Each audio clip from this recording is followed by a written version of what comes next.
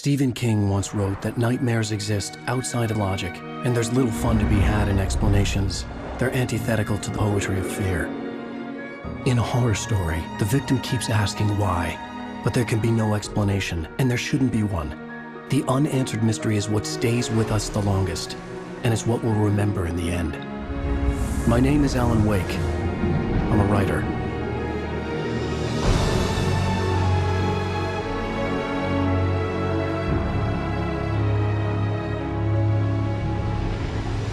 I've always had a vivid imagination, but this dream unsettled me.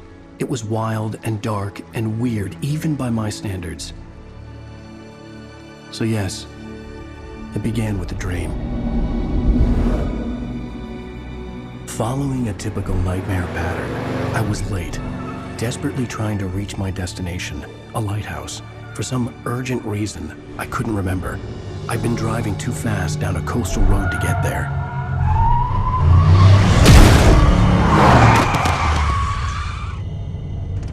I'd seen the hitchhiker too late.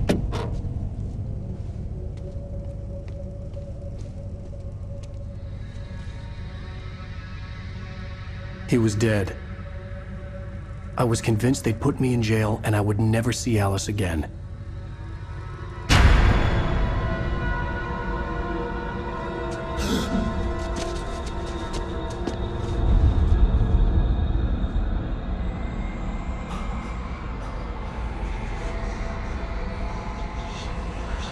Suddenly, his body was gone.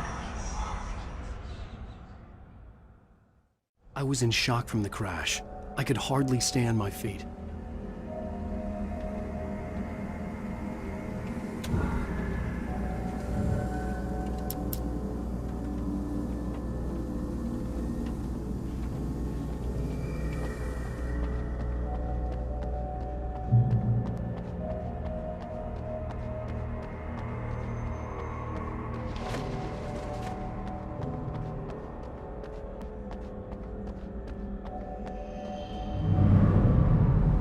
I had to go to the lighthouse. I knew there was something important waiting for me there.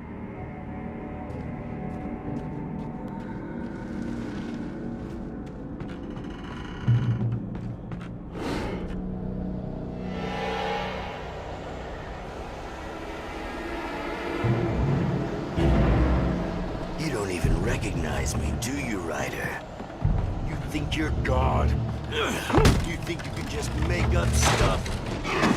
Play with people's lives and kill them? You think it adds to the drama? You're in this story now, and I'll make it.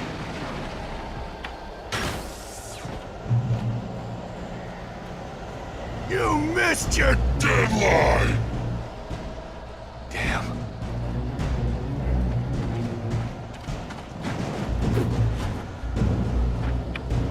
You can't stop me!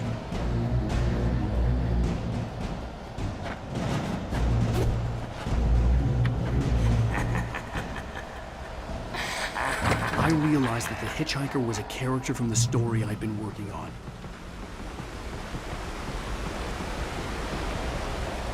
How does it feel to die by the hands of your own creation?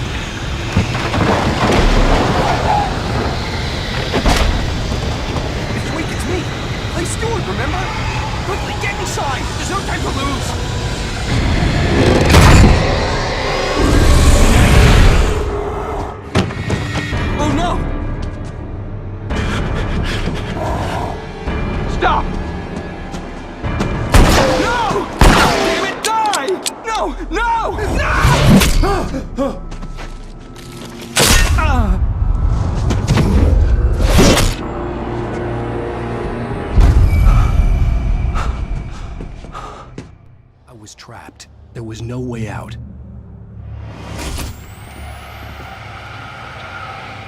Die, die, die, die, die, die, die, die.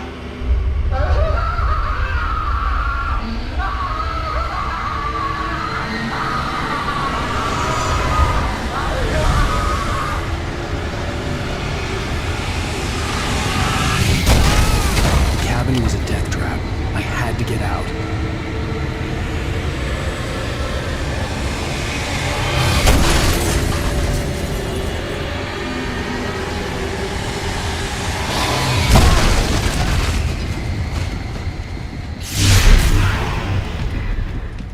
Follow the light.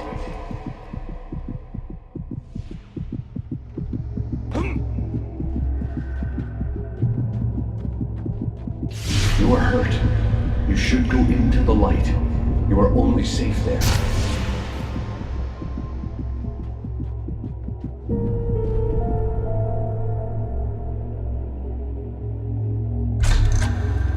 Well done.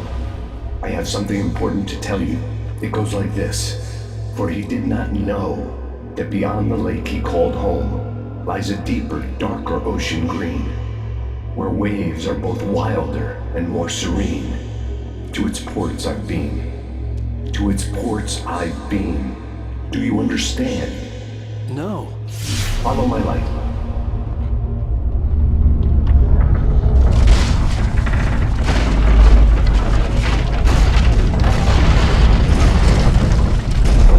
I entered your dream to teach you. The darkness is dangerous. It's sleeping now. When it feels you coming, it will wake up.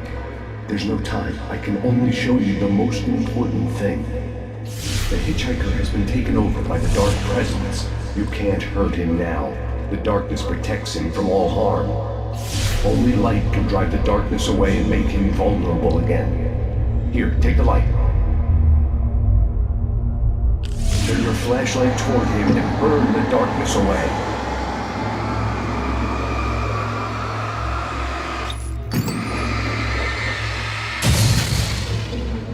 You did it. Now the darkness no longer protects him, but it's still inside, controlling him. He can't be saved. He's still a threat. He is still your enemy. Here, take the gun. Now you'll die.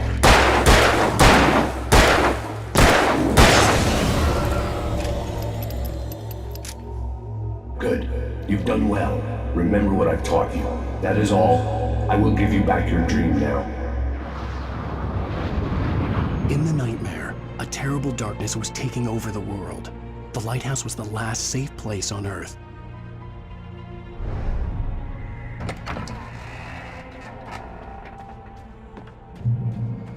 You made me this way, and now I'm gonna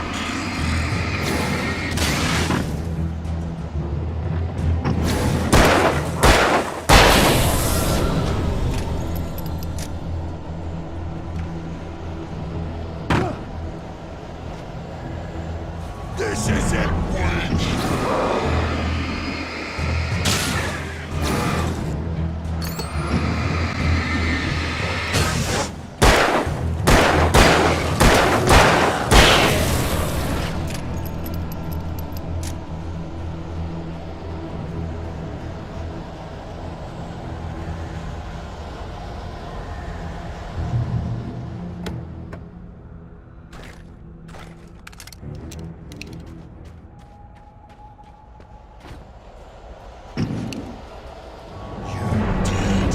Just like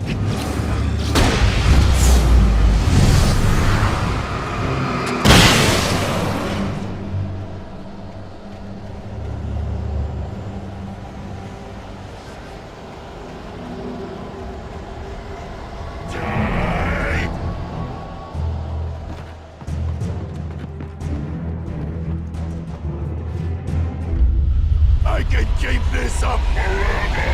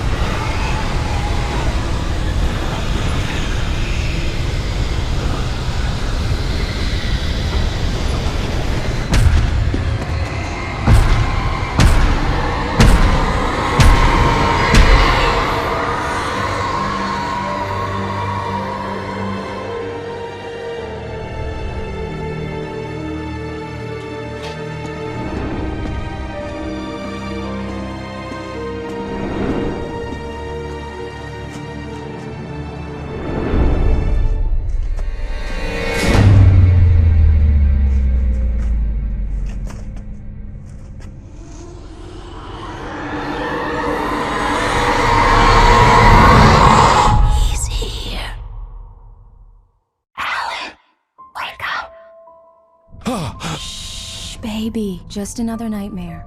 Everything's fine. You dozed off. Right. Anything more than dozed off would be news for everyone.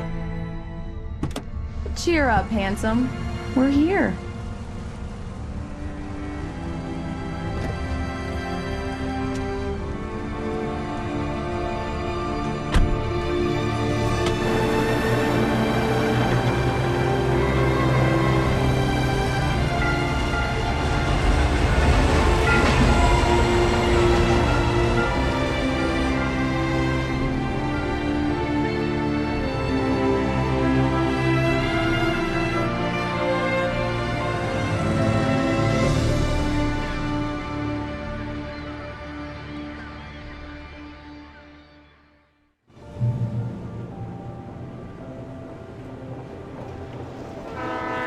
Let's act like we're on vacation. Go stand next to that old gentleman there.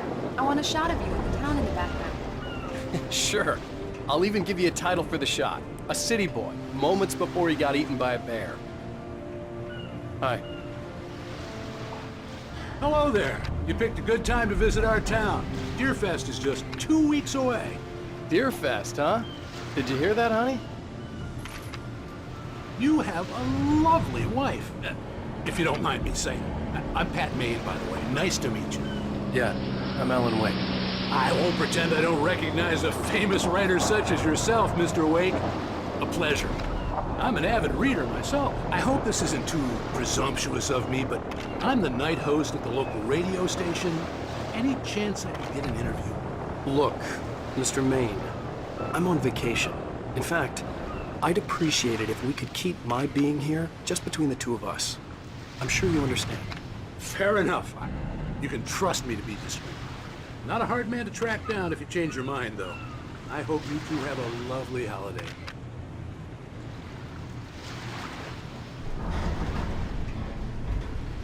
Very nice. I got a couple of really good ones. And I see you made a friend. That's cute. Right. Yeah? Hey, bestseller. How's my favorite writer? Are you there yet? Barry. Yeah, we just got here. Are the locals giving you trouble? Just say the word and I'll hop on a plane and come make sure that you're left alone, Al. No, Barry, we're fine. Great, great. Just want to make sure you can relax and recharge. So, how is the place? Has it gotten your creative juices flowing? Barry, we're just settling in. Okay, Al. I'll call back later to make sure you're doing Damn, okay. yeah, And you call me if there's a problem, okay? Okay. Just looking out for you, buddy. Talk to you later. I love you too, Barry. You know he's going to be calling you every 5 minutes. Barry is Barry. I can always turn off the phone. What did I tell you? Text message from Barry. He says hi to you too. Alan, we're here. Come on, let's get back to the car.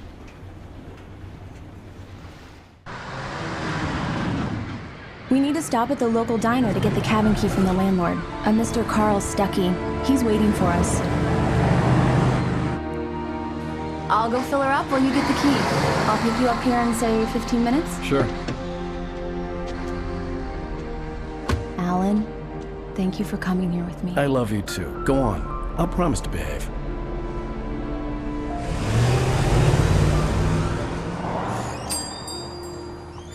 I'd forgotten there were still places like this. Towns where everybody knew everybody. Welcome to the Oh Dear Diner. Hi, I was wondering if you could help me. I'm looking for... Mr. Wake. Alan Wake. Oh, God! I am your biggest fan. I know people say that all the time, but I really am. I'm glad to hear that. Rose. Rose, I'm looking for Mr. Stuckey. Carl Stuckey? Carl? Of course, Mr. Wake. He must have gone to visit the restroom. He'll be back in a moment. I can't believe it. I've got all your books. I got the cutout from the bookstore when they took it out of the window. And you keep it here. Well, okay. Good for you.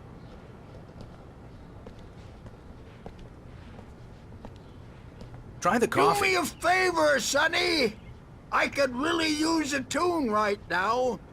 Coconut, number 6 in the jukebox. I'd do it myself, but both of my legs have gone to sleep. Bad circulation. Yeah! Are you serious? Coconut again? You disgust me. Call yourself a rocker. Unbelievable. Ha! It does that. Get stuck. Yeah, you need to give it a good hard whack. Now that's what I'm talking about, yes! This is it. I've died and gone to hell.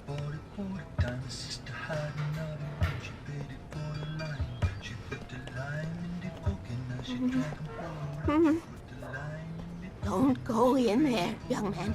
You can hurt yourself in the dark. I think I can handle it, ma'am. I didn't want to wait. I wanted to find You don't Stucky, wanna die, to get the do key you? and get out as soon as Worse. possible. The waitress was giving me a headache. Overeager fans always did.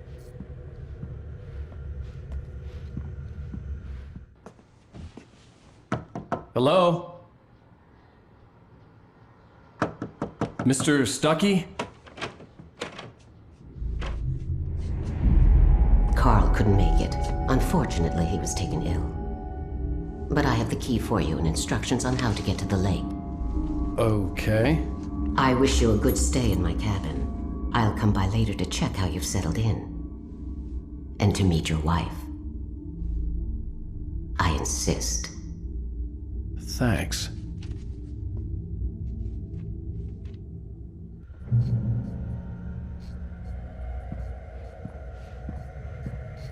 Cauldron Lake is a special place. Very inspiring.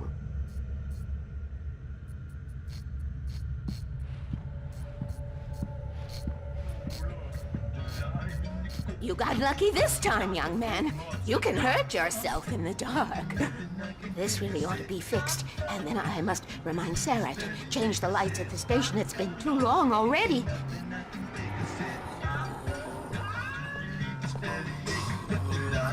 Even that sounds better than your singing. Are you all right? Splendid, splendid! Damn hernia. It swells up like a balloon if I lift anything heavier than a spoon. Yeah, splendid, splendid. It's been a long time, Tom. Good to see you. Hey, you wouldn't happen to have a bottle on you, would you, Tom? I wish. The Andersons, they're, local musicians. We're waiting for Dr. Hartman to come pick them up. They wandered off from his clinic at the Cauldron Lake Lodge.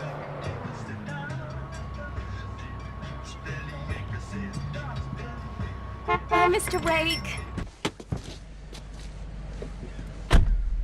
Mission accomplished. The key and the directions. My hero. I got some flashlights, just in case. Hey, wait! Mrs. Wake! Your keys!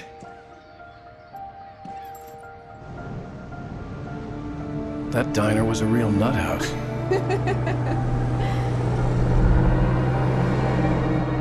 Can you believe this place?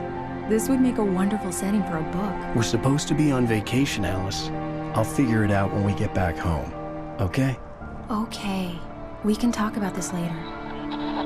Batman here, I'm KBFF. I didn't want to talk about it. I wanted to bury my head in sand. Here's another one of my favorites to go with it. Once upon a time, I was a successful writer, but that was a long time ago. I hadn't been able to write a word in 2 years. Not since my last book. And now the weather. It's gonna be a clear night, so you folks in the big city might want to look up every once in a while, see those stars winking down at you. It gets pretty dark out here, but they'll light your way.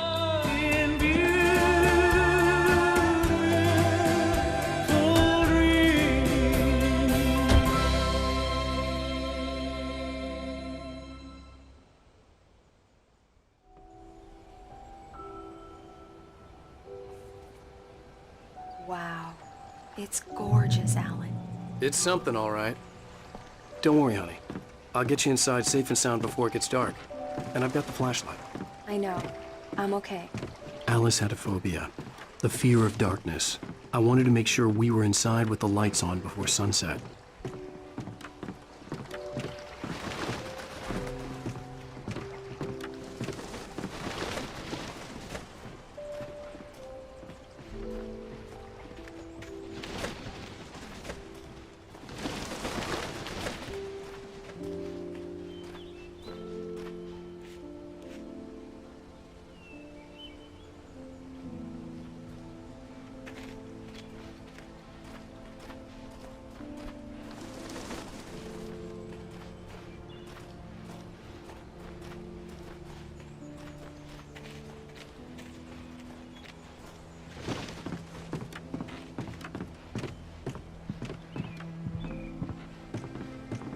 Here we go. Let's take a look inside.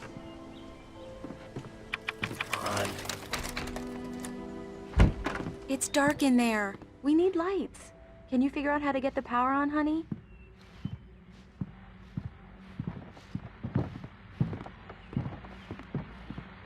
Hello? Anyone here? The Deerfest guests have already started to arrive. Just ran into one on the ferry. A famous artist, no less, but we'll see if we can rope him into an interview later on. Now, let's go to the phones. Caller, you're on KBF-FM. Hi, Pat. It's Rose. Why, hello, Rose. What's on your mind? I know who that famous artist was. It was Alan Wake, wasn't it? He's my favorite writer. Well, Rose, I just saw him at the diner. Oh, I am so excited he's here. I'm sure he's glad to be here, too. Well, folks, I guess the secret's out. This is Pat Maine on KBF-FM. And now, some music. Great. So much for keeping a low profile.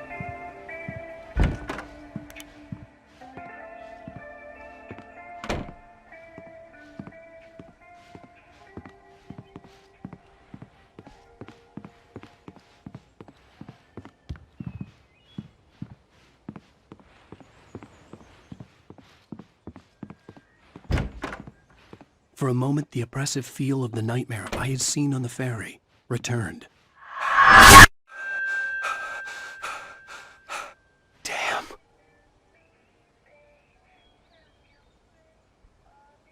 I needed to get the power running in the cabin. There had to be a fuse box or a generator somewhere on the island. The cabin looked like a time capsule from the 60s, or even earlier.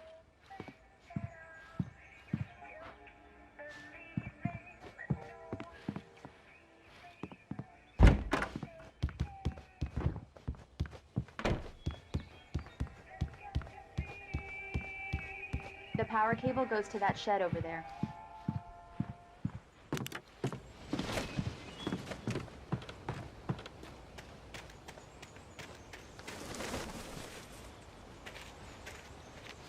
The island had once been the site for a love story.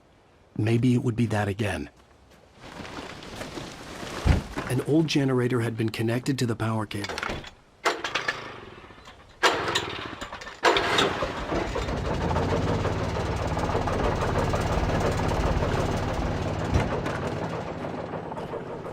The lights are on! Good work, honey. I'll freshen up a bit and start settling in. Have fun!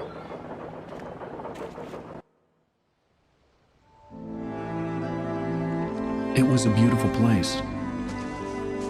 I told myself I could rest here, sleep here, and forget about my work.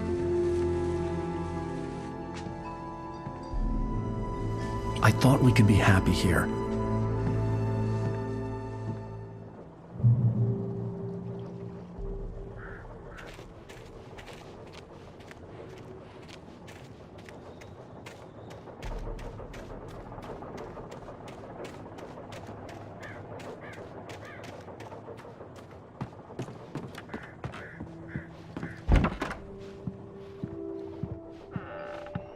Alice?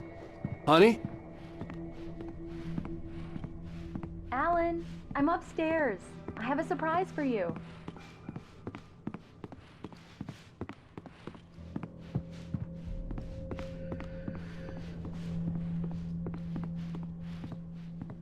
Well, hello there. I'm not the surprise. It's in the study. Go take a look.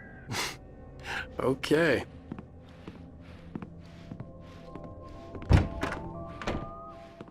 Surprise! Alice? What is this? I guess I have a small confession to make. I thought maybe you could write here that a change of scenery would get you past... Damn it, Alice, everyone Hey, just hear me out. There's a local doctor, Dr. Hartman. I read a book of his. He has a private clinic here. He specializes in helping artists. So now you want to get me committed? No, it's not like that. That's not... Alan? Alan? Just don't! I don't want to hear it! God damn it, Alice! God damn it! I knew she wouldn't follow me in the dark. I needed some time alone to think things through.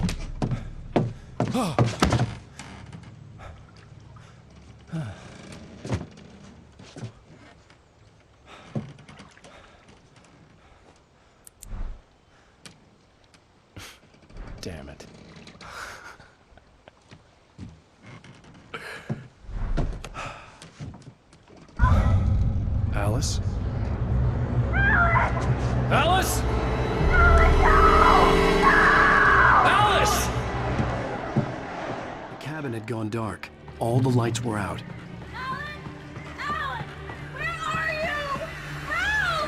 Alice, I'm coming! It's all right, I'm coming! No! What the hell?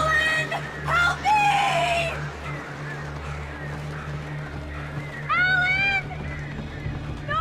Alice? Alice?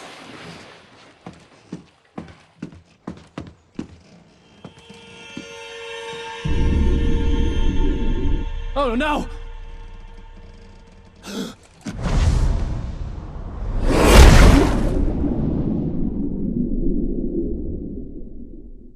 Keep going. Wake up. Alice?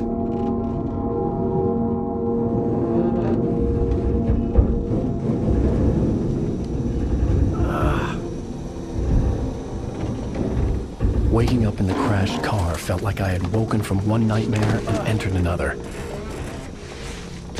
I couldn't remember how I got there. All I knew was that something terrible had happened to Alice. The phone was dead. I'd have to find help on foot.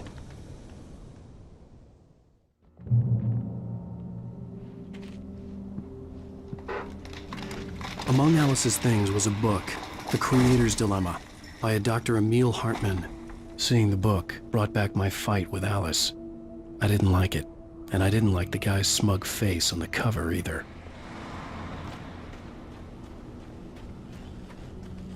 The gas station was my best bet. They'd have a phone I could use. It looked like a long hike through the forest to get there.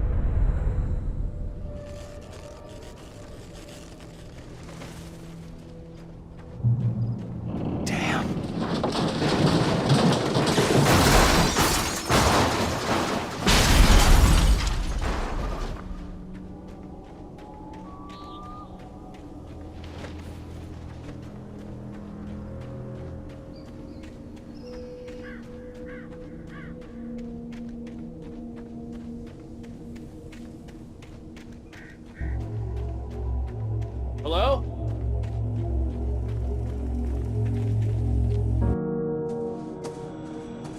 Hello? Is someone there?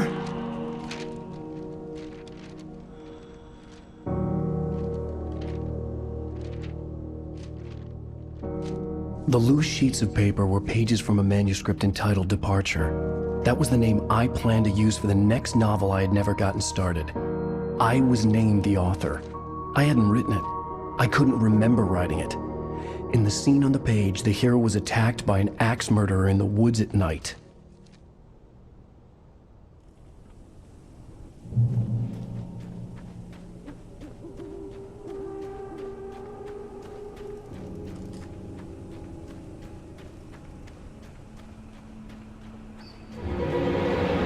Anybody there? Please, I've been in an accident.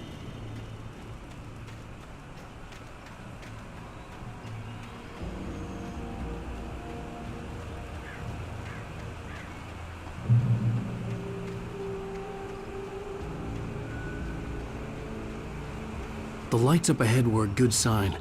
Maybe I wouldn't have to hike all the way down to the gas station to find a phone.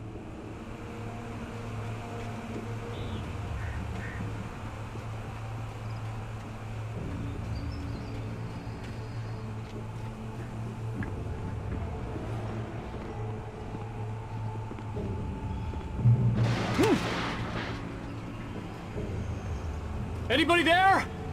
Please, I've been in an accident.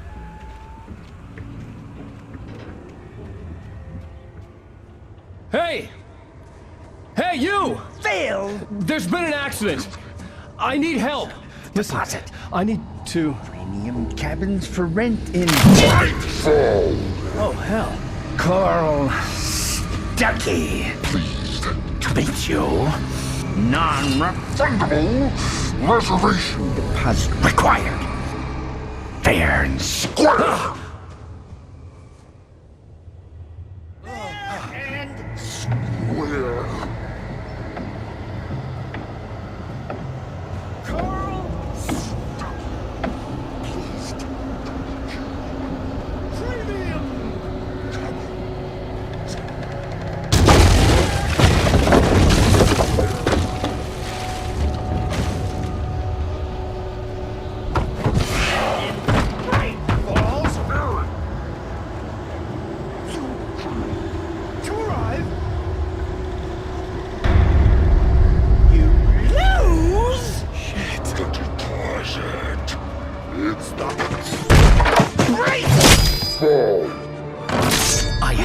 figure a way out of this.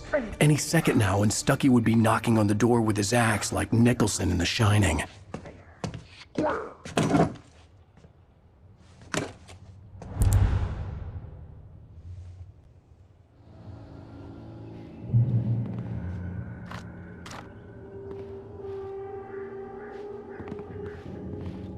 During your trying it's the latest Yes. in Bright Falls Sheriff Station. How may I... proven Hello? one stone. The spat.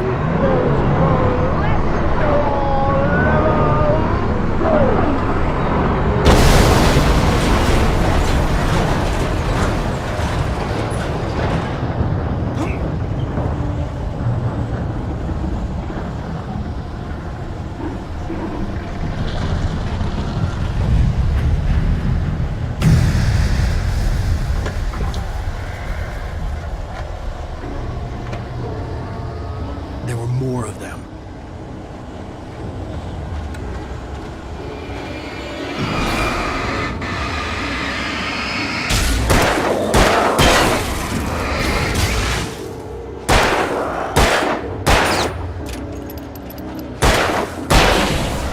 My head pounded with a concussion. I'd never fired a gun outside a shooting range, and now I just killed someone. Or something. There were no bodies. They just disappeared. If I was dreaming, it felt real enough to make me sick.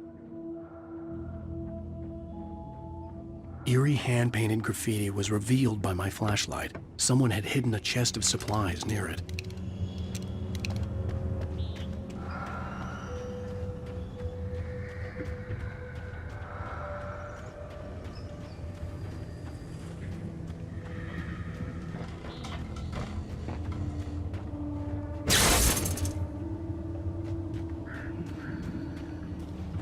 The dark forest was the last place I wanted to go, but I had no choice. I had to get to the gas station.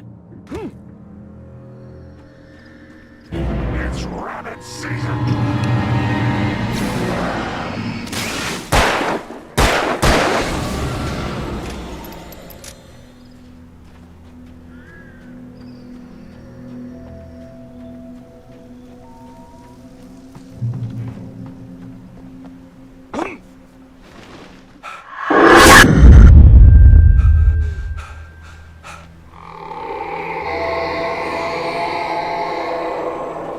What the hell was that?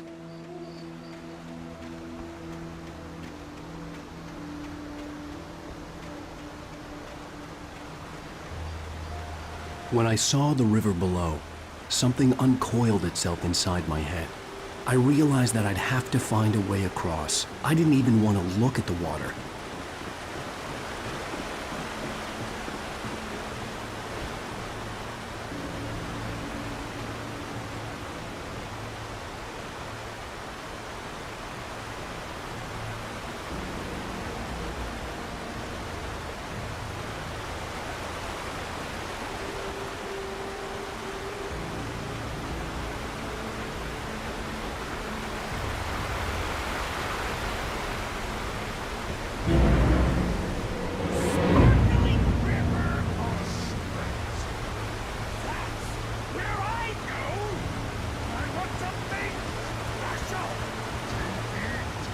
Stucky was still out there, in the dark, stalking me.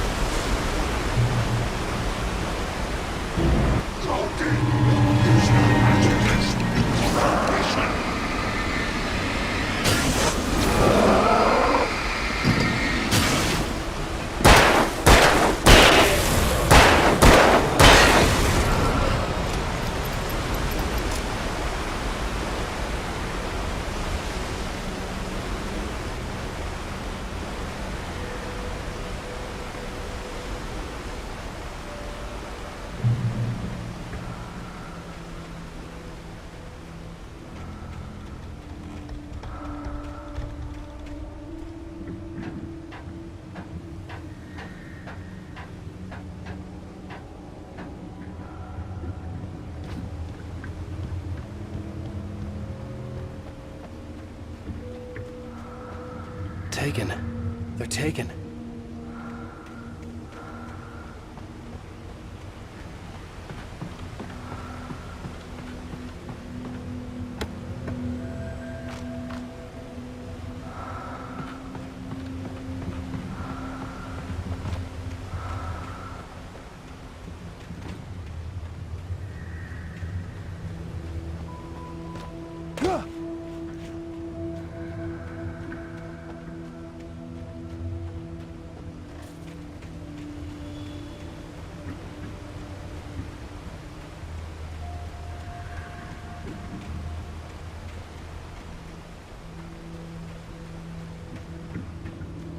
The staircase was broken. I had to make my way up some other way.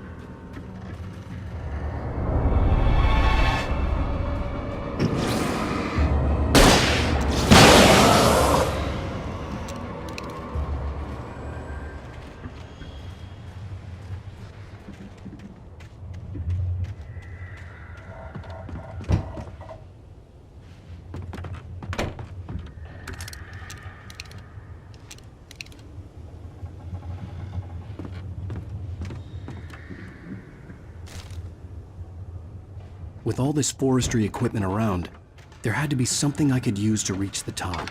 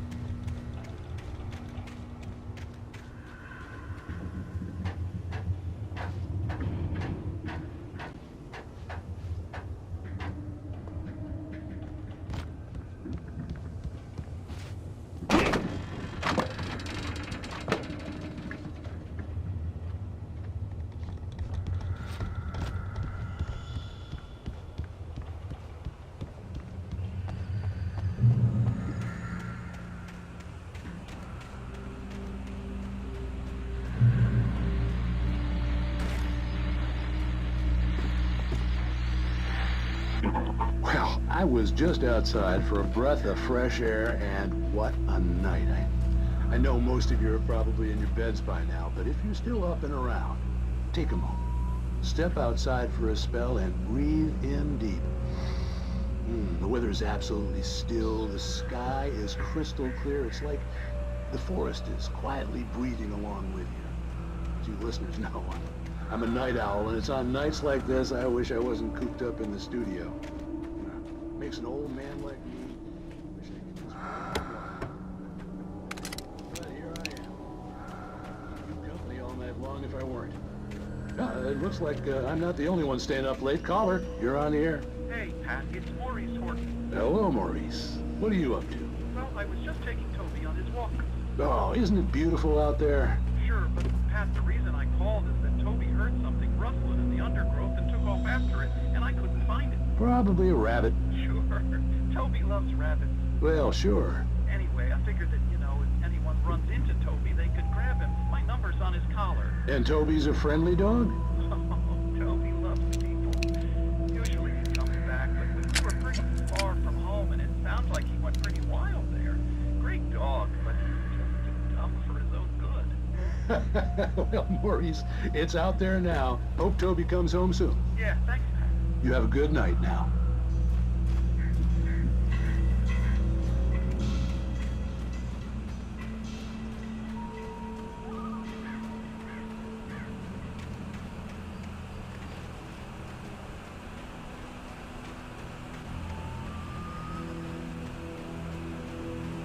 The gas station was closer now, its light welcoming in the darkness.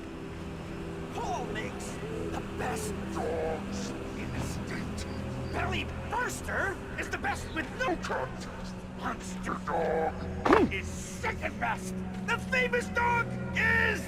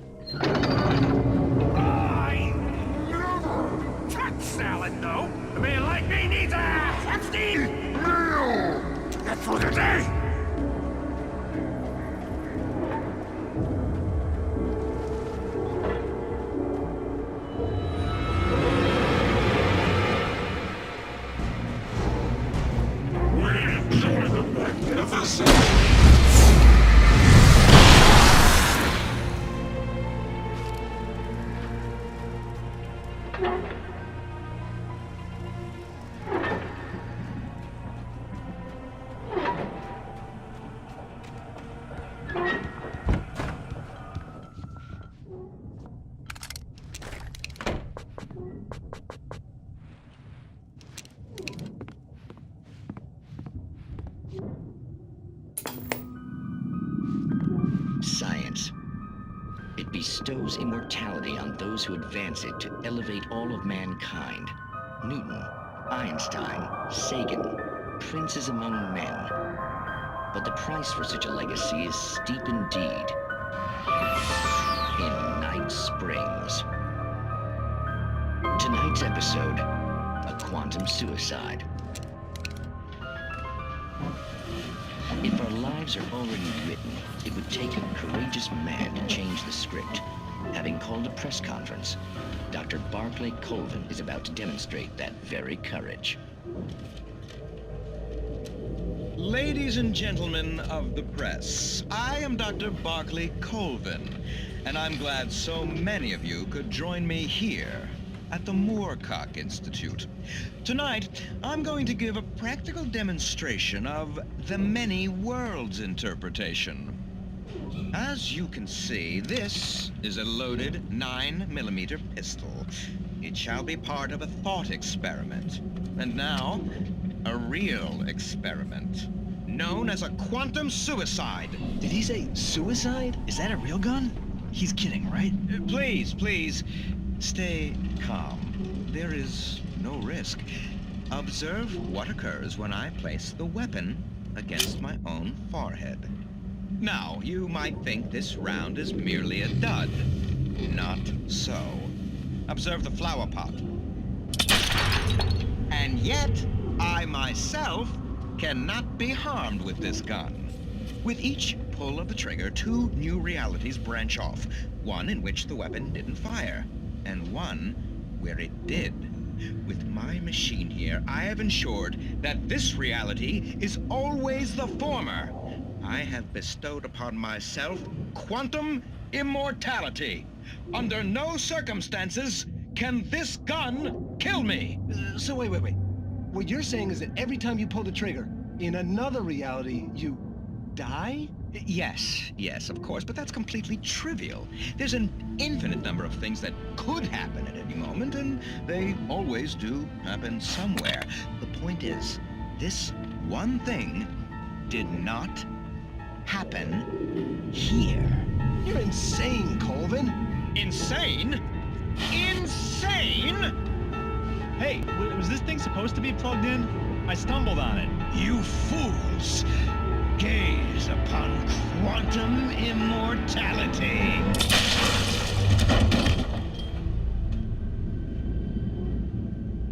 Poor Dr. Colvin, felled by his own hubris or the ignorance of the masses. Perhaps he should have left the crate unopened, the decaying atom unobserved. Curiosity often kills the cat. Night Springs.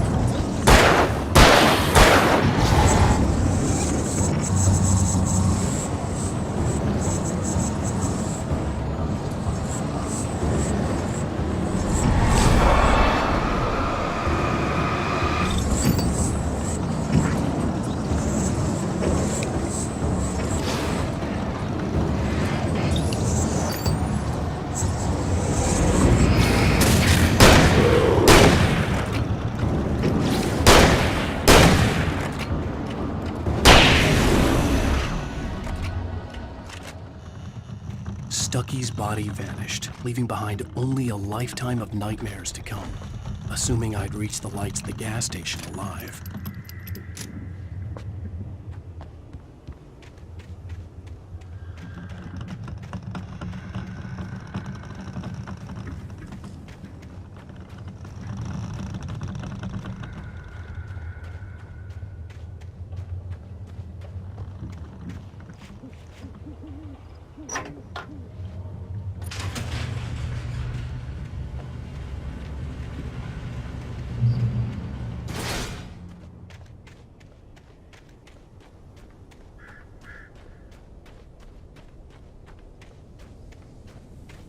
I recognized the parade float I had seen in Bright Falls when I first arrived with Alice.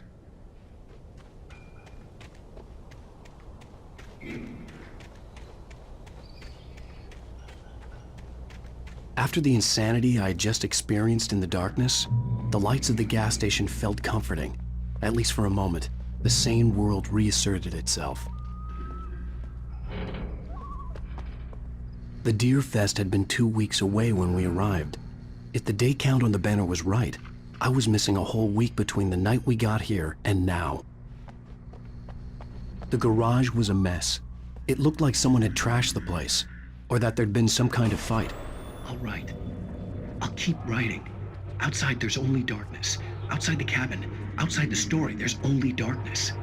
I can feel her presence in the dark. Just now, I could smell her perfume in the room. I'll reach her. I'll fix it up. I'll bring her back. The story will come true. If I stop, she's lost. I don't believe this. It'd been me on the TV, talking crazy. Was I losing my mind?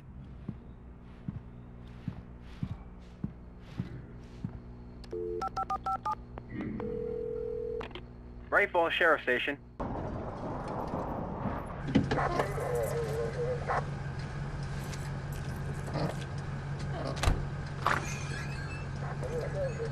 Oh, thank God, Sheriff. Sheriff Sarah Breaker, you are... I'm Alan Wake, but listen, I was in a car crash. My wife, Alice, she's missing. Calm down, Mr. Wake. We were staying in a cabin on the island, on Cauldron Lake. There's no island on Cauldron Lake, not since the big eruption in the 70s. Please, I can take you there, okay? You look like you've taken a pretty bad knock to the head. Are you okay? Listen. We'll figure this out. Please get in the car. We'll swing by the lake and then we'll go to the station, okay? Mr. Wake, have you seen Stucky, the guy who owns this place? I realized I couldn't tell her what had happened in the forest. She wouldn't have believed me, and then she wouldn't have helped me with Alice.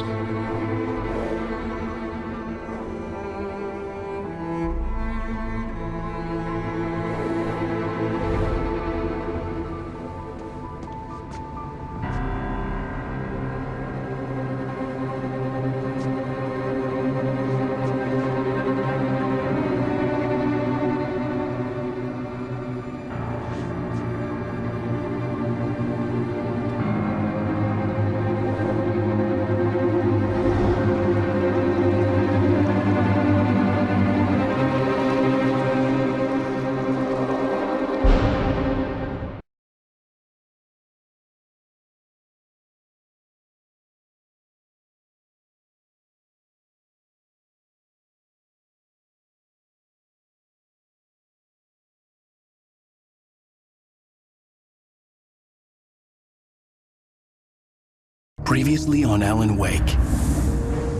I came to Bright Falls with my wife, Alice. Thank you for coming here with me. I thought maybe you could write here. I don't want to hear it! God damn it, Alice! Now, she's missing. Alice? Alice? I woke up behind the wheel of a crashed car. I'm missing a week. I was attacked by shadowy men straight from a nightmare. The sheriff took me to the lake Alice and I had stayed at. But the cabin had disappeared.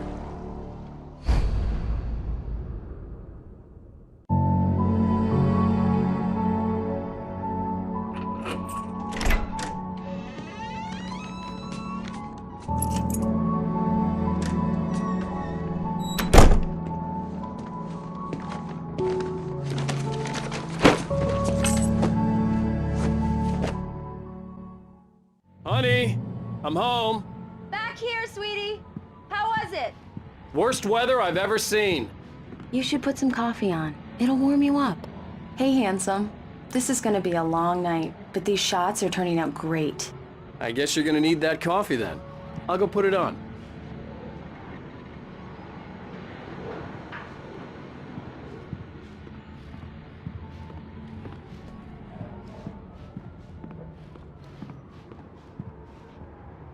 Coffee's on.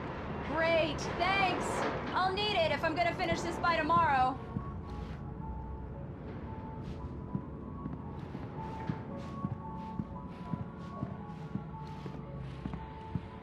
Oh, hey, I just finished those cover mock-ups. They're on your desk. Tell me what you think. No kidding. I didn't think you'd get them done this quickly. On occasion, I can perform all sorts of miracles, my dear. These look really good. Oh, sure, until Barry gets his hands on them. Which, by the way, will happen over my dead body. The last time was the last time. Oh, and speaking of Barry, he called. Alan! Alan, please check the fuse box. I'm right here. I'm on it, honey. Please hurry. Honey, it's a power outage. I've got the flashlight. Okay. Hi. You okay? I'm sorry. It just really spooked me. Don't worry. We'll just break out the candles. I know it's stupid, but it's just... Especially when I'm not prepared for it, you know? It gets to me. I love you. Tell me a story, writer. Okay. I used to have these nightmares when I was a kid. The dark really spooked me, too. When it got really bad, my mom gave me this old light switch. She called it the clicker. The clicker, huh? Yeah.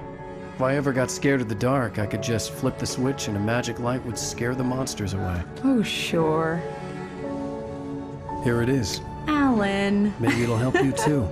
Yeah, nice story, writer boy. You made that up right now, didn't you? No. Seriously. I love you, even if you are a liar. Thanks for this.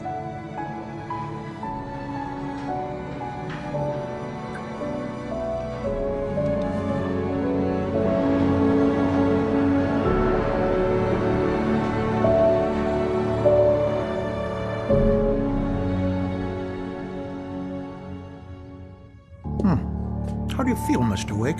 Any nausea, disorientation, anything like that? Mr. Wake, how are you feeling? I'm okay. My head's fine. I had to lie about my headache and memory loss. He'd send me to a hospital for tests. I couldn't leave without Alice. Very well. I don't think you have a concussion, but you've obviously been through quite a shock. You should take it easy for a couple of days. Thanks. Well then, Mr. Wake, we're done here. If the pain gets any worse or you experience any other symptoms, you should come see me. I'll let you get on with it then. Sarah, Sheriff Breaker, is waiting for you. She's very good at her job. I'm sure she can locate your wife in no time. Doc Nelson was the image of a small-town doctor. Sheriff Breaker had called him to the station to take a look at the cut in my head.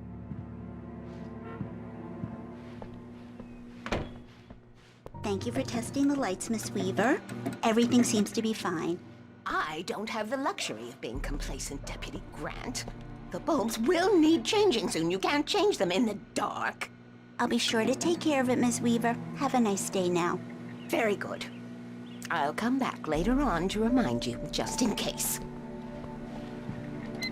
Mr. Wake, the sheriff is waiting for you in her office down the corridor. That was Cynthia Weaver. I guess you can call her the town eccentric. She used to be the editor of the local newspaper, but she's focused on, other things these days. She'd fit right in where I come from. As you can see, she's a little obsessed with maintaining the light bulbs of the whole town, refuses to step on shadows, things like that. Back in her day, she wrote about all sorts of weird things in the paper. Bright Falls has a colorful history. Of course, what small town hasn't?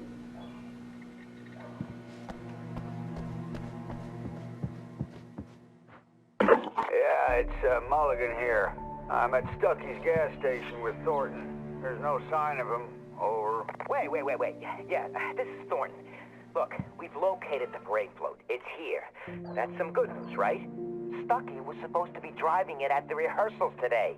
Over. Oh, give me that. Mulligan here. Looks like someone really thrashed the garage. Over. Okay, roger that, guys. Keep looking for Stucky. Jane's out.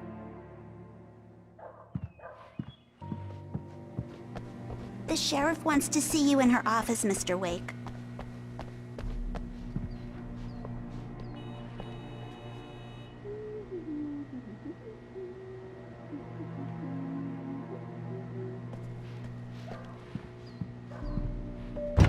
Come in, Mr. Wake.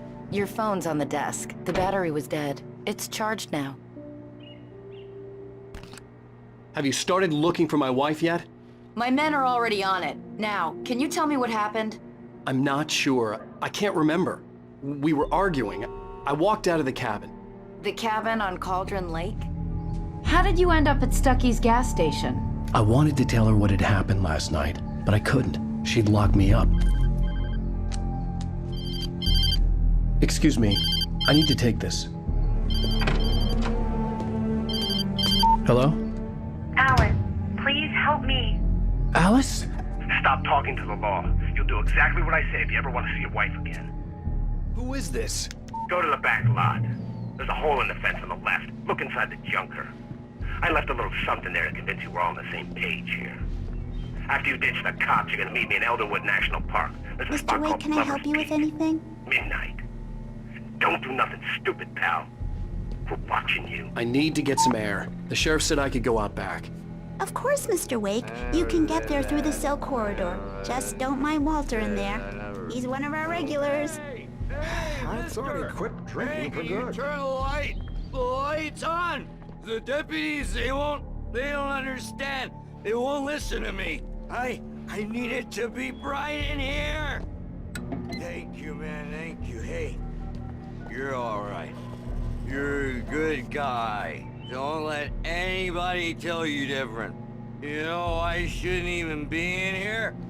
The cops, they got it all wrong, see? The early morning light hurt my eyes and made my head ache. The man on the phone had said, go through the fence on the left.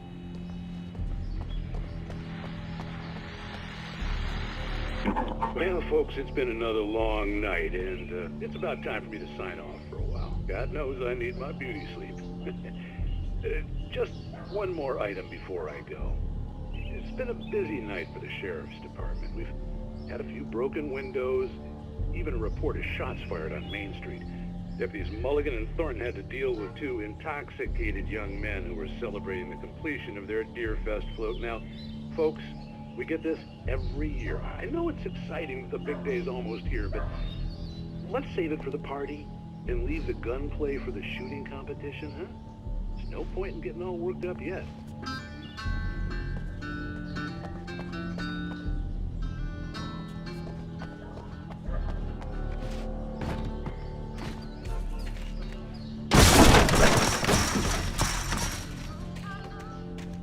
Alice's driver's license had been placed on the front seat. The caller meant business.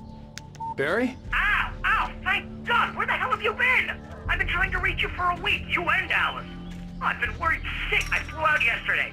I'm here in Bright Falls. Barry, listen to me. I'm at the sheriff's station. Come and get me. I can't talk now. Al, what the hell is going on? I had to get the sheriff to let me go. I needed to get to Elderwood National Park to meet Alice's kidnappers.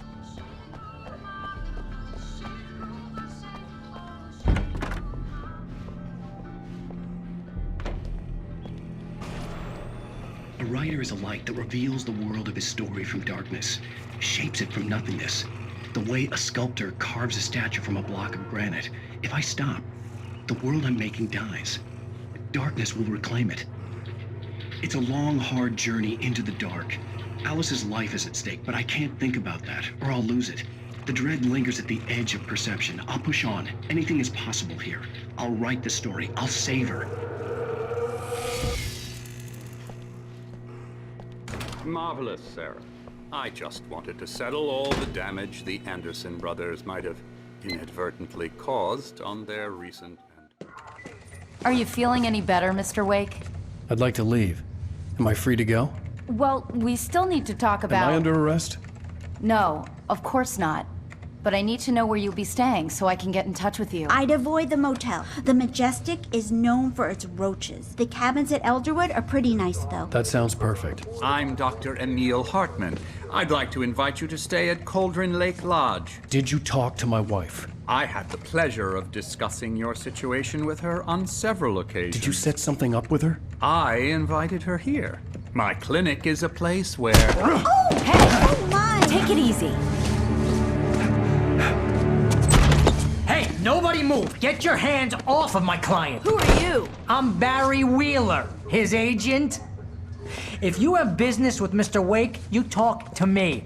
You yokels won't know what hit you once I sick my lawyers on your asses. No harm done, Sarah. I'm all right. I don't want to press charges. Mr. Wake, my offer still stands. Get me out of here. What the hell was that about, Al? We don't need a replay of that thing with the paparazzi. I thought they were gonna lock you up. I had to talk to someone. I told Barry everything. He thought I was certifiable, but when he heard about the manuscript, I had him. The fact that I'd written something, even if I couldn't remember it, was enough for him. He smelled money. And he believed that Alice had been kidnapped. Anything beyond that was another story. I had a midnight appointment with the kidnapper in a place called Lover's Peak, somewhere in Elderwood National Park. The plan was to rent a cabin. I don't like it, Al. I don't like any of it. It's not good. In fact, it's the absolute opposite of good. Mr. Wake! Barry, you found him! Hi, Rose. Oh, wow. I was just thinking about you, too. Great. I was just bringing Rusty some coffee. He's on the balcony, looking after Max. Poor thing. I really need to go. Great to see you again, Mr. Wake. Later! Who's Max? What an airhead. Jeez, Mr. Takes a swing at everybody. This is not her fault. She's a very nice girl and, more importantly, a fan. She even has a fan site dedicated to you. And she was very helpful when I was looking for you. Seriously, Al, what you were saying in the car? Just listen to yourself. What, you shot a guy and his body just disappeared? When was the last time you slept? What, are you high? Have you been drinking? No! Look, Barry, I'm missing a week. And someone's got Alice. Do and you everything's understand what it sounds like when you say stuff like that? Don't get me wrong, it's a good story, could be a bestseller. But when you start confusing fiction with reality, you're buying yourself a ticket to the funny farm. Wait here.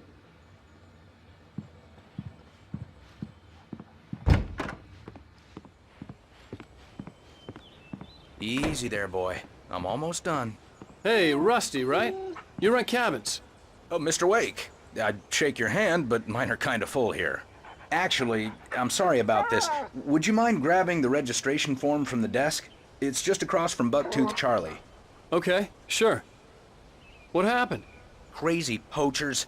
Max here got his foot caught in a trap. They're illegal to use here. Hell, you're not supposed to hunt within the park at all. But that doesn't stop some lowlifes. Well, at least Max is gonna be okay. He got lucky. Max is still groggy from the shot I gave him, and I'd rather not leave him alone just yet. The form's on the desk across from the mammoth skeleton. Seriously, Al, you can't just go and meet a kidnapper. Those situations always end up in disaster. You gotta talk to the cops. She's my wife, and it's my call. Can we talk about this later? No. This whole thing... Listen, you hit your head. I mean, geez, Al, come on. You gotta understand how crazy all this sounds. If you're trying to pull a joke on me, freak me out, it's working. Ha ha, let's have a laugh on Barry. Well, you had me going there real funny, Al. You can quit it now.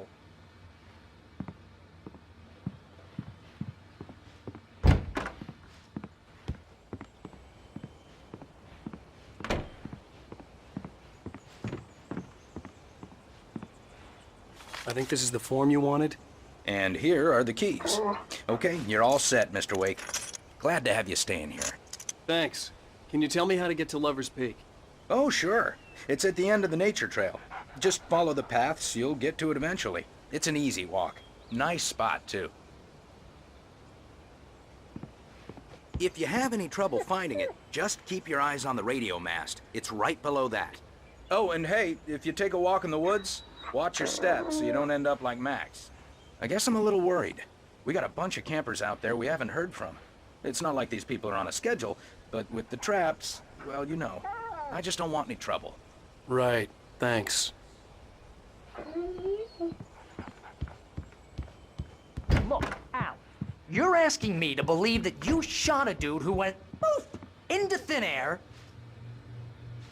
A guy who was bulletproof until you pointed a flashlight at him. You hear that from people who end up spending time in padded rooms, strapped to their beds, wearing white shirts with too long tangled up sleeves, and eating a healthy diet of pills.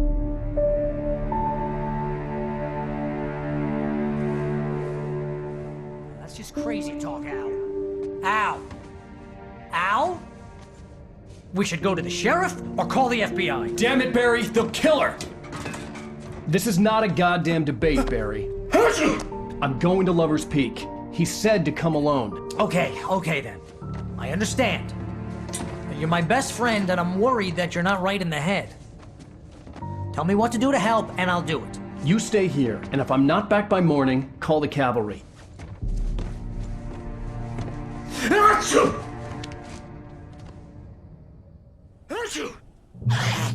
Just be careful with the natives, Al. These yokels are dangerous. Everybody hates a tourist, or it'll be Deliverance all over again. Bless you. Oh, this place is trying to kill me. I'll bet there's mold in here, spores, poison ivy, God knows what. This is so not worth a 15% commission.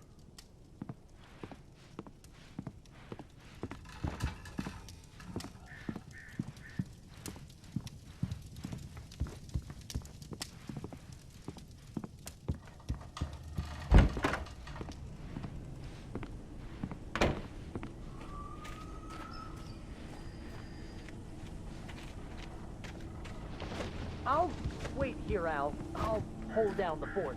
I'll be with you in spirit every step of the way, Al. Locking the door now.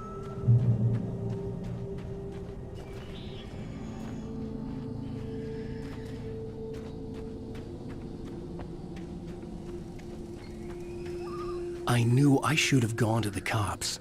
This wasn't the smartest thing I'd ever done, but I was still angry with Barry for trying to talk me out of it. These people had called me right in the sheriff's station. The cops wouldn't scare them, and they had Alice.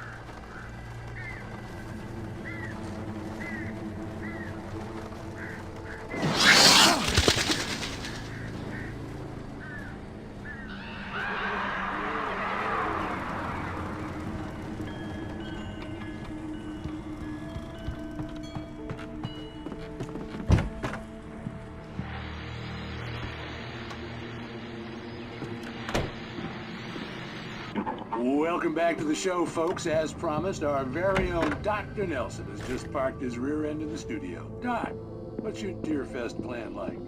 My plan? You make it sound a lot more organized than I ever seem to manage.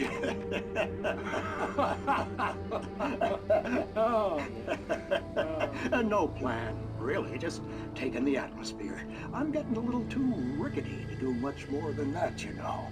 Oh, tell me about it. No sack race for us older gentlemen, huh? Yes, exactly, Pat. But I'm going to check out the parade, of course. And I'll be one of the pie contest judges, too. Well, that takes a different kind of constitution. Oh, yeah. It's my kind of exercise. Now, Doc, seriously, you're in pretty good shape, though. You're the outdoors type. I know for a fact you're an avid fisherman. That's right. Matter of fact, just caught a heck of a largemouth bass early this morning. But you're not taking part in the fishing contest? No, not this year. See, Pat, I'm just not that competitive anymore. Now I just like to take my time and enjoy the peace of it. It's no fun if I need to worry about what I'm catching, you know? Well, considering your track record, the participants are probably pretty happy you feel that way. Well, Pat, that's kind of you to say.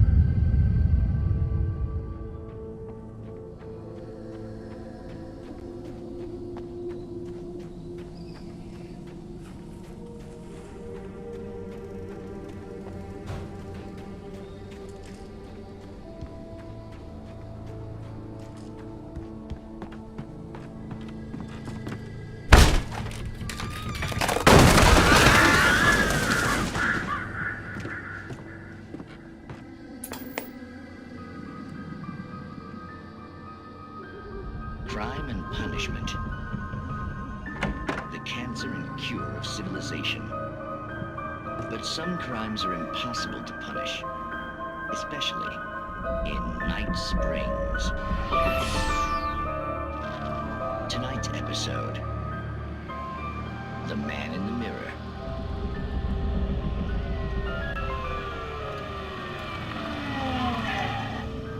He's inside, Agent. He's a weird one. So, you're confessing to killing that guy, huh? Why? And it coming? Yeah, but why would you do that? I mean, you're a nice guy. Normal. Took a kid to a soccer game. So how come at the game, you pick a guy and, quoting from the arresting officer's report here, assault the victim's head area repeatedly with the weapon of choice being a pair of bare fists? Wow, that sentence really flows, huh? Maybe you're not the literary type. Okay, so you mess him up. But why? Who was that guy? We couldn't ID him. Why would a guy like you do him like that? I didn't like his face? Well, you must have hated it, because you really went to town there. I mean, there's no way to tell what he looked like. No ID on him either. That must be difficult. But then we ran the fingerprints. Got a match. Your prints. Identical. Huh, how about that? Your son said you were wearing a white shirt when you took him to the game. The white shirt is on the dead guy. It's plenty red now. You won't get away with this. Do you really think that's in any way relevant to me? I had plenty of time to talk to my boy before the cops arrived, you know? He won't stop screaming, am I right? You think he's ever gonna be okay? I left my mark, believe me. You bastard. What? You gonna shoot me? What's the point? I'm going to prison. You got me. I don't understand any of this. And you never will. Don't worry. Maybe you'll see me again, Agent. Maybe in the mirror.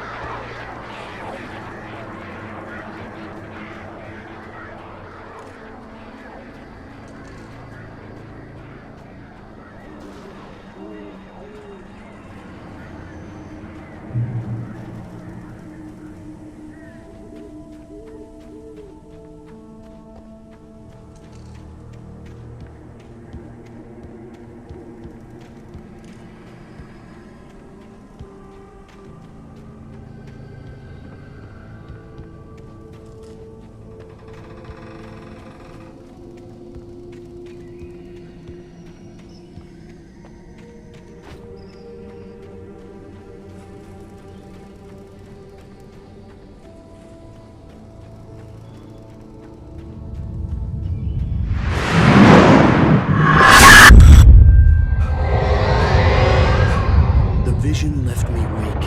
This was no head injury.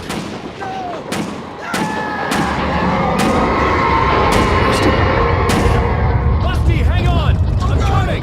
Please, help me!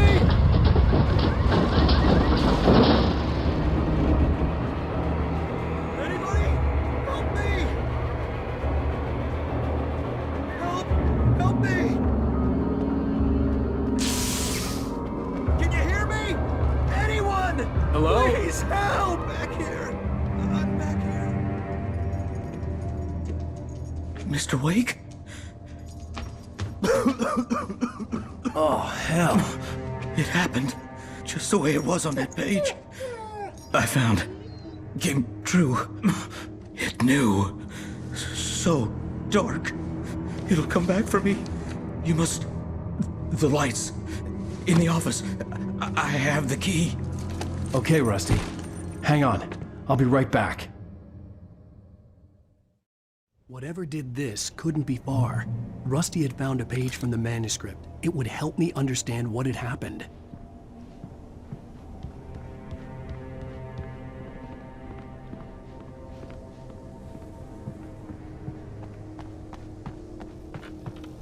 The only way to make sure that Rusty was safe was to get the power running and the lights back on.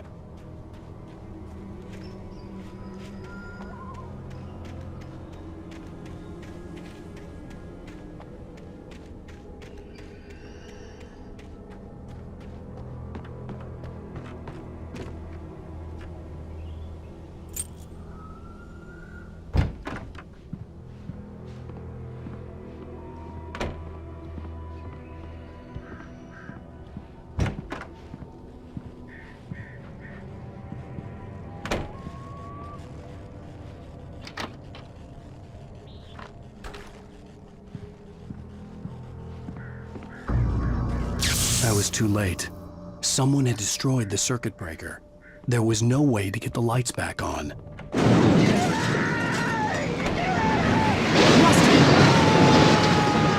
Rusty! The ground was covered with oily patches that looked like liquid darkness.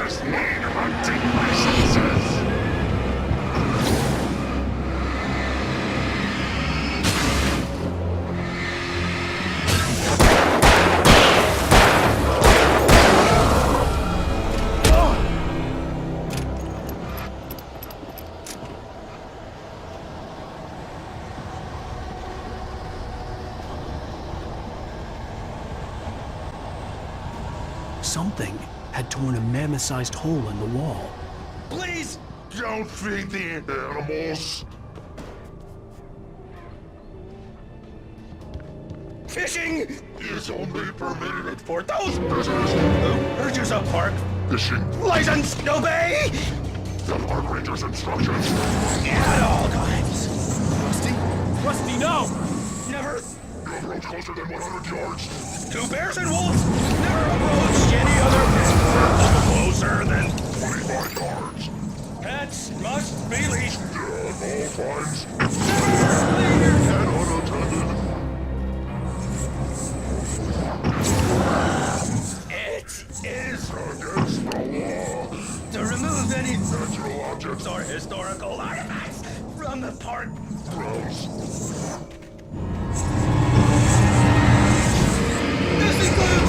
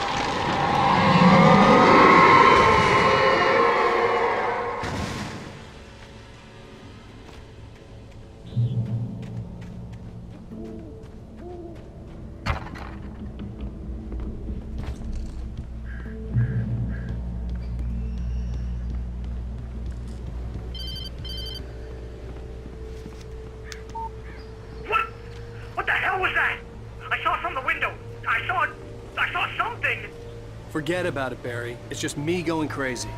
Oh, jeez. Oh, jeez. You're not crazy. I wish you were crazy, but you're not crazy. Ow, be careful. Stay in the cabin. Don't open the door for anyone. I mean it.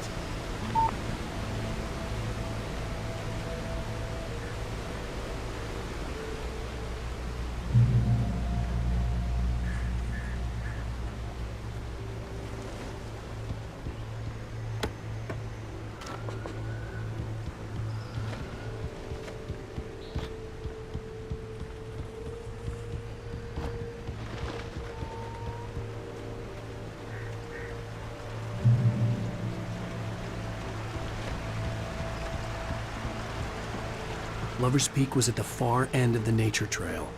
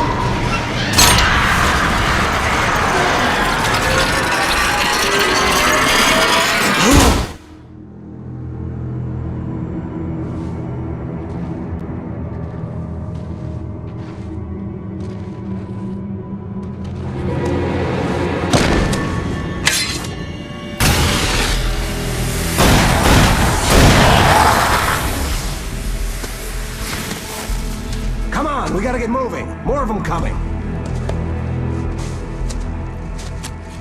That flashlight's kid stuff. The flares will keep the bastards away.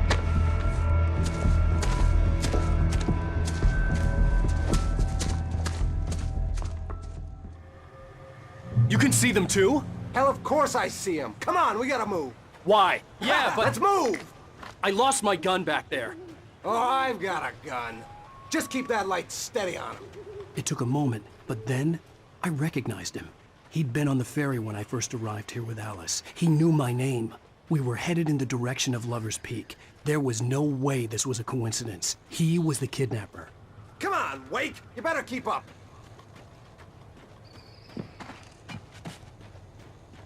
Hear that? It's them.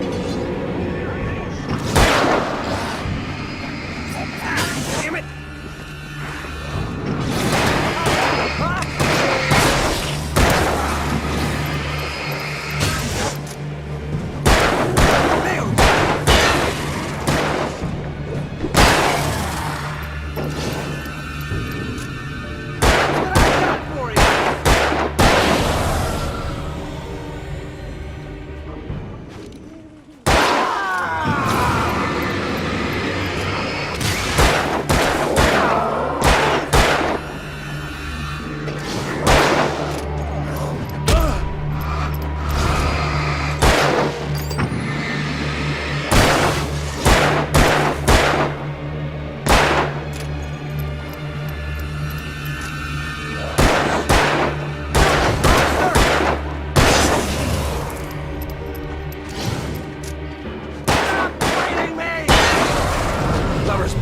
Right up these stairs, Wake. Use the flares from the emergency box to hold them off while I get these boards off. Give me the gun. Yeah, no can do, Wake. Are you kidding? Give me the gun! No time for back talk. Pull them off, damn it!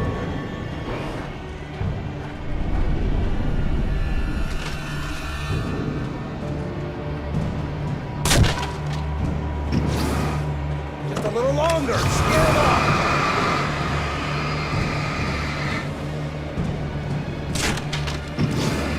Get some light on those bastards! That'll keep them off us!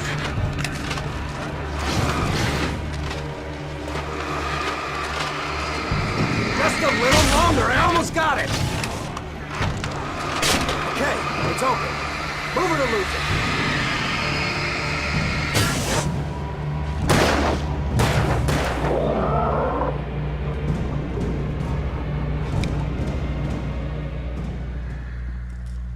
Oh, you feeling better now, Wake? All cozy and safe. Better get ready. They'll be on us soon.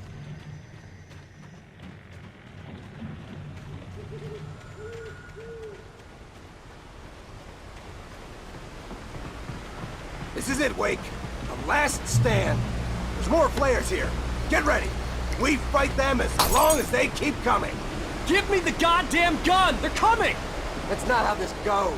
Get with the program, Wake.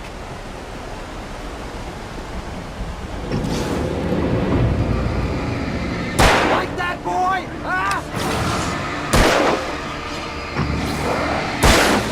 Get some! Yeah! That's right! You just keep coming!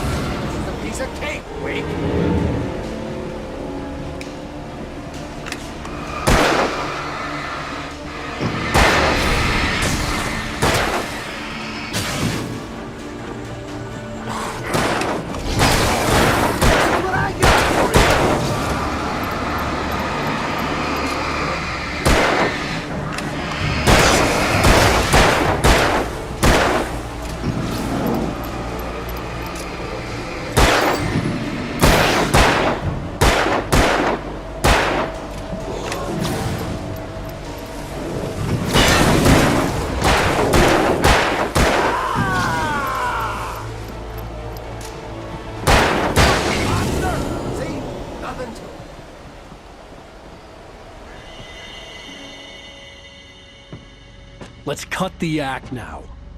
Where's my wife? I knew you were gonna say that. I read it all before. You're a hell of a writer. Congratulations. You're gonna bring about something glorious and terrible once we get you some proper editorial control. What the hell are you talking about? Where's Alice? I want the entire manuscript, or she's gonna suffer bad. You touch her up.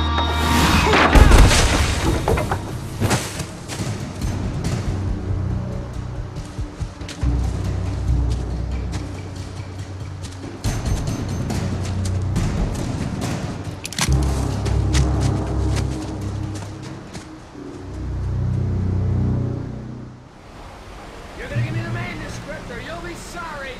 No! Come back here! I swear I'll kill you if you hurt Alice! Do you hear me? Come back here!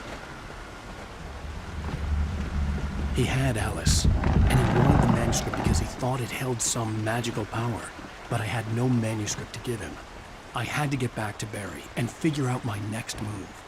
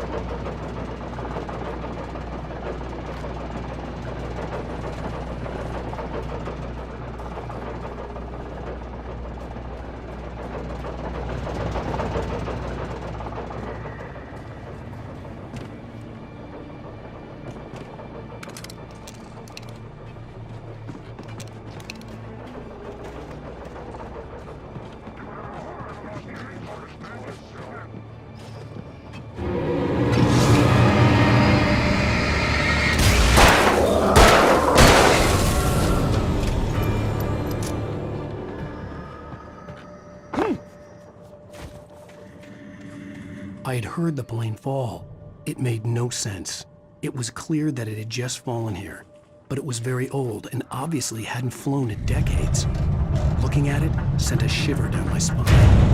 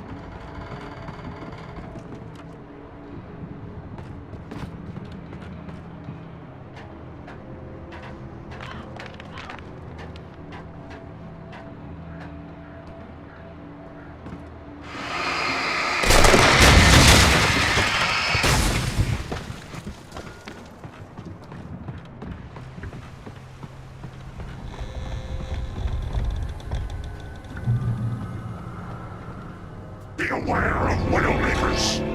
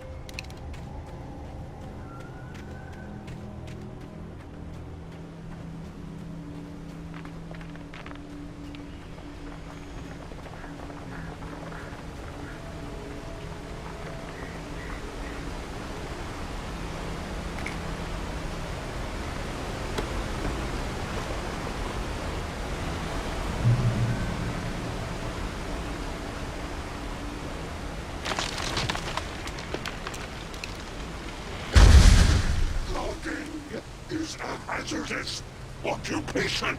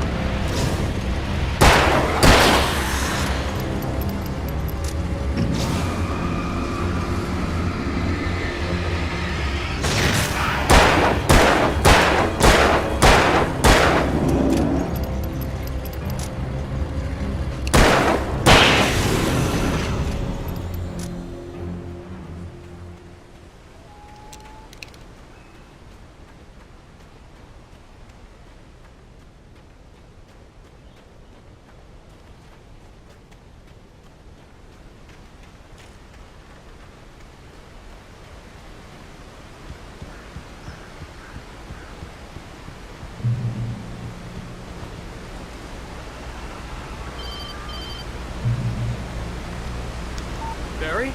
Ow! The porch is covered with birds. They've got all Hitchcock on me. Stay out of sight. I'm on my way. Don't open the door. What, are we crazy? Stay hidden. I'll be there soon. Just make sure you keep the lights on.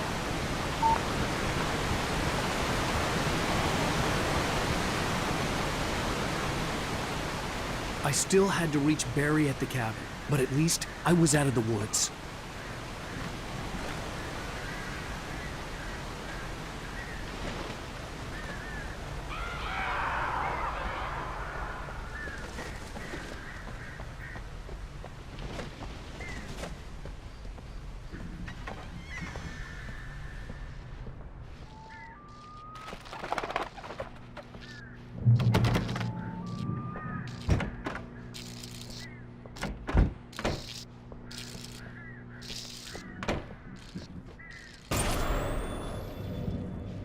A story is not a machine that does what you tell it.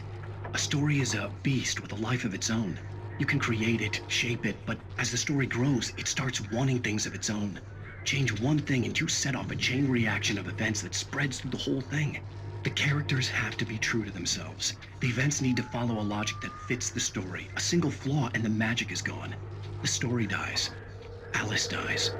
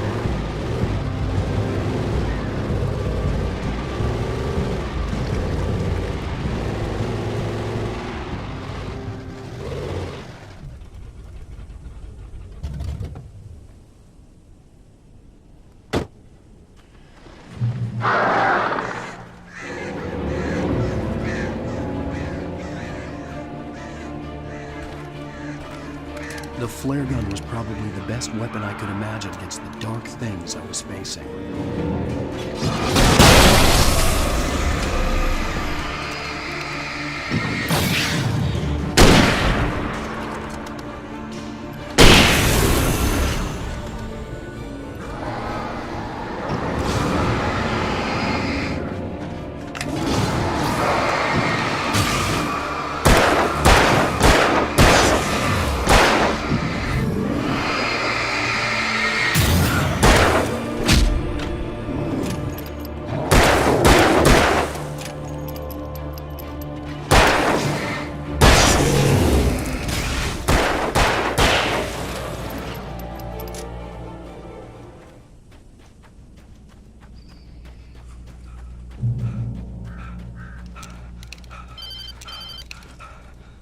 It was the kidnapper. You son of a bitch! Where's my wife? Enough horseplay, Wake. You deliver the manuscript, and you can have your woman back. Simple as that. I don't... Listen. I'm gonna need time to finish it. I still need to write the ending. I need a week. It's not done? I need a week. 2 days. The old Bright Falls coal mine is nearby. You can find it easy, city boy. The main building, there at noon. You bring the manuscript, you'll get your wife. If not, well, get me? Yes, I get you.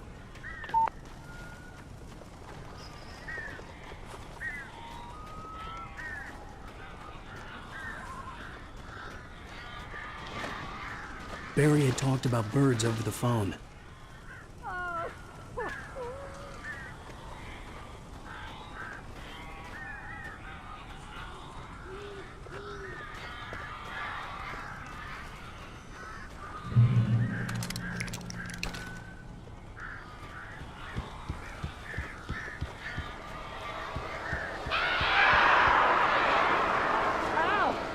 I am so glad you're here. A couple of them got in here before I blocked the chimney. This isn't normal. These birds are weird.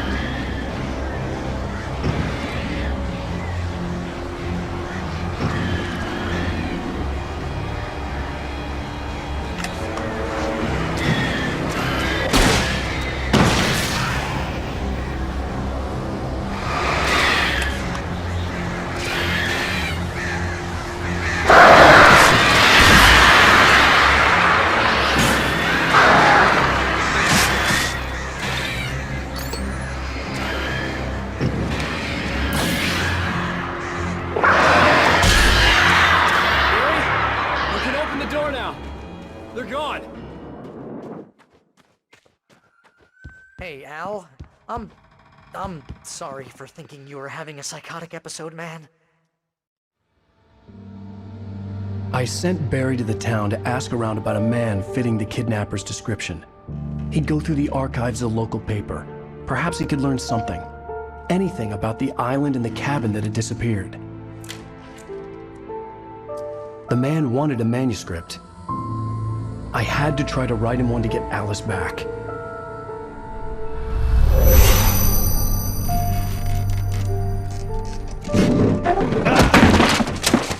For me, the supernatural had always been nothing but a metaphor for the human psyche, a tool to use in writing fiction. Now, it was happening for real, and I couldn't put a single word on paper.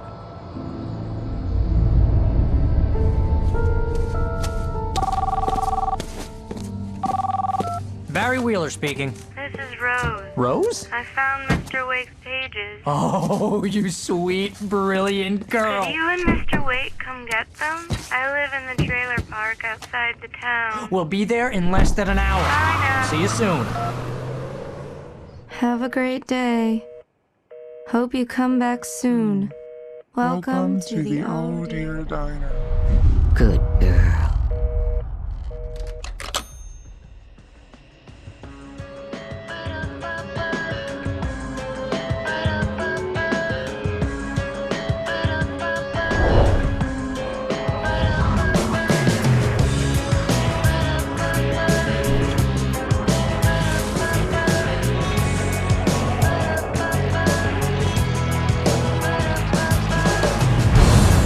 Come here.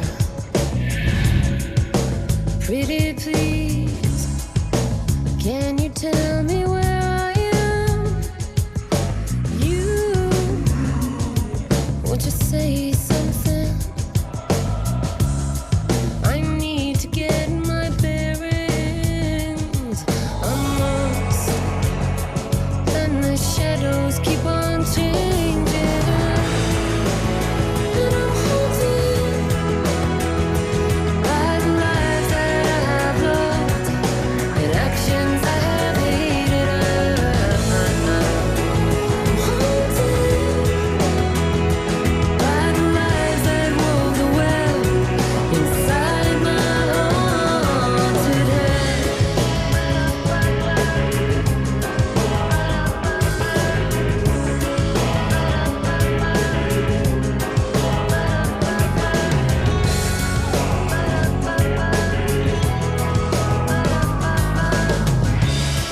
Don't cry. There's always a way. Here in November, in this house of leaves, we'll pray. Please, I know it's hard to believe. See a perfect forest through so many splintered trees. You and me, and these shadows keep on changing. And I'm haunted by the lives that I have loved and actions I have hated. I'm haunted by the promises I made and others I have broken. I'm haunted by the lies that wove a web inside my haunted head.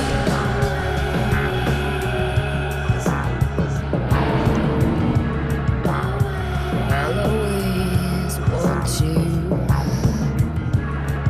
I'll always need you. I'll always love you. And I will always miss you.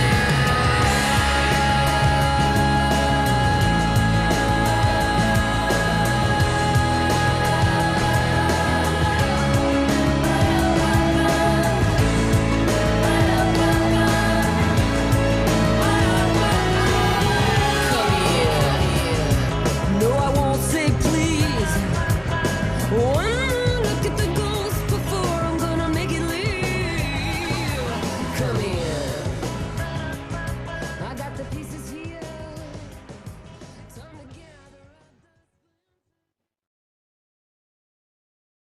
Previously on Alan Wake, Alice has been kidnapped. Alan, please help me. Alice? You'll do exactly what I say if you ever want to see your wife again. I can't tell anyone except my agent Barry. Damn it, Barry, they'll kill her. You're my best friend, and I'm worried that you're not right in the head. The ransom is a manuscript I supposedly wrote that's coming true before my eyes. It happened just the way it was on that page. So dark. I have found only a few scattered pages. I want the entire manuscript. The deadline is in 2 days. I found Mr. Wake's pages. Good girl. How the hell did she get her hands on the manuscript anyway? I don't know. She's resourceful. I told you you were too hard on her. Listen, I found out all sorts of interesting stuff while I was digging around. Yeah. Mr. Wake, it's Sheriff Breaker. We have an FBI agent here, Agent Nightingale. FBI? He's anxious to see you. You'd better come to the station. Okay, I'll be right over, Sheriff. Let's make this quick, huh? Help you folks? Name's Randolph. I'm the manager. We're looking for Rose. Works as a waitress down at the diner. Rose, sure. Nice girl. Who wants to know? I'm Alan Wake. The writer, huh? I heard on the radio you were visiting. Well, I'll show you her trailer. That Rose, she's a nice girl. Always pays her rent on time. As I was saying, Al, I found all sorts of weird stuff from the local newspaper's archives. This place is crazy. Disappearances, mysterious deaths, urban legends come true, and get this, most of this stuff takes place around Cauldron Lake. Well, you ain't wrong, mister. The Indians thought the lake was a doorway to the underworld. I'm the God-fearing type myself. I don't hold with that sort of thing. Yeah, okay. Anyway, there was an island there owned by a guy called Thomas Zane. Now, some of the articles I found about him make him out to be a famous writer, but I ran a bunch of searches, couldn't find a single thing he wrote. Zane was heavily into diving, so much so that the place came to be called Diver's Isle. But the volcano under the lake erupted in 1970, and Zane went down with the island.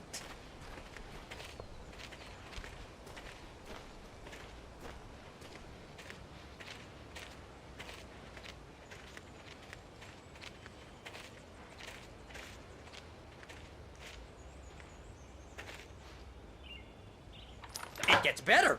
A local girl, Barbara Jagger, drowned in Cauldron Lake just a week earlier. They were lovers. Sure, Jagger's a local spook story. The Scratching Hag. Comes for you in the dark. Childish stuff like that. Anyway, Al, I'm just getting to the best part. All of the articles about this stuff were written by Cynthia Weaver. I asked around, and she's that crazy bag lady you met. What, the lamp lady?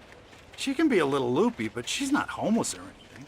Yeah, anyway, she knew both Jagger and Zane before they both died, and she had some kind of a breakdown.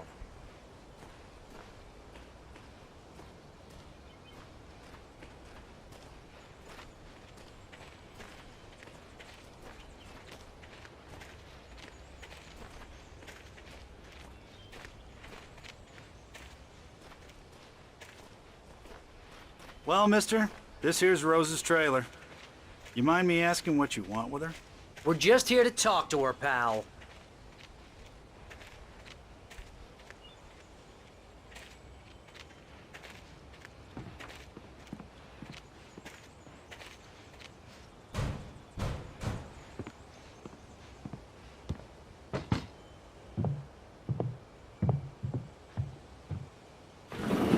Welcome to... Oh dear, Mr. Wake. I'm so glad you're here. Rose, you have my manuscript? Oh. Oh yes. Yes. Please, come in. Hey, this is really good. Rose, Yes, my manuscript. I really need it. I understand. I know what you need. A muse to inspire you. Oh, for Barry? She doesn't have anything. Yeah, hey, Al? Al, what's... Oh... Barry! What? What?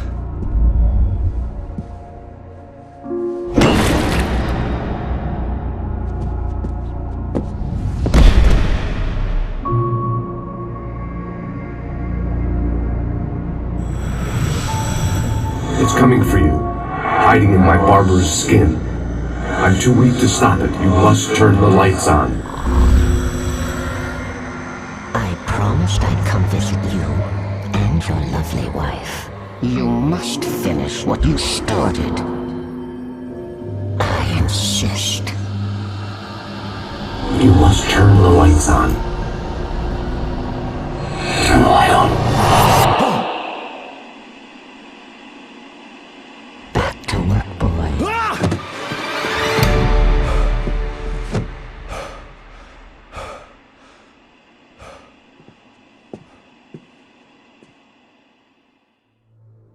I felt nauseous, hungover. Only anger kept me going. I can't tell reality from dream anymore, but it seems I have an imaginary editor to help me. She's an old woman in a funeral dress. I call her Barbara Jagger. She's very strict. I'm writing faster and faster. My manuscript is being heavily revised. The edits are getting very aggressive, and each day there's less of me and more of her. I hate it, but I know she's right. She promises me I can save Alice this way. She knows more of this than I do. About the complex incantation I'm attempting. About this place. She's worked with another writer under similar circumstances, Thomas Zane. The genre of the story seems to be shifting. It's turning into a horror story. I'm getting close. I can feel it.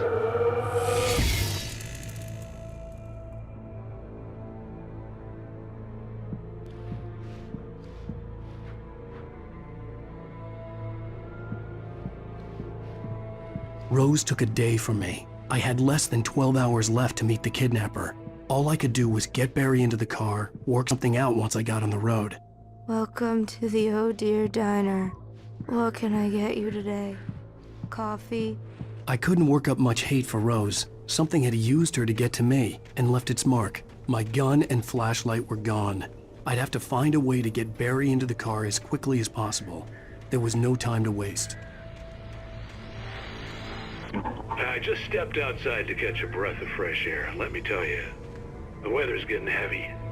Nights like this make me especially glad I'm here talking to you and not home in bed. Once the weather takes a turn like this, I can't sleep at all. It's all tangled bed sheets and dark thoughts, punctuated by the occasional plunge into nightmare. Is it just me? Well, perhaps it is. But I hope I can make the night a little bit easier to get through. Caller, you're on KBF FM. Hey, Pat, it's Walt Snyder. What's on your mind, Walt? Well, I am the way you are, but, I can't sleep either, you know? I just been staring out the window here, trying to make sense of it all, but,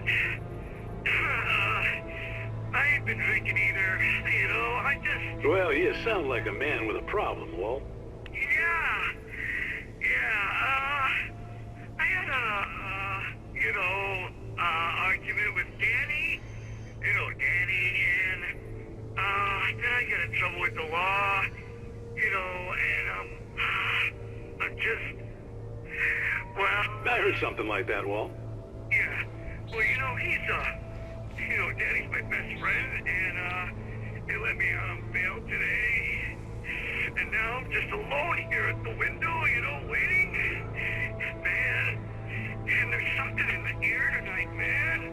I was just outside looking up at the sky above our broadcast tower thinking the same thing. What are you waiting for, Walt? I don't know. You know, something's gonna happen. You know, I think I better go. Well, Walt, maybe... No, thanks, Pat. Well, good luck to you, Walt. Hang in there. Let's take a little break, folks. This weather's really something else, huh? How can I be sure?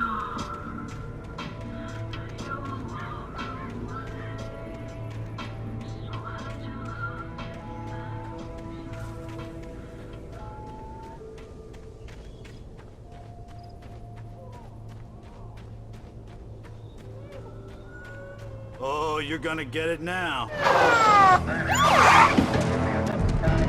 God knows what you've done to that poor girl. This is Agent Nightingale, FBI! Get him up, Hemingway! You're under arrest! You move a muscle, I'll unload right in your goddamn face! Stay right where you are, Slade!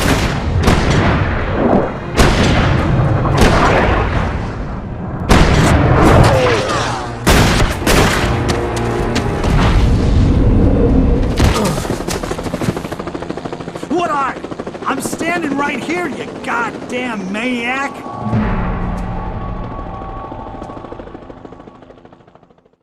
I hated to leave Barry behind, but there was no way I'd miss my appointment with the kidnapper. Give it up, Mr. Wake. Come on. Get after it. Don't let him get away.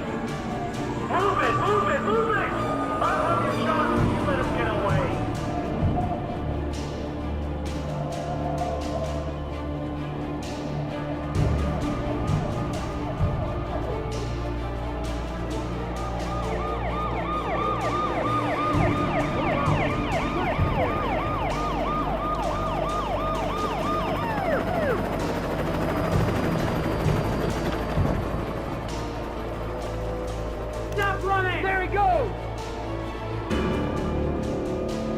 Okay, men. Keep your eyes peeled. He's gonna try to break through here. Oh, damn. Man out! Stop! Watch out! Where did he go? Keep an eye out!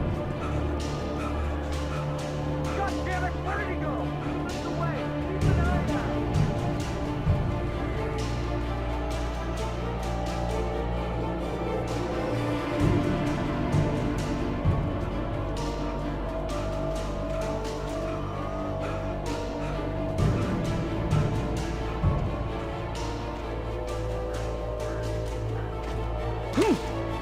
God! Come on, guys! We need to head him off!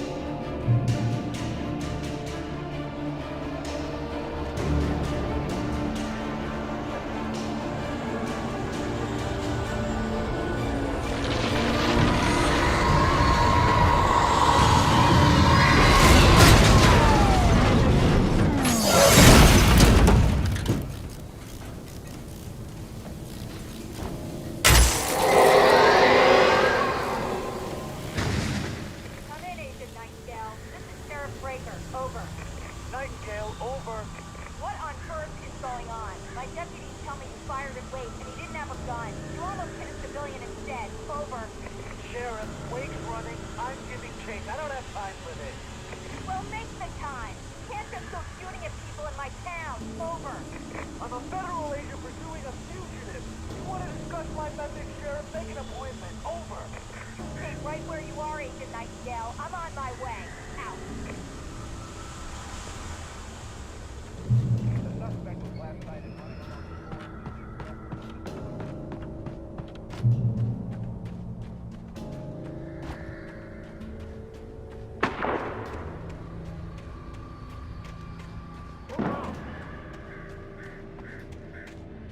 Search the area.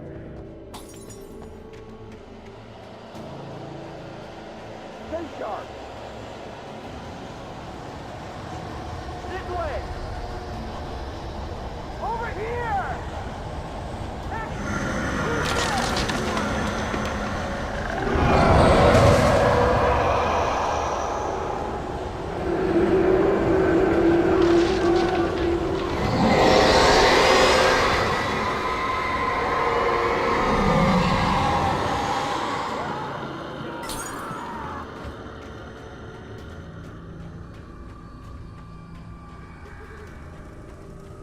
This horror was everywhere I went, circling me.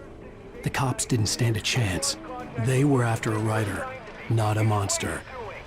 Wait, are you seriously telling me that geek writer just took out my deputies? Are you kidding? I mean, have you seen this guy? He wears a tweed jacket. Over. He's the guy we're chasing. If it's not him, who then? Bigfoot? Over. I don't know yet, but I'm not in the habit of jumping to conclusions. That tends to come back and bite you in the ass. Out.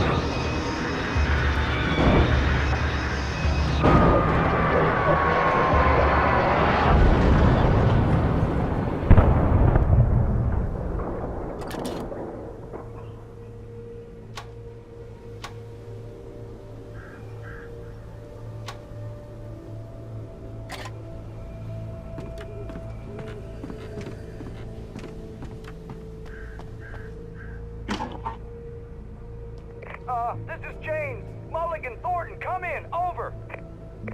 Thornton here. James, we got both Wheeler and Rose in custody. They didn't put up a fight or anything. Why, they was... Hey, Mulligan, what are you doing? Come on! Sit down and give me that.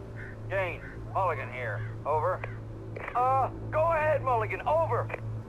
We got Wheeler and Rose here. Wheeler's drunk or hopped up on something. Speaking of which, that Fed had a pretty distinctive whiff of Otis Scotch about him, you know what I mean. Over. I don't have anything on that, Deputy Mulligan. Over. Well, whatever. Anyway, Rose is just being plain weird here. You better get Doc in and take a look at both. Over. Gotcha. You better get them here quickly. The Fed's gonna want to interview Wheeler. Over. Oh, yeah, I bet he does. Looks like they have a lot in common. Mulligan out.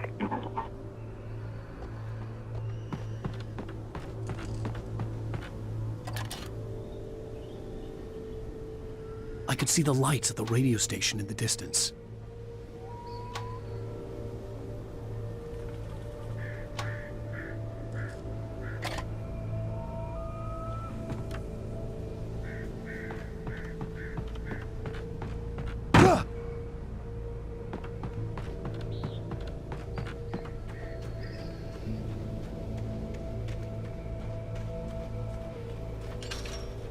I imagined that the broadcast tower in the distance was part of the local radio station.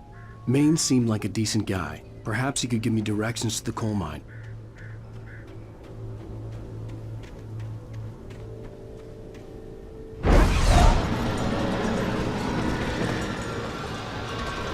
Unnatural shadows clung to the gate.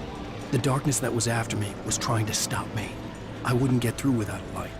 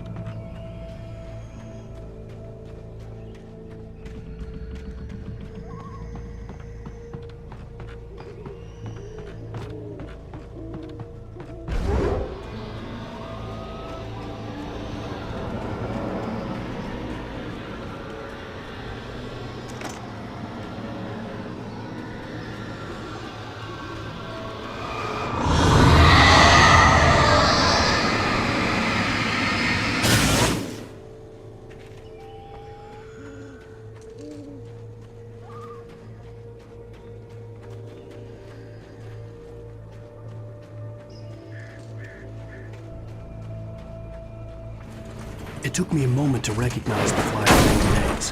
They were an ideal weapon for my situation. Team 1, come in. Over. Team 1, this is Sheriff Breaker. Report. Over. Team 2, come in. I need a report. Over. Come on, guys. Talk to me. Come in, please. Over.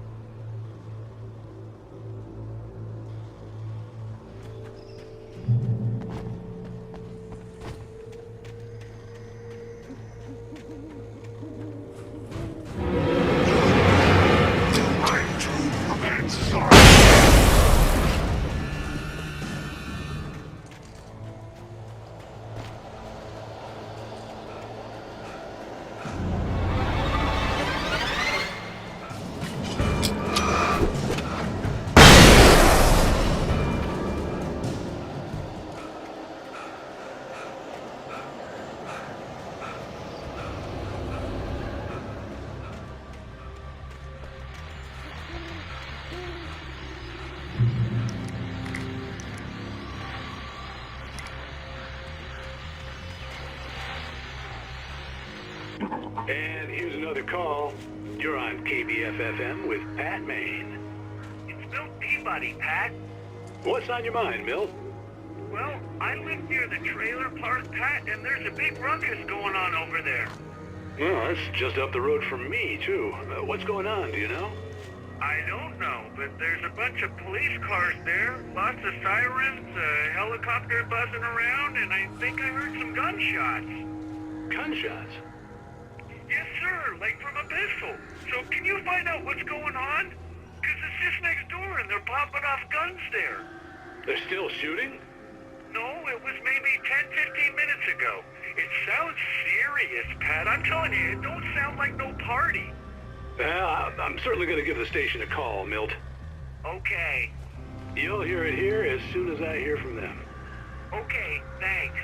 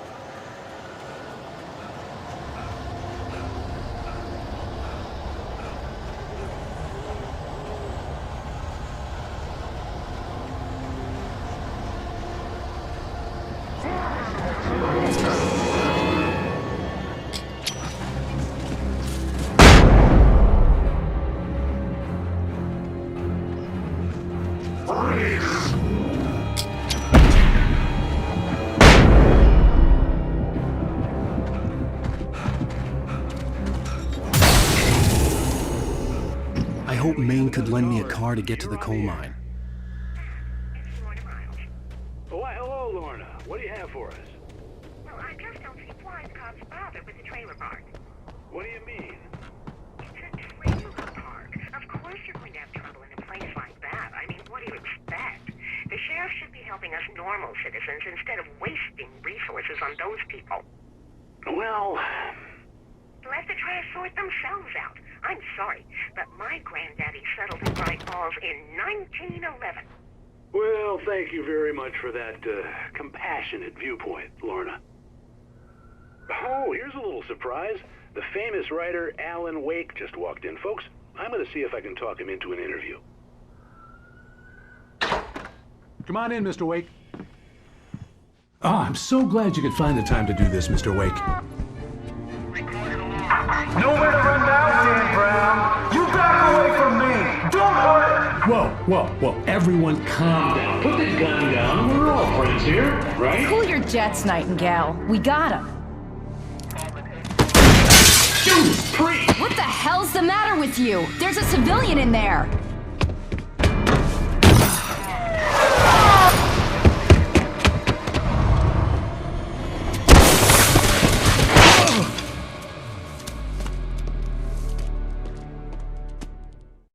I'll get you yet, even if it kills me. You hear me? You hear me, H.P. Lovecraft? I had fallen off so many cliffs it was ridiculous. That's what you get for naming a book The Sudden Stop. It was probably good I hadn't had the chance to tell Maine where I was going. I'd have to lose the cops and find my own way to the mine.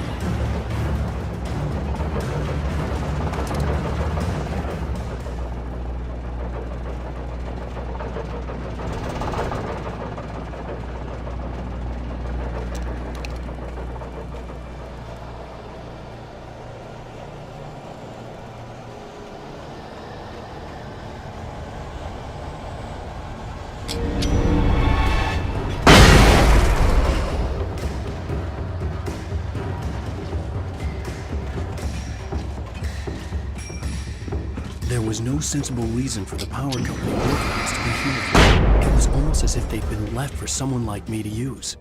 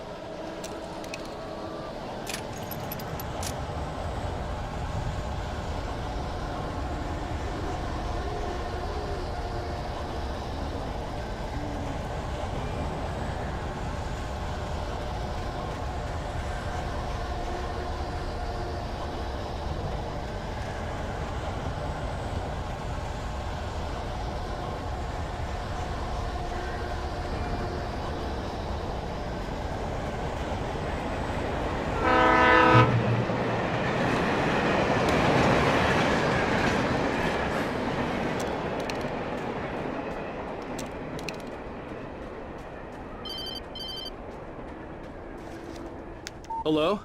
The most stubborn man I've ever met. Alice? Alice? Alan. Alan. I'm so afraid. Keeps me in the dark. Please help me. I look at you, Alan, and it's not you. Something else. Looking out from behind your eyes. Alice, I'm here. I'm so alone here. It's all gonna go to hell. You need to be careful. Cooperate. The connection had been terrible, but that wasn't the only thing that hadn't been right with the call. She sounded wrong somehow, but she had called me.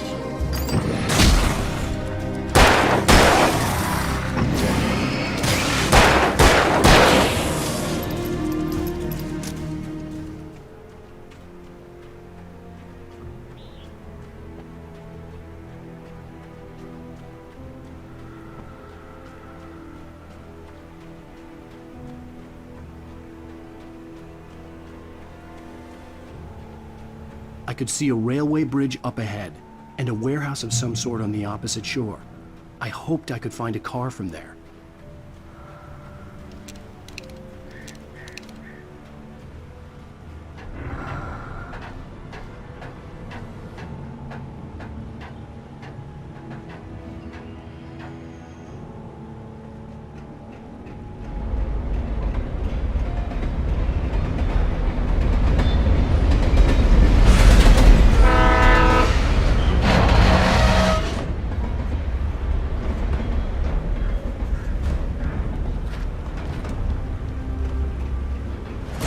darkness that was pursuing me was growing stronger, and it was taking over everything in its path.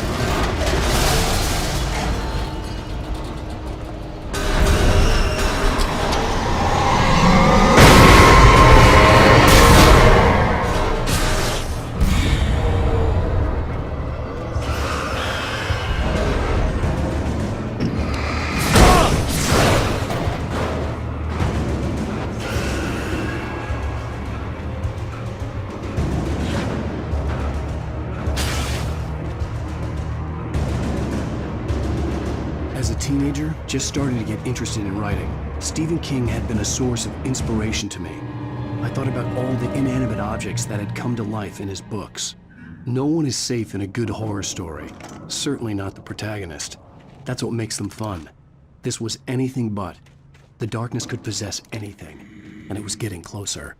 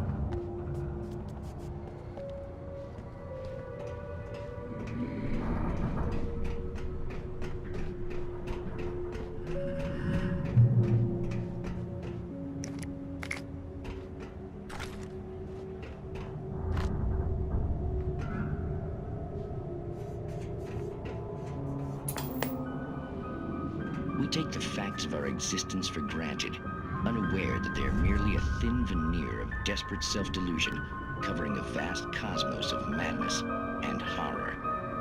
All too often, the stars are right. In Night Springs. Tonight's episode, A Family Occasion. Journalist Alvin Derleth's trip to study the local customs of an insular community in Night Springs has been less than successful. Until tonight. Well, I'm glad you changed your minds about this. Ancient customs, local mythology. My editor loves this kind of stuff. Well, Mr. Derleth, we don't want to feel like we're on exhibition. But you have demonstrated the seriousness of your intent. Oh, I am serious. Really, just do your thing. I'll stay out of your way and observe. Actually, I thought you could assist us. I'm afraid we are a man short. It would provide you with an intimate perspective. Could I really? Of course, Mr. Derleth. Well, I guess that's the least I... What would I have to do? Oh, here. Let me show you with a kiss.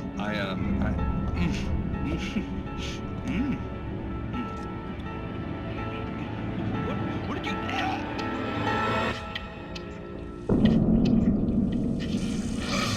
Oh, Mr. Derleth, you have well pleased Nixie Perka, the dweller in flesh. Your body they shall host his 1,000 young, and all shall be glory.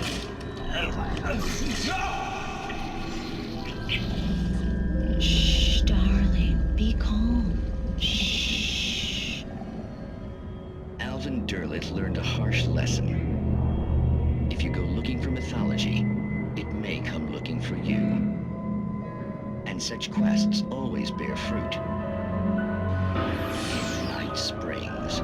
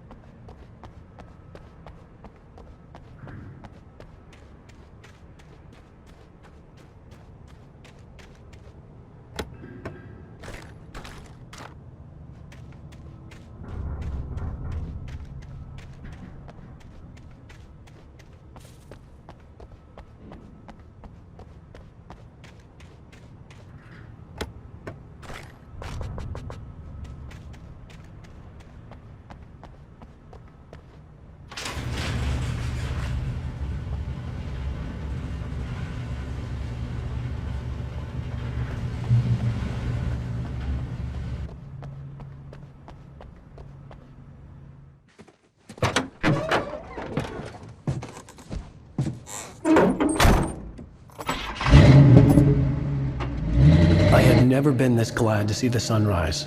I had a couple of hours to get to the coal mine.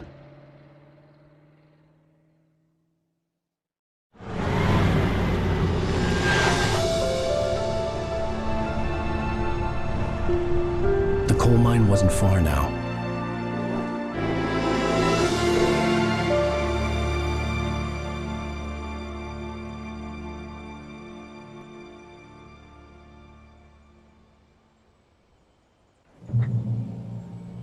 Today, I would meet the kidnapper, and he would give me Alice. I wouldn't give him any other choice. A drowning man will clutch at a straw.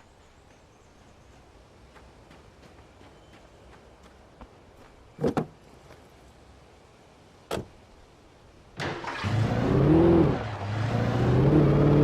by little, without realizing it, I'd come to believe that the story in the manuscript was coming true. The current of its narrative had taken me deeper and deeper into dark waters. Alice had been taken from me. Barry was probably in jail. I was a fugitive from the FBI. The whole world taken over by the Dark Presence was trying to destroy me. It all felt real, but it matched a textbook case of insanity.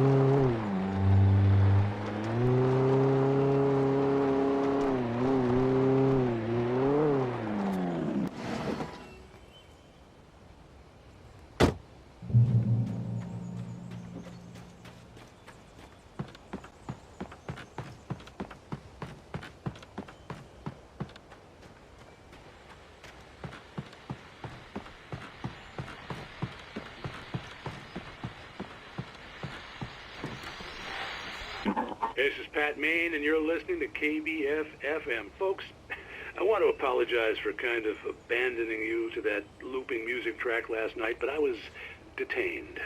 You see, I encountered a big-shot G-man with an itchy trigger finger who could use a lesson in manners and a boot in the ass. Not necessarily in that order either. Now, folks, I know I'm not being very informative here, and I apologize for that. I really should just keep quiet, but I'm just so peeved right now, because some people just shouldn't be carrying badges. And I'm just glad that our Sheriff Breaker was there to straighten things out. And if someone I met last night is listening, let me just say, I'm sorry if my mouth got you in trouble. I'm pretty sure you're not the bad guy here. Godspeed, son. I hope you know what you're doing. Now, on a lighter note, I'll be talking to Dr. Nelson all morning. But first, a little music.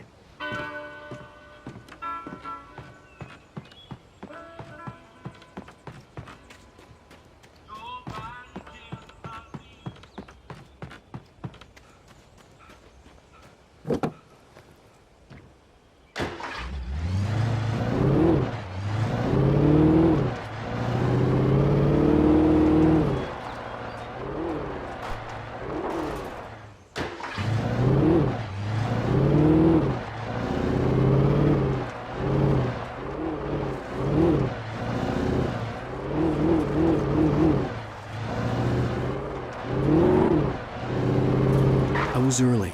I was supposed to meet the kidnapper at noon in the main building.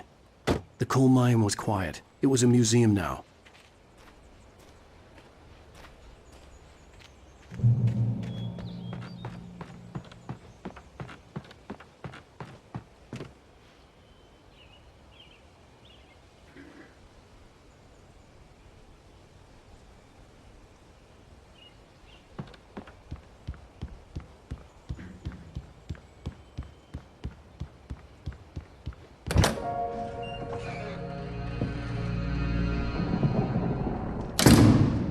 I didn't want to go outside.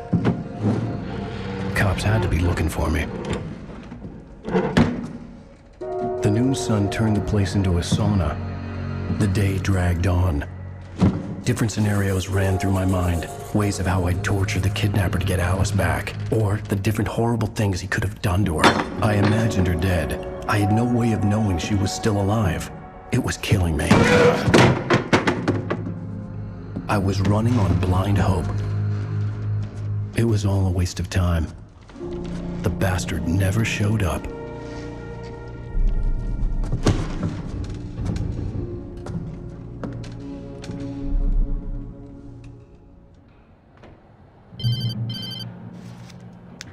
Wait! Where the hell are you? Change of plans. You know where Mirror Peak is? It's a big mountain north of where you are. You follow the path from the mine, you can't miss it. There's a lookout point there. I'll be waiting. I'm through being jerked around by You you. want to see your wife alive? Because if you do, you better watch what you say to me. Do we understand each other? I want to talk to Alice. Yeah, and I want the manuscript. Don't keep me waiting, Wake. Hello? Hello! Ah! I'm gonna kill him! I had to get to Mirror Peak.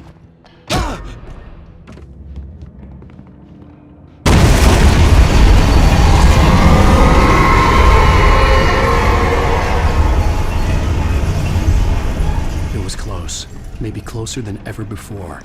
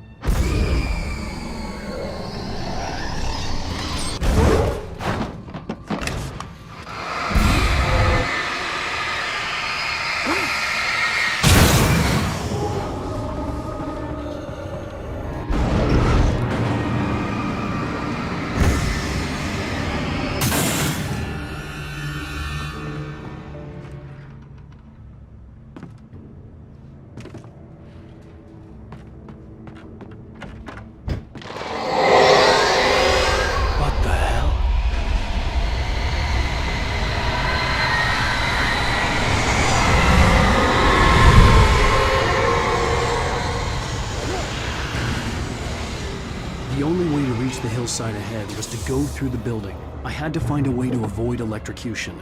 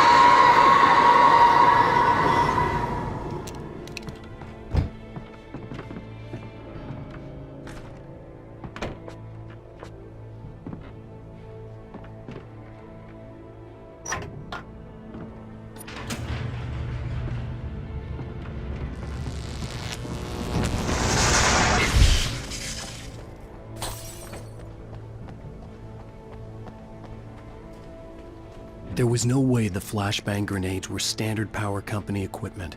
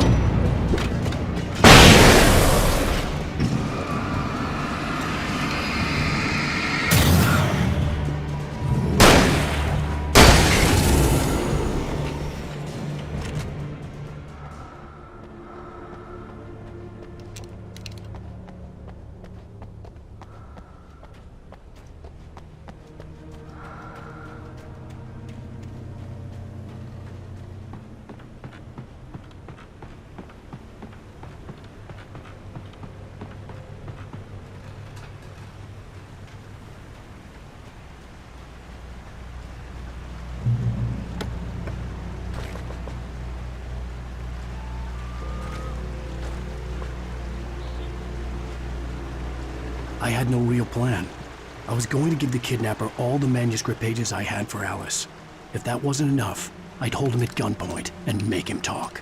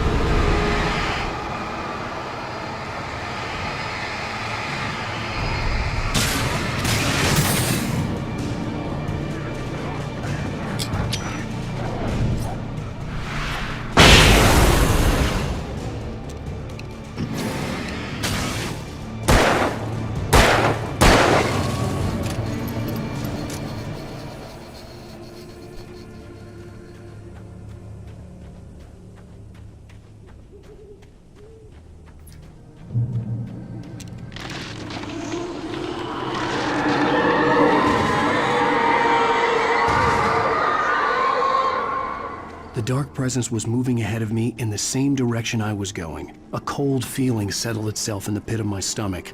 Was it going for Alice?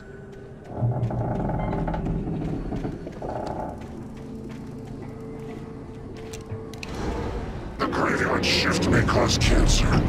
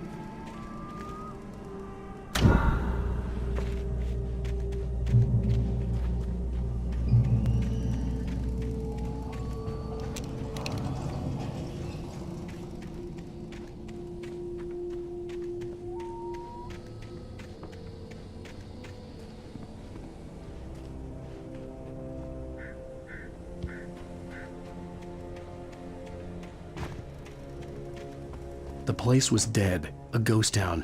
Had been for decades, maybe a century.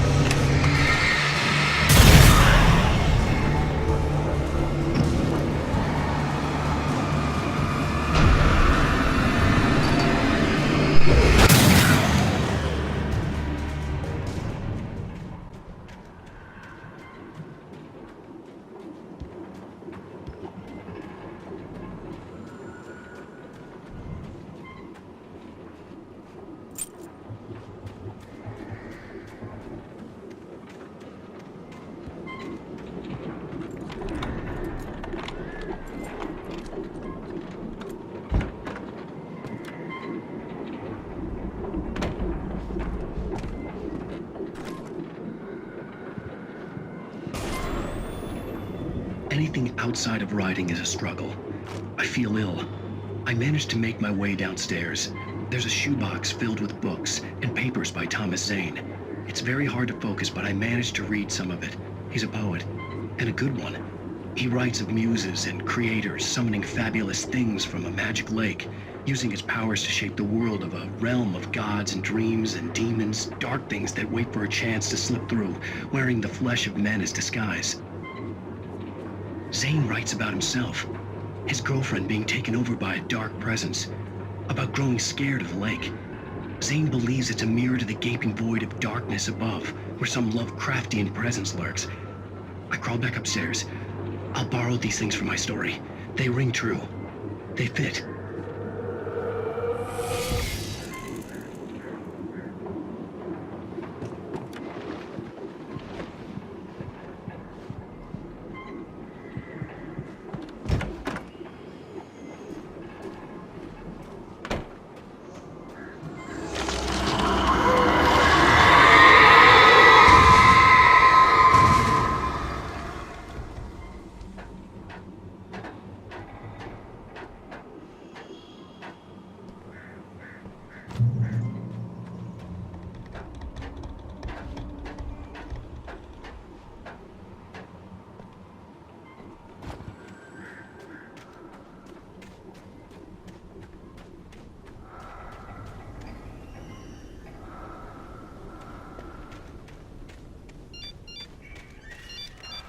The kidnapper had sent me a text.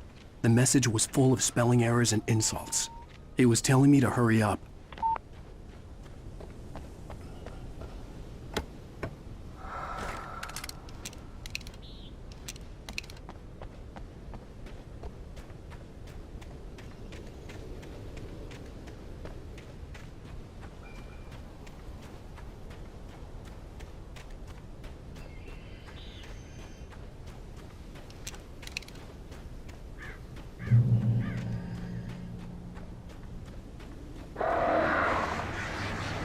Birds.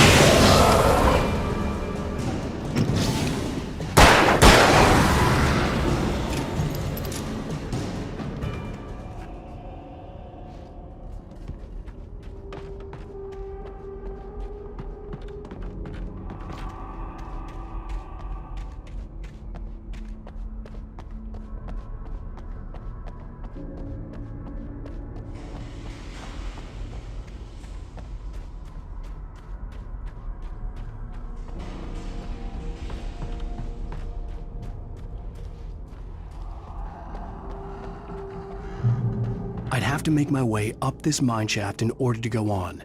Maybe the machinery could help me with that.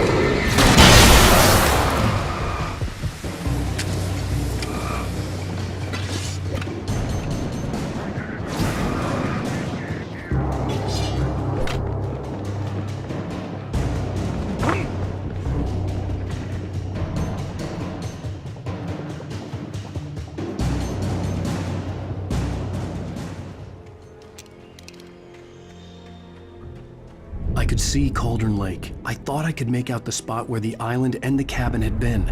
There was a light near it. It had to be a boat.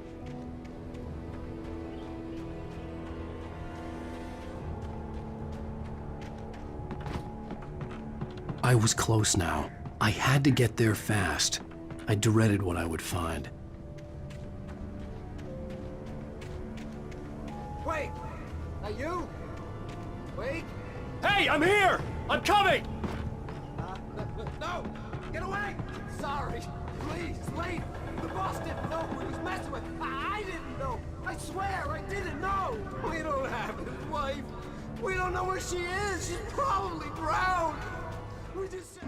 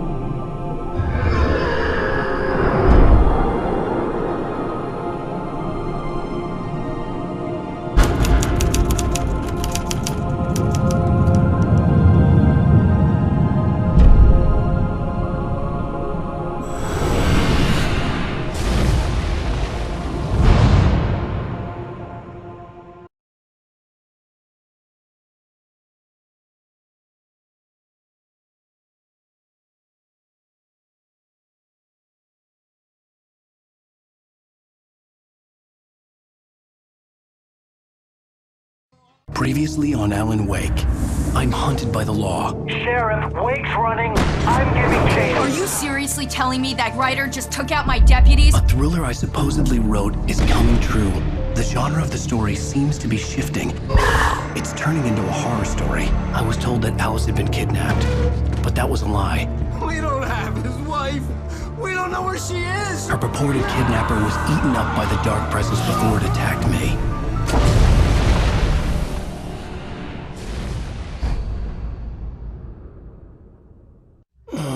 Alan, shh, baby.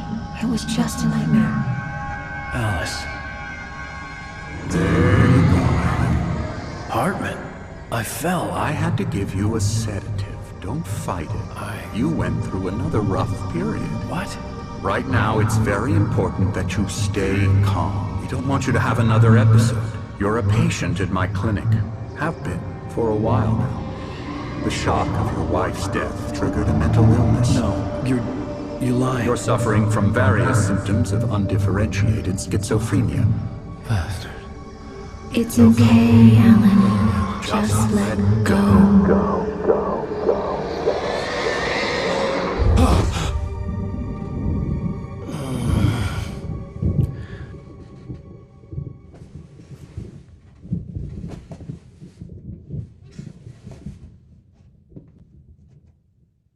I felt groggy.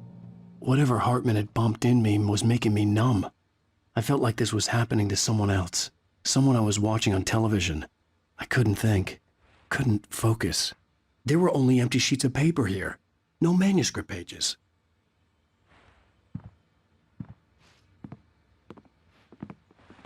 The door was locked. I was a prisoner here.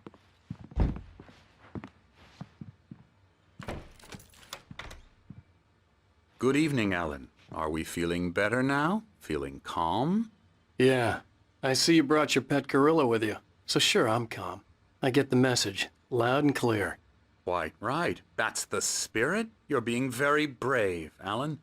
I understand you're confused. I would be more concerned if you weren't suspicious of me. I don't blame you for it. Big of you.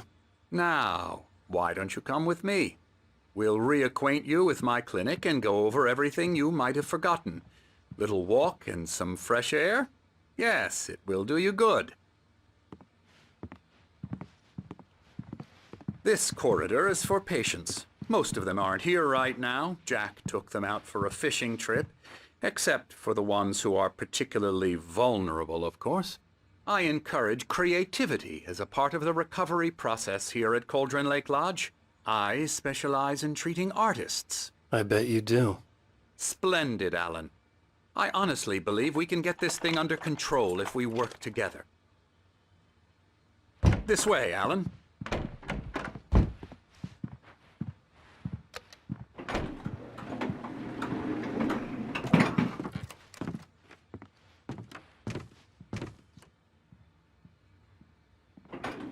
Now, Alan, from past experience with you, I know I need to get right into the heart of the matter as quickly as I can after an episode. So I'm just going to say this. Alice is dead. No. You're in a very vulnerable state until you understand and accept this. Alice drowned, and you couldn't face that. You're suffering from hallucinations, paranoid delusions, unusual thinking, an obsession about light and darkness, a feeling that everything revolves around you, your thoughts and dreams. Your mind has constructed an elaborate fantasy scenario in which your writings are affecting reality. She has been kidnapped and supernatural forces of darkness are trying to stop you. We go this way, Alan. I wasn't ready for another shot, so I went along with it. He had to be lying. But under the influence of the drug he had given me, I had to fight not to believe his words.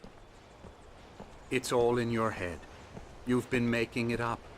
Apart from the tragic accident with your wife, no one has been killed. Your delusions are just a manifestation of your subconscious mind trying to protect you from the too painful truth. Unless we fight the fantasy, it will return. I know the instinct is to resist me, but think about it. Doesn't this make far more sense than the insane supernatural conspiracy you have concocted in your mind? You're a skeptic by nature, Alan. We both know this. Everything can be explained logically.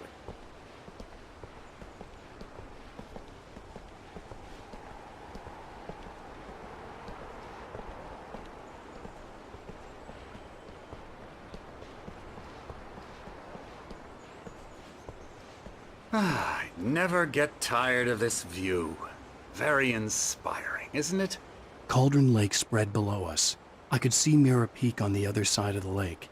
I thought I could make out the spot where Diver's Isle had been when I arrived with Alice. Now there was nothing but waves.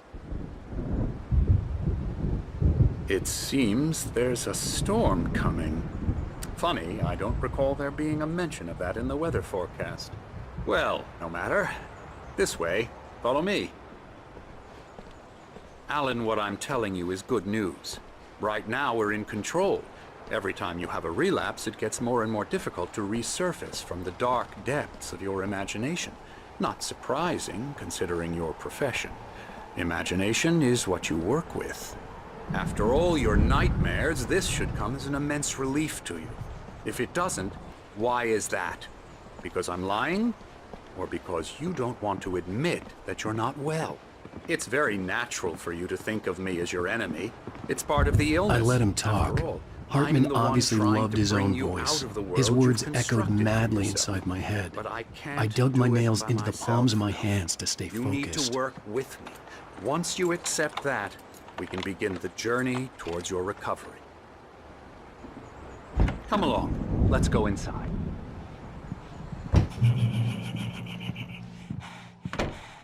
Now here's the entrance to the office wing. That's for staff only.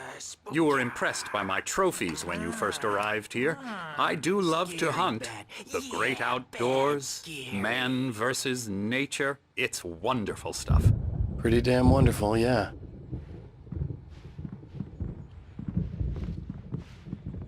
Scary, scary, scary.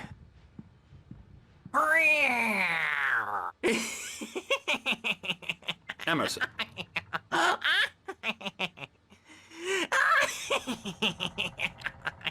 I'm a real bad dream, mister. You should be afraid of me. Don't want to run into me in the night, that's for sure. Please, Emerson. Mr. Wake is confused enough as it is. Yeah, you'd like me to go away so you won't be scared. But you can't just decide what kind of dream you have or when you have it. Emerson. Okay. Sorry. Boo. That's Emerson. We're actually making some progress with him, I'm happy to say. He works on video Elbow games. strike. It's trash, of course, but it does involve Get him some to the head. small creative effort, which makes him receptive to my therapeutic methods. No kidding.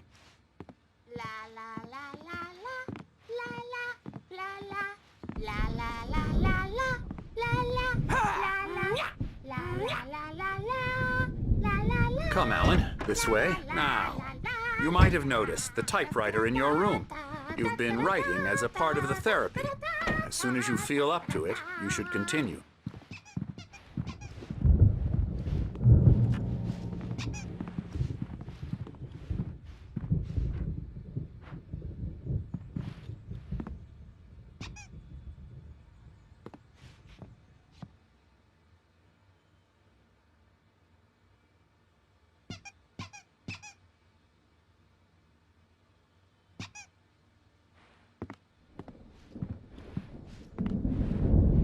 My rheumatism's killing me. There's a storm coming. Oh, what a storm. I hope it wipes this place off the face of the earth. And these two are the Anderson brothers, Odin and Thor. They had how should I put this? A heavy metal band in the 70s and 80s called Old Gods of Asgard. They even adopted new first names to complete the image of Viking gods. After the band broke up, they lived on a farm nearby. They are, well, in advanced stages of dementia. They're well cared for, TLC and all that. There's nothing more that can be done. I'm afraid that the rock and roll lifestyle has left its mark. Oh, that won't do. I'm so sorry to cut this short for now, Alan. The power has been acting up. I'd better go check on it. We'll continue this soon.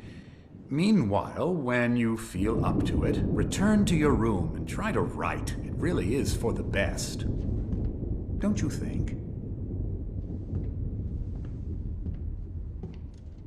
I'd like to bash his head in with a hammer. Oh, he'd love to fish out our secrets, but he has no clue. He's not crazy enough. Not crazy like us, Sonny. Yeah! Being crazy's a requirement, Sonny. Who else could understand the world when it's like this? It takes crazy to know crazy. That's the sanest thing I've heard in a while. Say, you're all right, Tom. Hey, we like him, don't we, bro? He's got to go to the farm. The Anderson Farm. Valhalla! We wrote it all down, lest we'd forget. A crash course. All you need to know to get your head right. You need to find the message. Here, Sonny, here's something for you. Gave me a rash, but I kept it safe from these bastards. My head was clearing up, or according to Hartman, I was sinking back into the fantasy. I was convinced he was lying to me about everything. Crazy or not, the Andersons made more sense. Yeah, good thing he's not overreacting or anything. Well, he's the boss. I may need a hand here later on, Birch. The storm's bound to make you-know-who jumpy. You know how they get. Gotcha. The doc's got me looking after Wake here, but holler if they get too rowdy. I'll do that, Birch. Hey, Wake, why don't you humor Dr. Hartman and give the writing a shot, huh? Typewriter's in your room. You can get to your room by those stairs, Wake.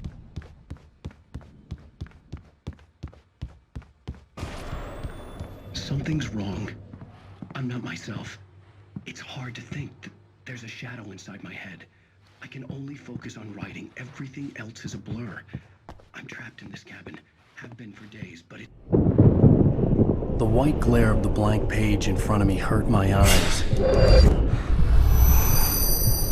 My hands began to shake uncontrollably. Everybody, calm down. Put that down. Birch, I Hey, Wake, you stay here. I'm gonna go see what's up. You just keep doing what you're doing. Be cool, okay?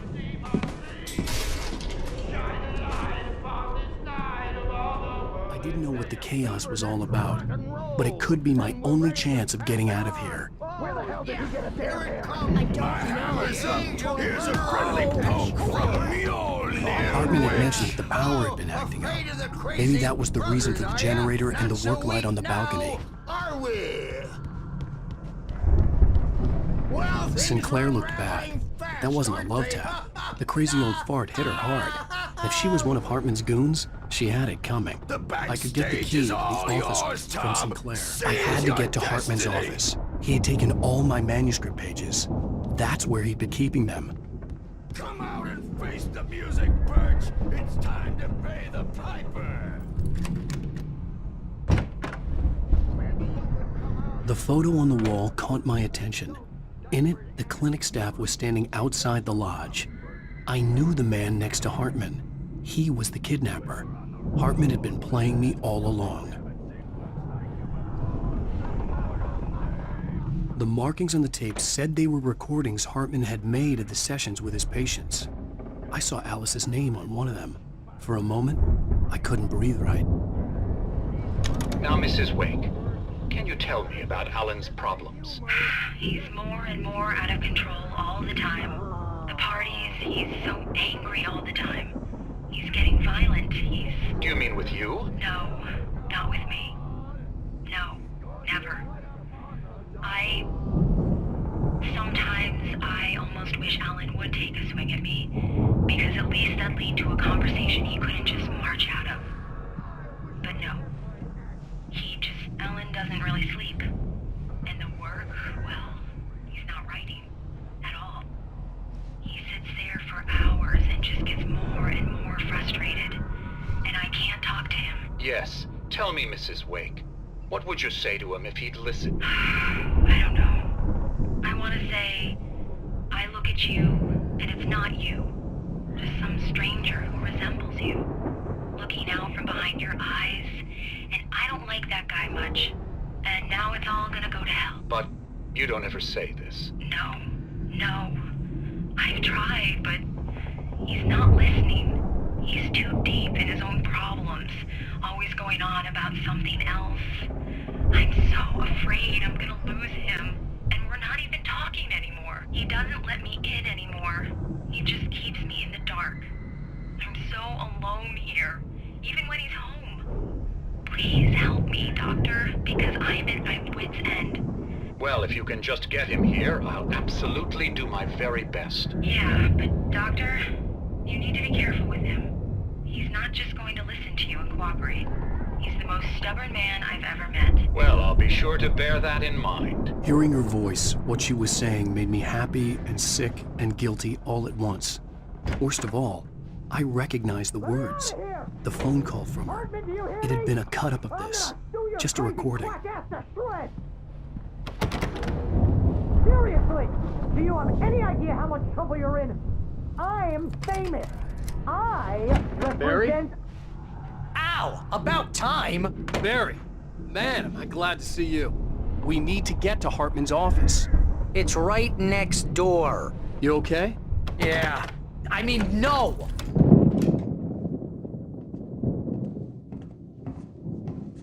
These were all the pages I had on me. And more.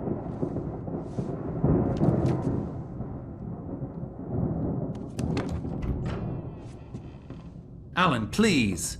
You're sliding back into the... Tell me one more lie and I'll shoot you in the face. Ah, well, it was worth a shot. Really, Wake, come on. Let's work together on this. You have no idea... Hartman, shut up! Barry, get out of here. I'll catch up with you. Get a car. Oh, Al, let's just... Go! Wake, listen to me. This is a mistake. Don't you see? Together we can create something absolutely wonderful. With your ability and mine.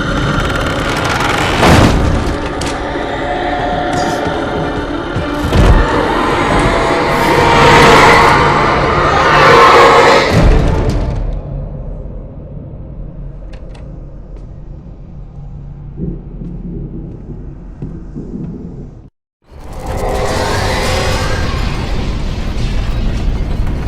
dark presence would be on me in a moment. I had to find a way out.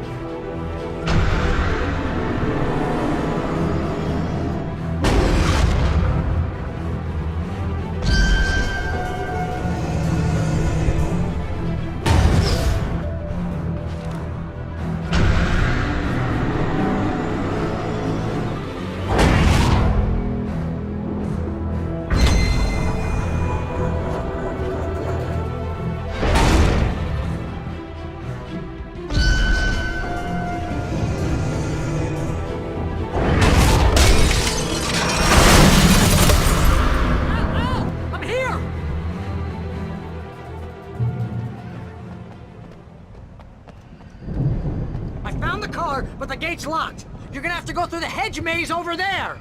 Barry, I don't have a light. Take this, Al! Oh, God! Look at the house, Al! Look out!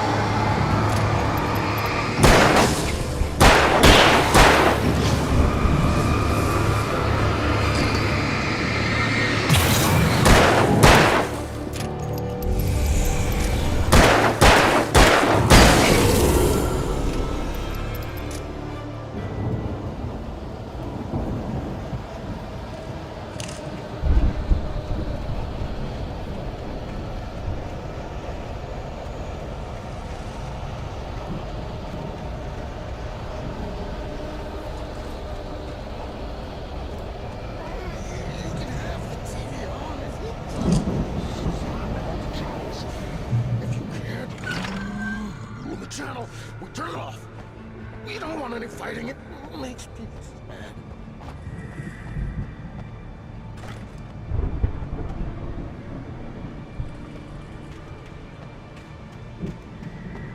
You get 2 pills in the morning, and then you'll be nice and calm all day long. You get 3 pills in the evening. And then you'll sleep like a baby.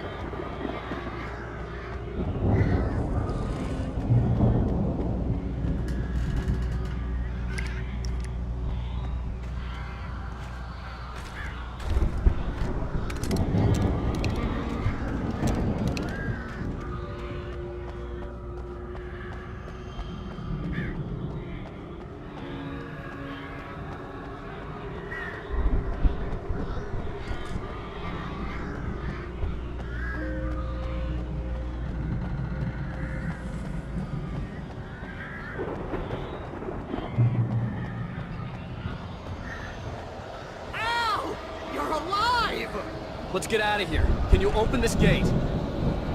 Maybe. Barry. Well, I slammed it shut when the nasty showed up, and the key fits kind of loose in the lock, so, Barry! I'll find it! Don't worry about it!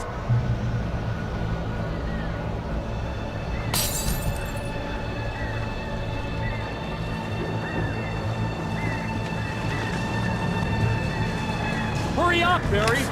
I'm on it! I'm on it!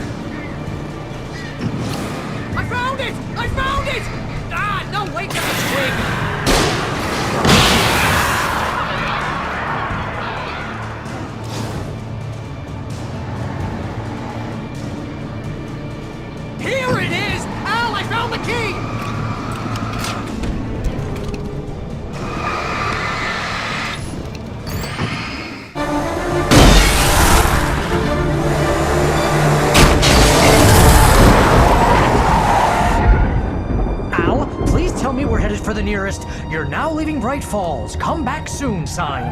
We're going to the Anderson farm. I knew you were gonna say something like that. You know what? You owe me big time for this. When this is through, if we make it, I don't care what anybody says, I'm done with darkness. You're gonna buy me a tanning bed as a gift, and I'm gonna live in it.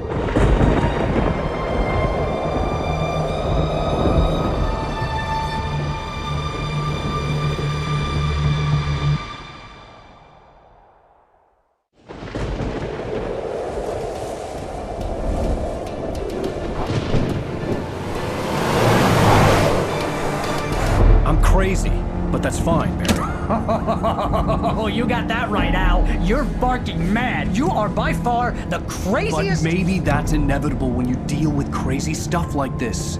It helps.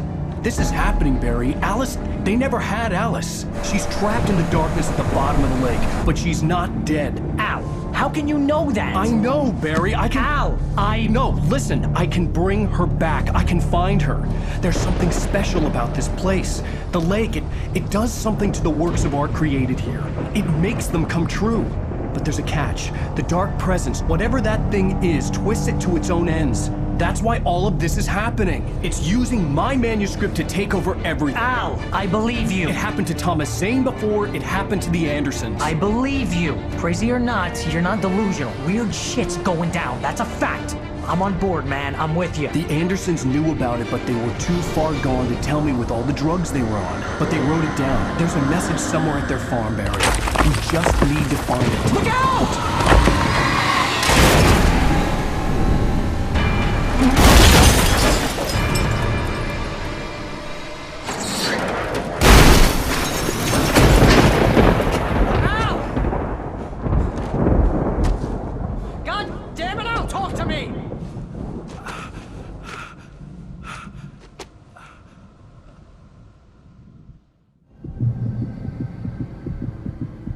I had lost my gun in the crash.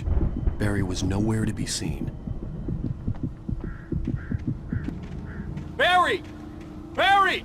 Oh, man, you're okay! Jeez, it's good to hear your voice! I was trying to get out of the car, but the ground gave way! Man, what a drop! And don't worry, your cutout is fine. Forget that! Are you okay? I hit some bushes, didn't get a scratch. There's no way you can climb down, though. It's like a sheer wall. Al! There's something moving down here! Barry, it's a Taken! Use a flare, Barry! Yeah! Barry, are you all right? I'm good, Al! I'm great! Guess you never messed with anyone from New York City before, huh? You're gonna have to find your way around to the farm, Al! I'll be waiting! Barry, just wait for me, okay? Al! I'm not staying here! It's suicide! I'm going to the farm! I'm gonna go ahead and secure the area. You can catch up. Don't worry about it. I'm on the case. Now he's Rambo. This would turn into a disaster if I didn't catch up with Barry.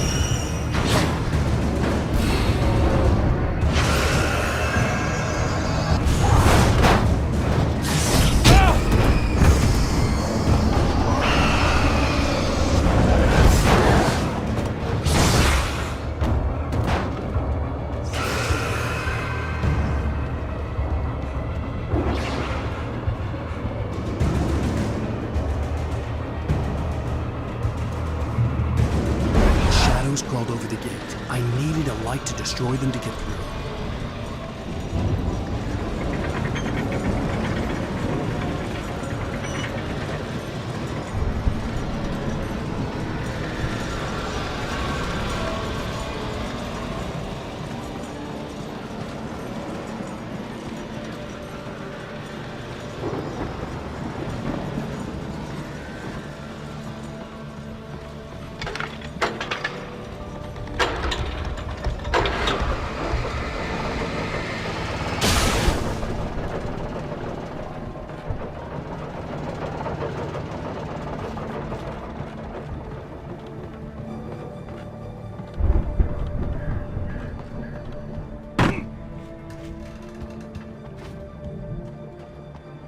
I could sense the movement in the woods ahead. Facing the enemy without a weapon was dangerous, but I had no choice.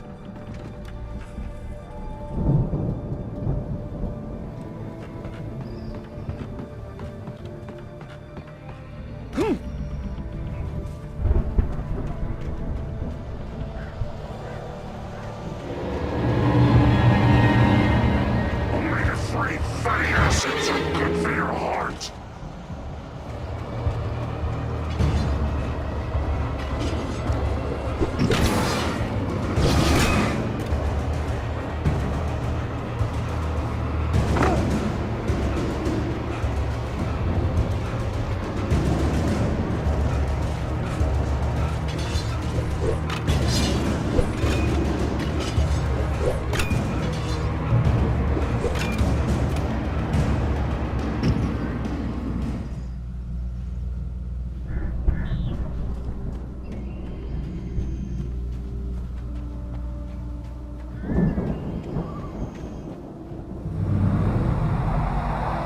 A car was driving away from the farm, headed in the same general direction as I was.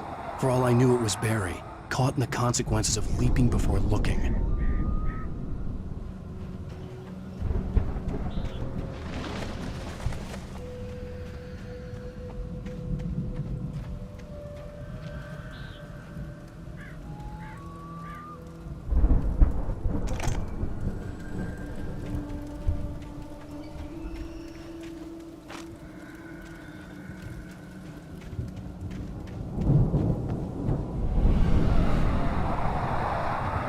The car was heading for the cabin up ahead. It wasn't far. If it was Barry, I would see the damage soon.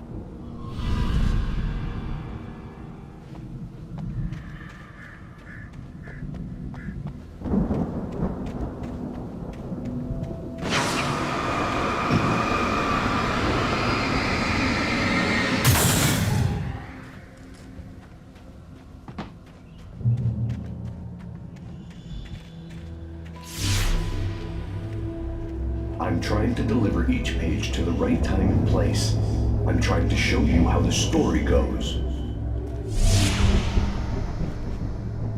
I had seen glimpses of the light before. I had seen it in my dream. It was a strange spaceman or a diver in a bulky suit. He was the one who'd been placing the pages on my path.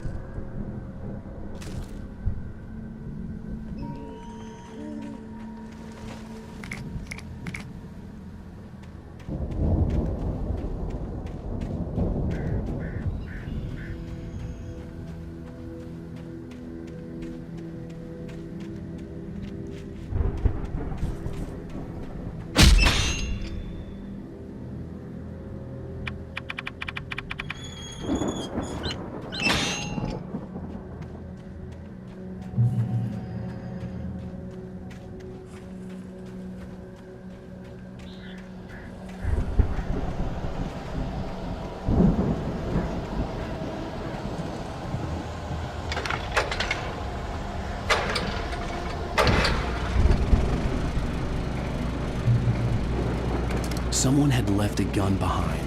Now I had a fighting chance of reaching the farm.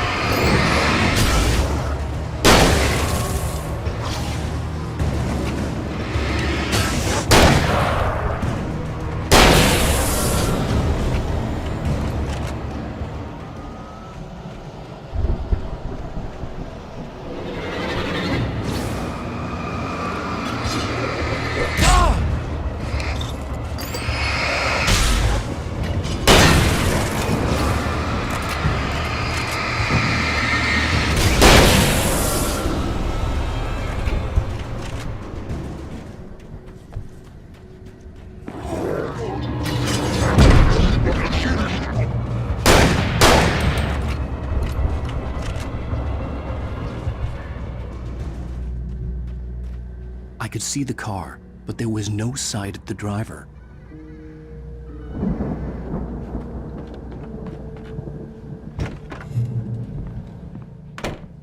Hello? Anybody here? Barry! No! Danny, you're not! Please! What are you? No! Don't! I'm sorry!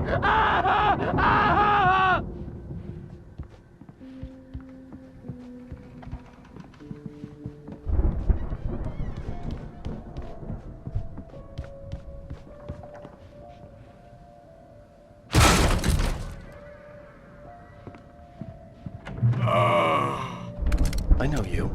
You were in jail the other day. I went to the farm again for the moonshine, you know? It makes you see. They're not gonna miss it. They're in the loony bin. But my buddy, Danny, I lost him. Something's gone wrong with him.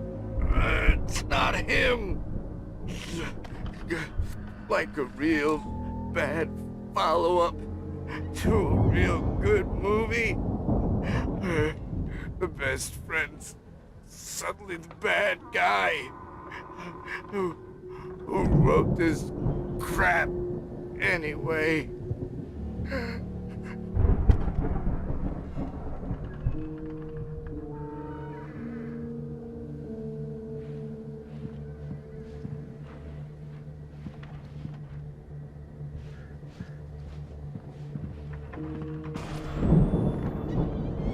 I've run through every possible course in my head.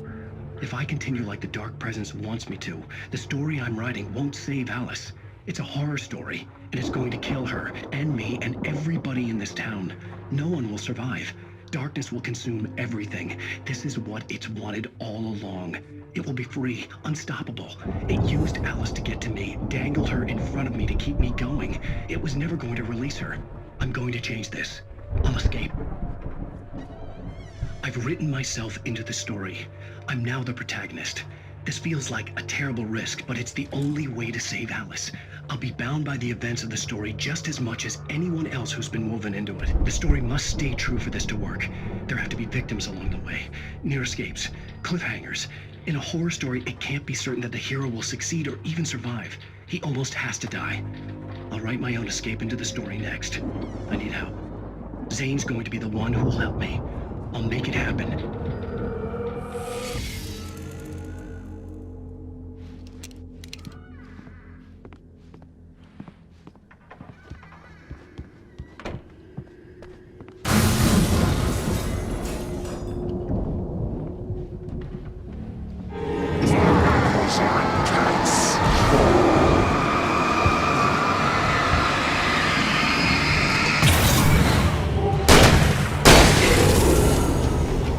Let me guess.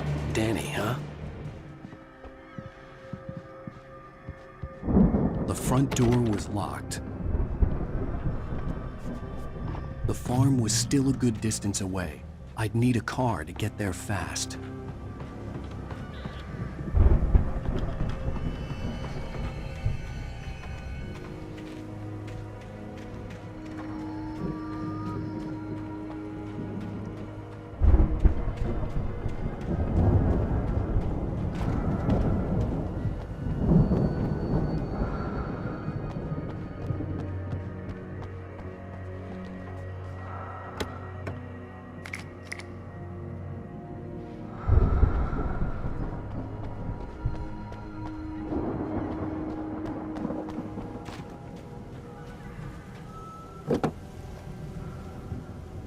If Barry wasn't up here, he was probably in trouble down at the farm.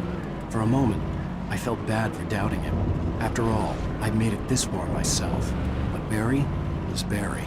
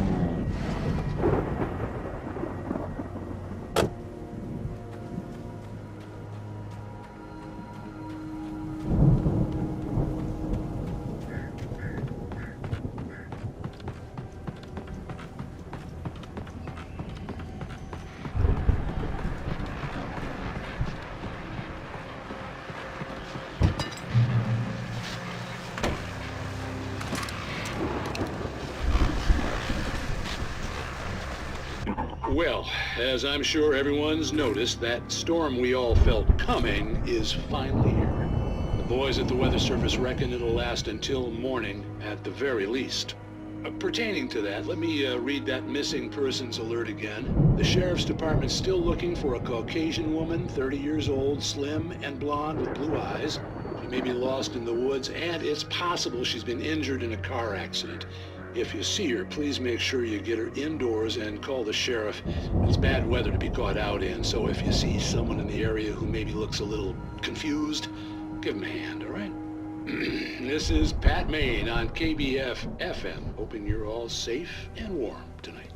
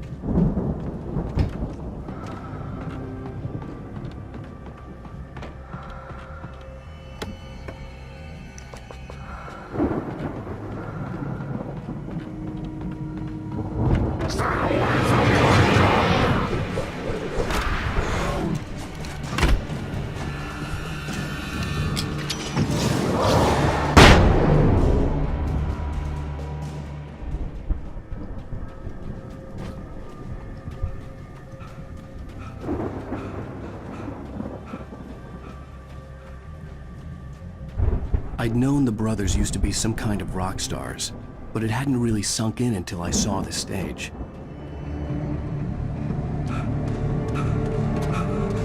Ow! Run! Incoming! There's too many of them!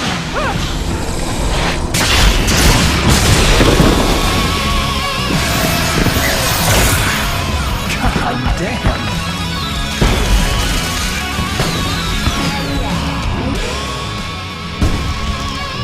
I'm so glad you decided to go it alone, Mr. Monson. Shut up and shoot! Ow! We have to fight them all! I can tell up more the fireworks from here and help you out! Hey, Al! Did you notice there's a lot of ammo and stuff around? Stop! Al, hold on! I'll try to get the stage lights on!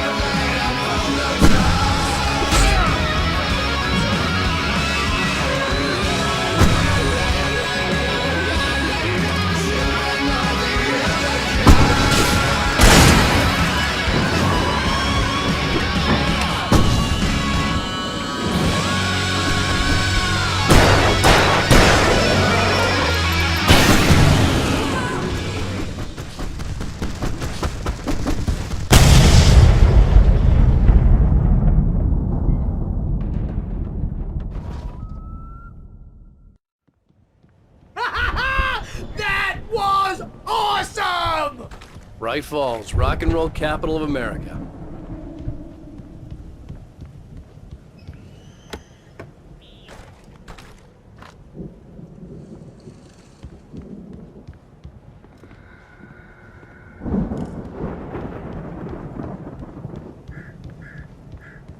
Hey, Al! This way to the farm!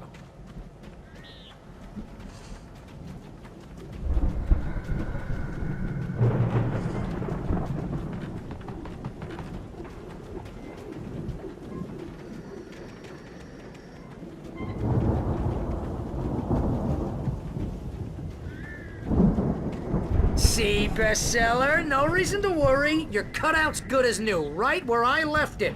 I'll come back for it once we have the place secured. Yeah, that's been my biggest worry all this time.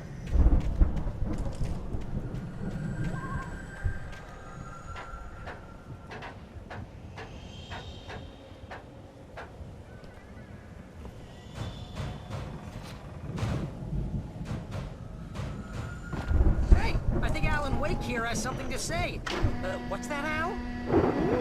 I'm Alan Wake. I'm always right about everything. And if I don't get my way, I'll sulk all day long. I'm always intense and moody. It makes me very attractive and mysterious. Right now, I'm just standing here because I need my best friend Barry to carry me. But that's okay. I can just take him for granted. I think I see what you did there. Yeah, that was pretty good. You want me to do my imitation of Barry Wheeler? No? Thought so.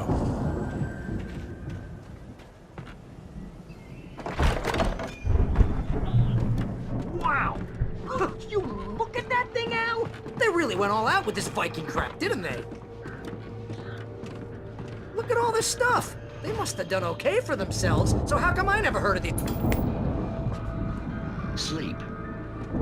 We all spend a third of our Night dreams in Springs, its soft embrace, man. somewhere Brings between back memories. fantasy and Hey, oblivion. remember when I got you that gig? But Your dreams first have a real way of writing forcing job. What got you themselves started? into life. Was this one of your episodes? Vice versa. In Night Springs. Tonight's episode, The Dream of Dreams. That's by someone else.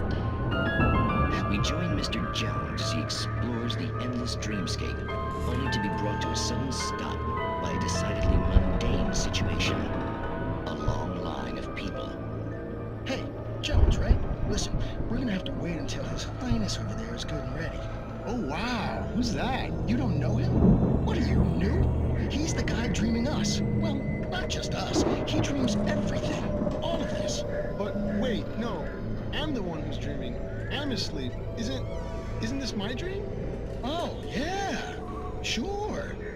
Get real, pal. You're just another dream. I'm a dream. You're a dream. The weirdo in the diving suit is a dream. And the girl made of smiles and sunshine is definitely a dream. But I'm pretty sure I'm dreaming this. Well, maybe you're a really confused dream. What am I, a shrink? All I know is I'm going with the smart guys, and they say that's the guy doing the dreaming. Right there. I don't know what that means. It means we keep him happy. No sudden falls. We make sure he has his clothes on when he goes out in public. No chases where the monster is nipping at his heels and he runs like crazy, but his legs don't seem to get him anywhere. None of that. Because if he wakes up in a cold sweat... Yeah, precisely. So we wait till he wants to move on. Keep things nice and calm. Hey, something's happening here. Yeah? What's that? What? Can't you hear that? Oh, God help us, it's an alarm clock. Oh, it's you, isn't it? Please, man, I got a wife and kids. Please don't wake.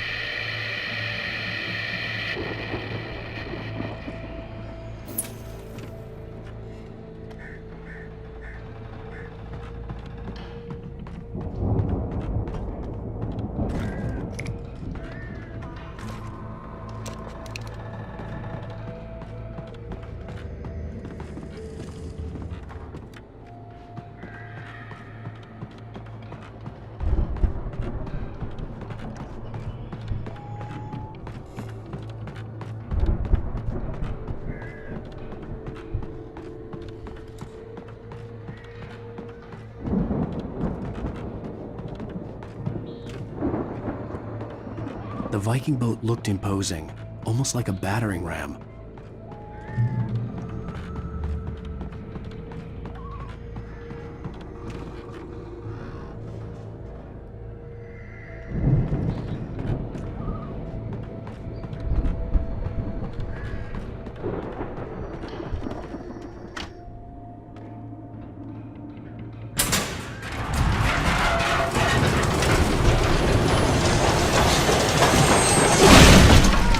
Good going, Al!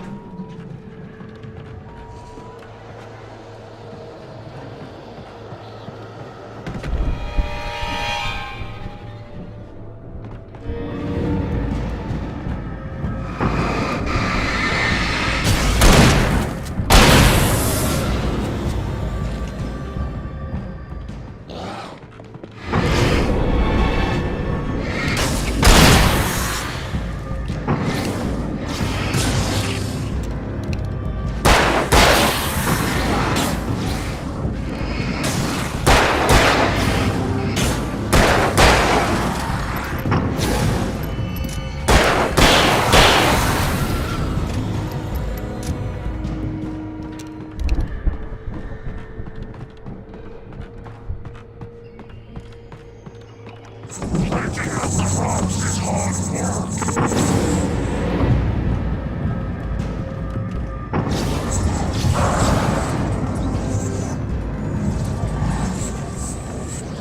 I think we can make it through here, Al!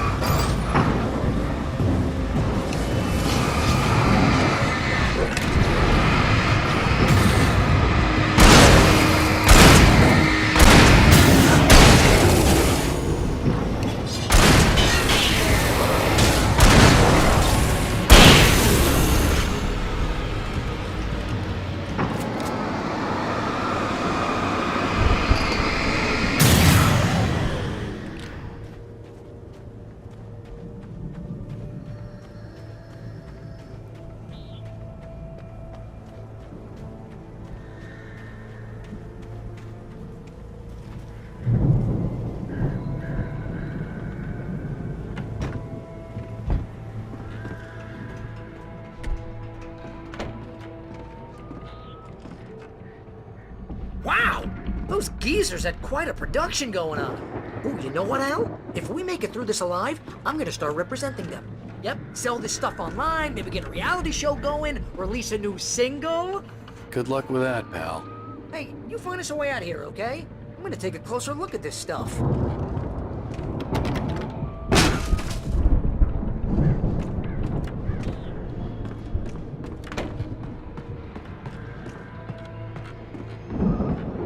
Be careful, Al!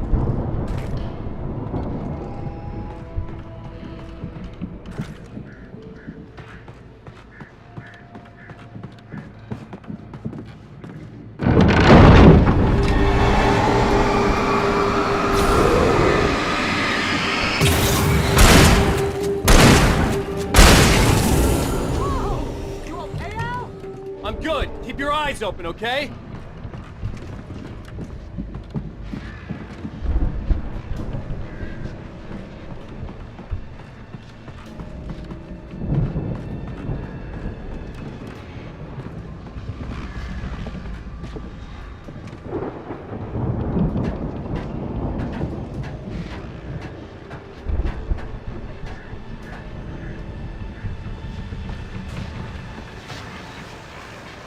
As you regular listeners know, I tend to work through the night, but I'm not the only one.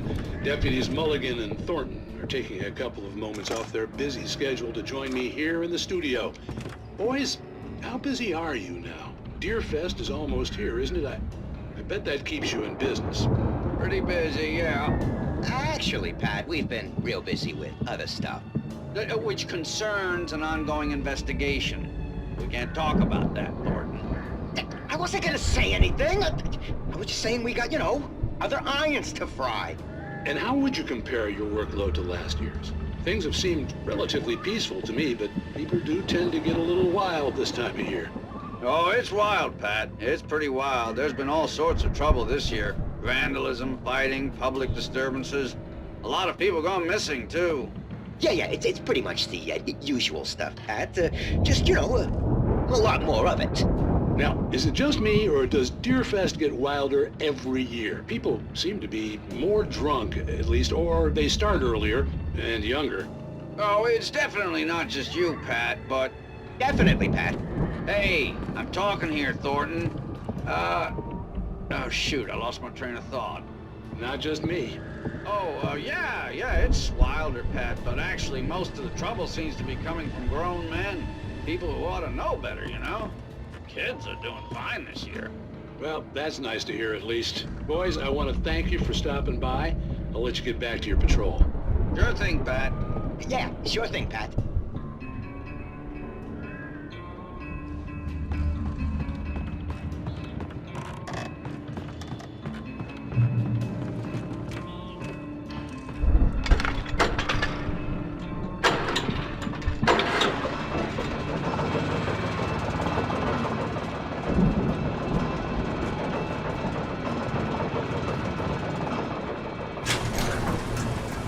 I could see the building that had to be the Andersons' home on the other side of the field.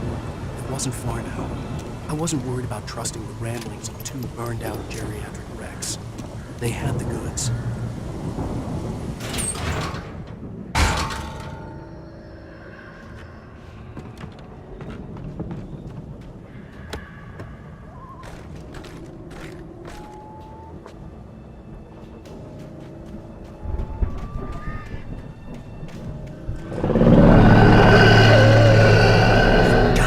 Kidding me.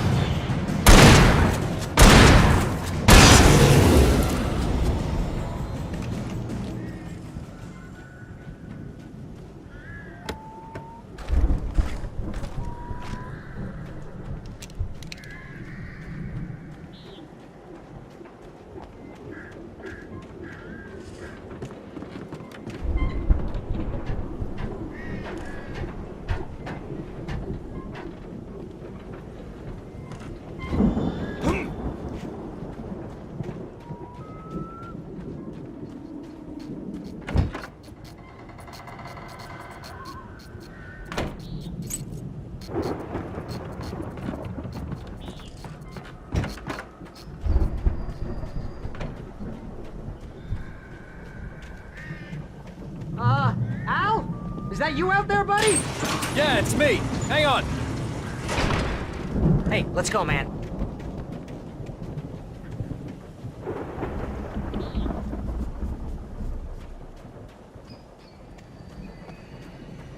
I think we're gonna have to work together to open this gate, Al. It's pretty heavy. Hey, I think that's the farm on the other side of the field. We're almost there. This farm is a crazy place for crazy people. We should feel right at home then.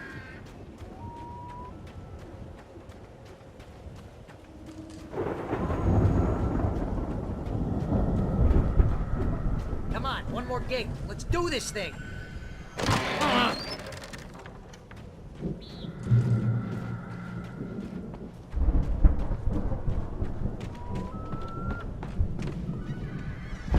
The lights are out.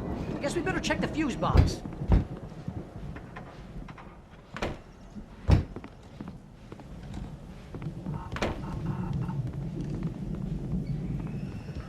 You know, this place looks kind of lived in.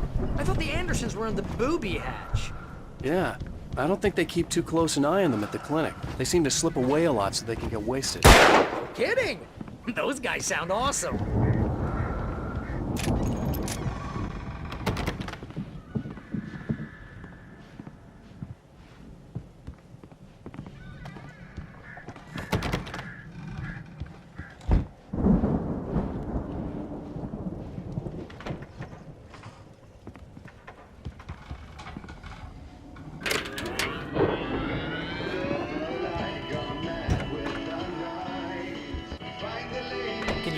Al? Homesick? Of course. We need to find where it's coming from. That's the message the Andersons talked about. That's the whole reason we're here. Lady of the Light? Oh, that's gotta be what's-her-face, the crazy lamp lady from the town. Cynthia Weaver. Right. Must be.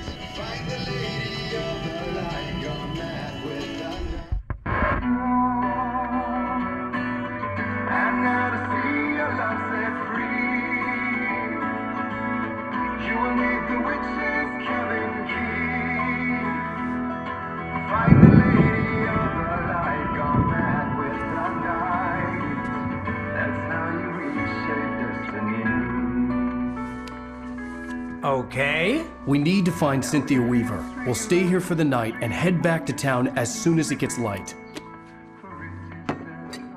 Hey, Al. Lots of hours before dawn. Might as well get some rest. And by rest, I mean drunk. Come on, Barry, this is... Yeah, what the hell?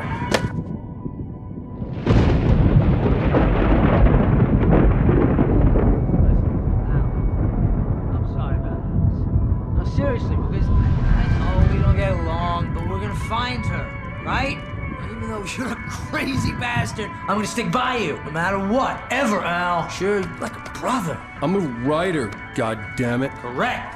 If I just wanted to, I could write 10 books a year. And they'd be the best books that year. No, you couldn't. That's right, I couldn't. But I could, because I'm a writer. What?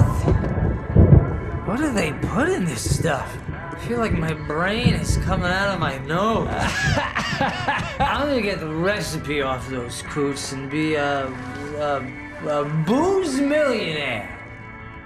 I just miss her, Barry. I just want her here with me. I know, Al. I know. It's gonna be okay. We're gonna make it okay.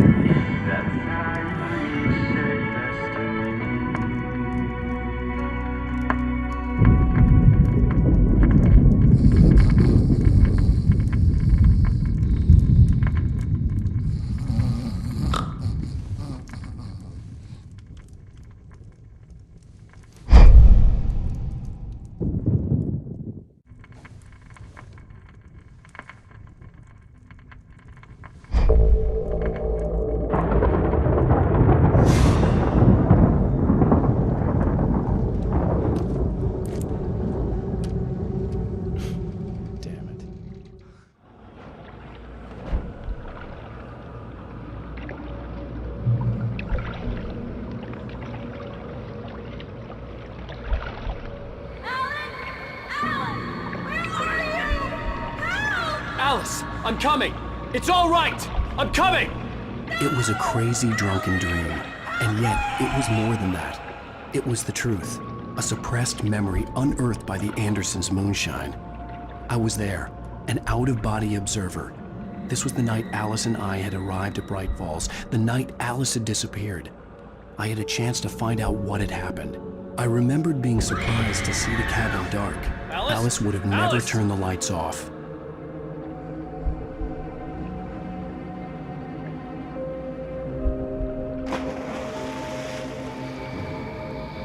I remembered thinking I caught a glimpse of her form underwater, sinking into the darkness. Beyond this lost memory, there was nothing. I had to follow the footsteps of my past self to find out what had happened that night. Diving after her was the last vague memory I had of that night. After that, the next thing I could remember was waking up behind the wheel of the crashed car and finding the first pages of the manuscript.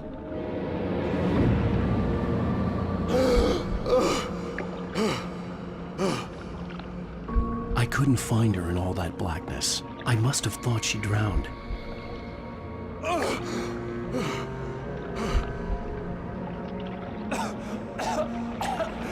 Alice! Jagger had Alice, and so she had me. Alice!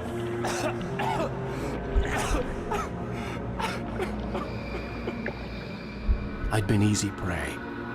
Look at the cabin. Is there someone in the window? Alice? Maybe she didn't drown after all. Maybe she's inside. Alice! Yes.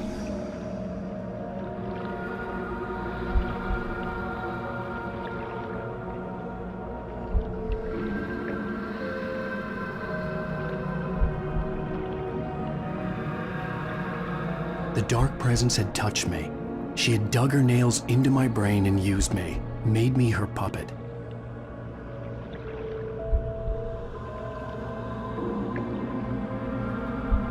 She must be here somewhere. Maybe upstairs in the study. Alice! Yes, that's where she is. You can apologize. Alice! You'll laugh at the whole thing together and put it behind you. Alice? She's not here. You were foolish to think so. No, she's dead. She drowned. No, no, no! It's your fault your wife is dead. You are guilty. All she wanted was to help you right. You killed her. Ah! Oh, hush. There's still hope. Cauldron Lake is a special place. Here, you have the power to change things. She wanted you to write. I will tell you what to do.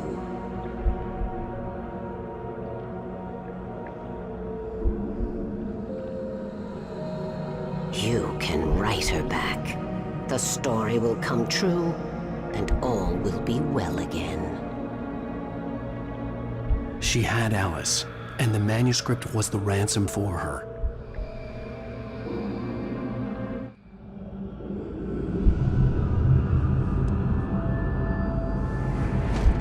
Yes. All right. I'll fix it. I'll bring her back.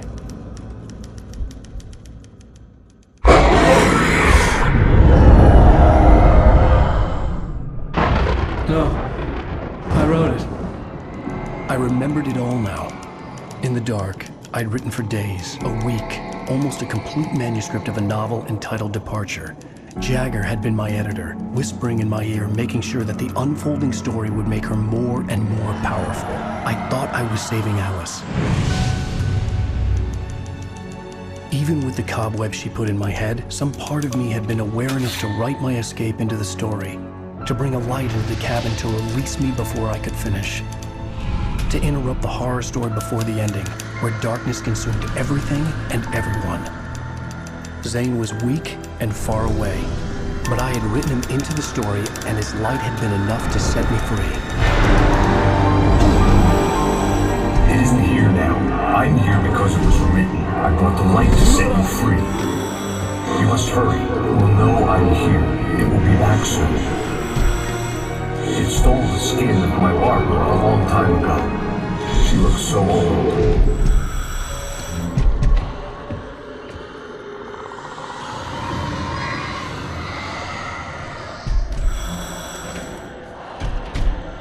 I had woken up, confused and groggy, my mind consumed by darkness and fear. All I could do was to escape.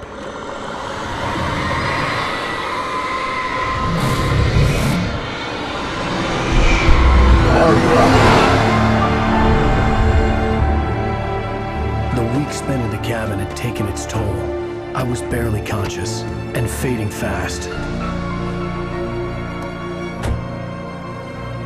It had to have cost Zane terribly, thrown him even deeper into whatever dark place he now haunted.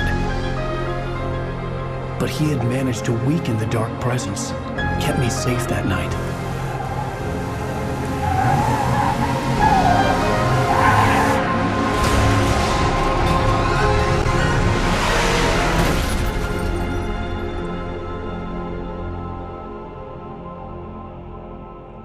I wrote it. It's my fault. That's right, James Joyce. It's your fault, and you're gonna pay for it.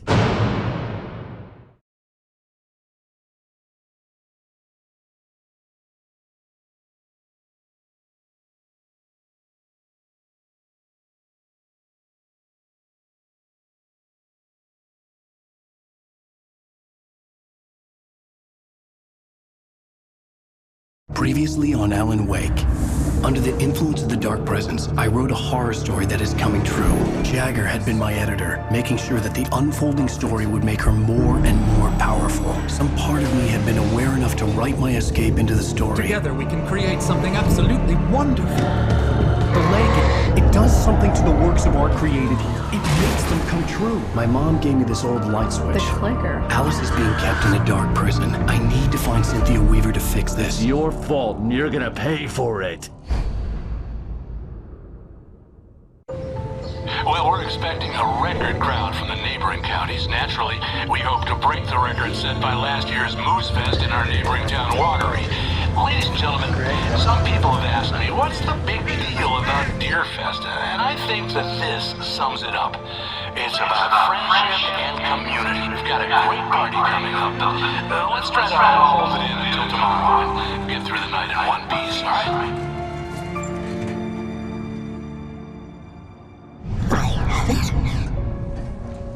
Someone will come for it when the time is right. Thomas said so. He wrote it. The key is insurance. It's my job to keep it safe. Safe in the light. Always in the light.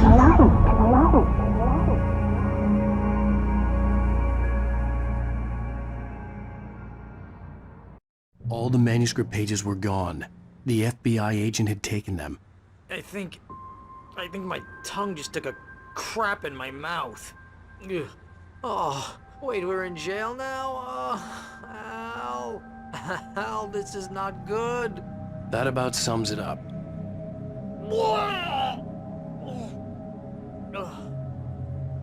Oh, I am never drinking again. I need to talk to Weaver. She's the one in the song. The Lady of the Light. What, the crazy lady? Ugh, whatever you say, Al, but we're stuck here. They're not gonna... interviewed Wade. I had some reading to do first, Sheriff, and let me tell you, it was an interesting read.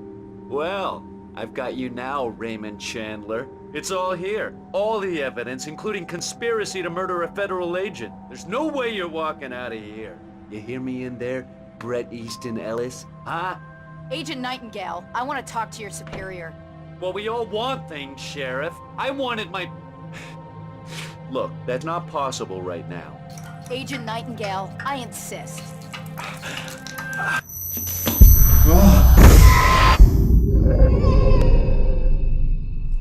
Wake, what's wrong? Lady, are you stupid? It's a trick. It's an obvious trick. Okay, I've had enough of this crap. Wake, I'm gonna trust you with this. You're joking. Agent Nightingale, your opinion would matter more if you were sober and if I actually believed you were here on official business.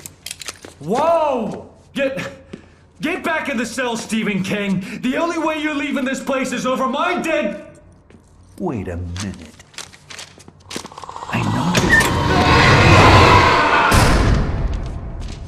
Oh my God! Light. We need light. It's the only way to fight this thing. In my office. I've got your things there. Follow me. Oh man! We're sitting ducks with the lights out! Stay cool. I can get the emergency power on.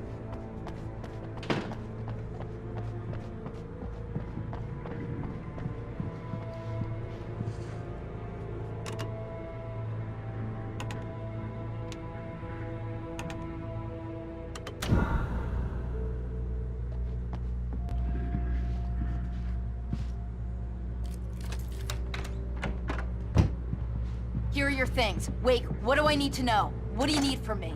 They can be hurt in the light, only in the light. And I need to find Cynthia Weaver. She can help me stop this. Light. Check. Cynthia. She lives in the old decommissioned power plant. I can get you there pretty quickly in the rescue chopper. Come on, let's get back to your friend. Wheeler, I need you to stay here. What? No! We're going to fetch our ride, but I have friends who need to be warned about this, and I can't be in 2 places at once. I need your help. Well, okay. Here's a list of people and phone numbers. I need you to call them and tell them you have a message from me. Night Springs, okay? They'll know what to do. Night Springs? Like the TV show? Gotcha. Oh, hey, that radio guy is on the list, Maine. Who's Frank Breaker? He related to you? My dad. Hey, is this like a secret society? Can you do this? You'll be safe here. The backup power's on. These guys need to be alerted, just in case we don't come back. You'll come back for me though, right? As soon as we get the chopper ready. Thanks, Wheeler. I owe you one. Okay, let's go, Wake. Through the back. My hangover wants a pizza. You think there's any way I could order one, Al?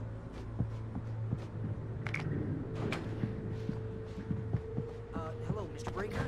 This is Barry Wheeler. Yeah, I know it's late, but listen, the sheriff, Sarah, asked me to tell you. She says that Nate's story. Oh, hell. Whatever took Nightingale must have broken the gate controls. We can't reach the gate's control box from here. We need to get to the other side over the rooftop. I'll go. I'll open the gate for you once I'm across. You stay here in the light and cover me, Sheriff, okay?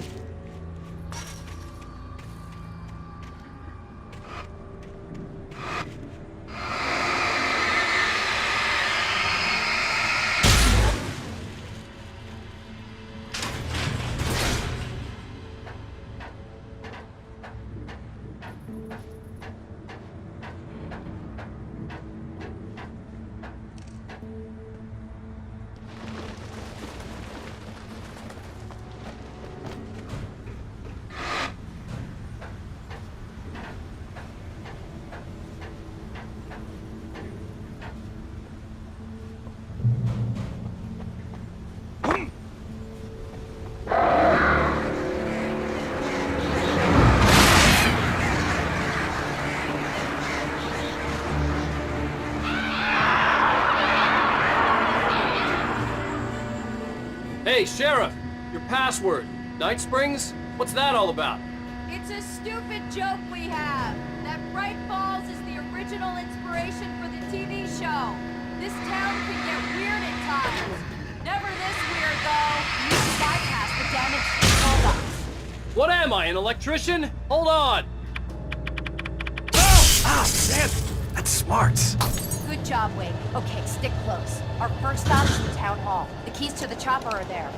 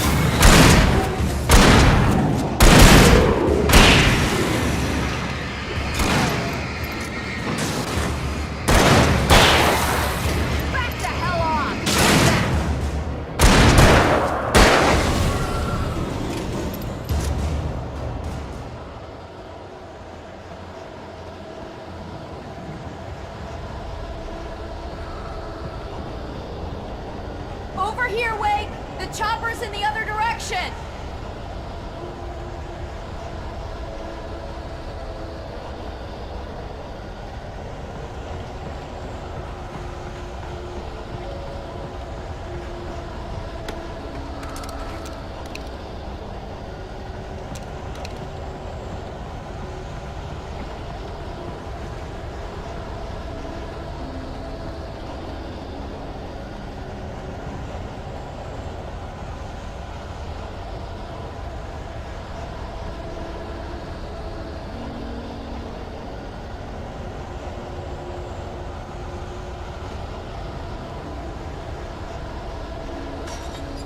The air smelled of fish.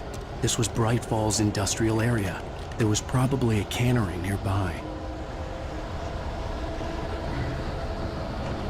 Fishing can be a hobby for sure.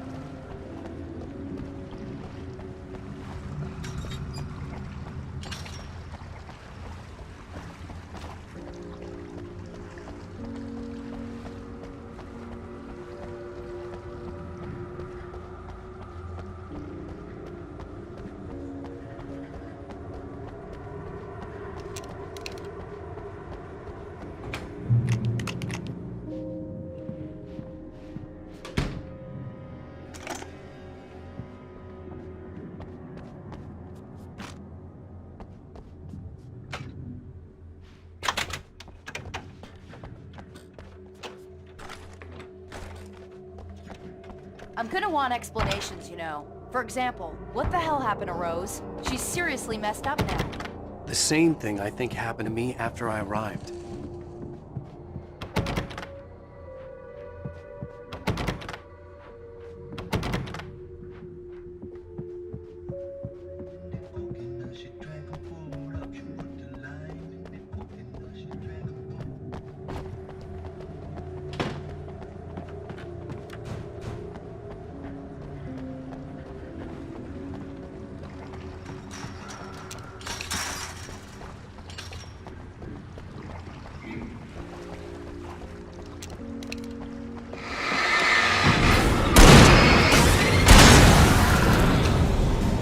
New Yorkers were rude.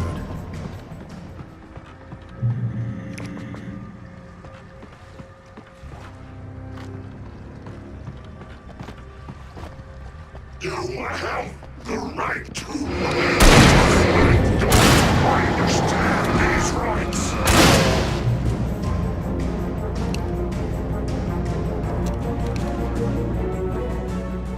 Phew, that's a relief.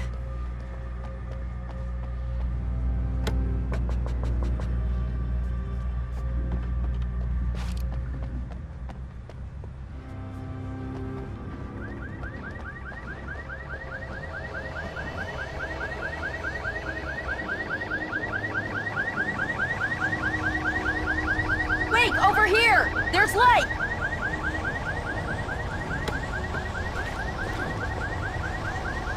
I have a key. Watch my back, Wake.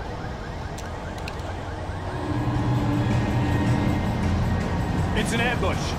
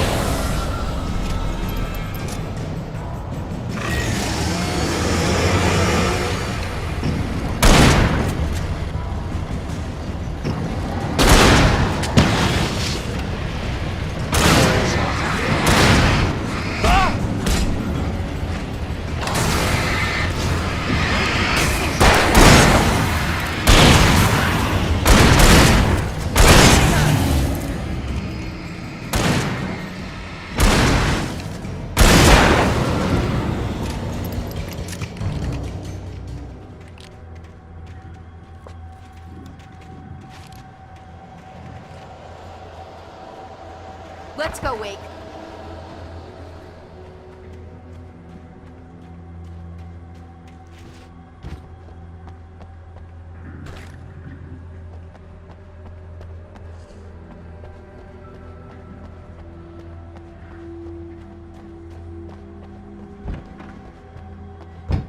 Okay, someone's messed with the fuse box here, but you should be able to jury-rig it while I find the keys. I already got electrocuted once today. How about I look for the keys and you get burned for a change? Fine. They should be in the clerk's office on the other side of the building, near the main entrance. Gotcha.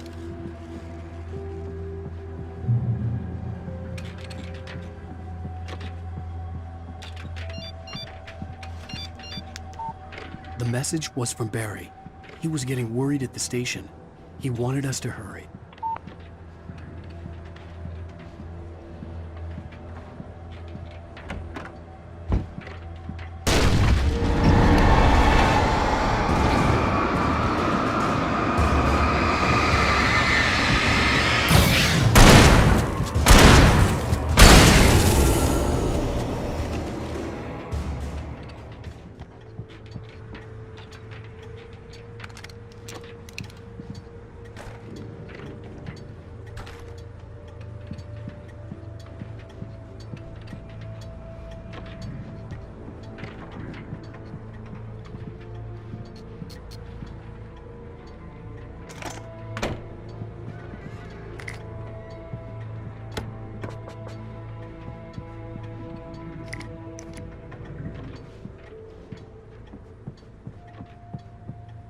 Okay, Sheriff, I got the keys.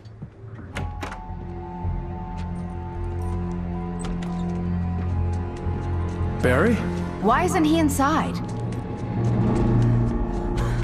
Oh God! Oh God!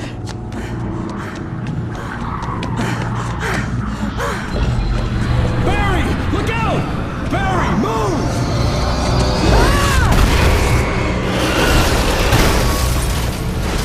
Barry! He made it inside, Wake. He's okay. The storefront's blocked. Come on, Wake, let's go around. We can meet him in the back.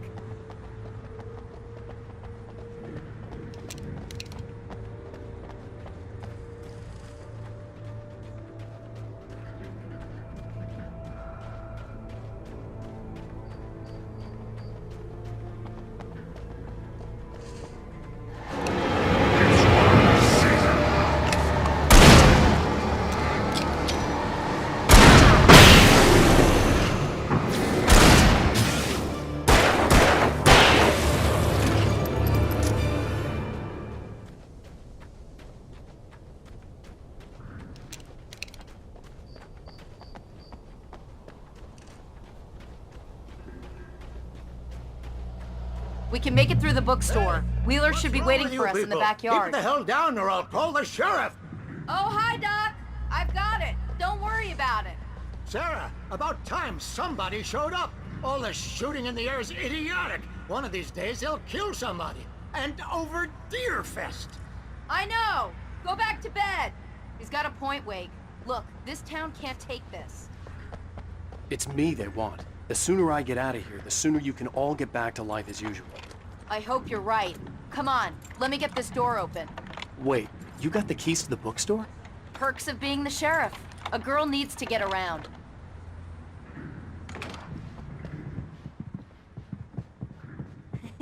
They're really taking advantage of your presence here, Wake. I heard they're selling a lot of your Alex Casey books. Right now, I'm not a big fan of my own writing. I don't see Barry. Look! Wake! Maybe that's him. That's the way to the chopper.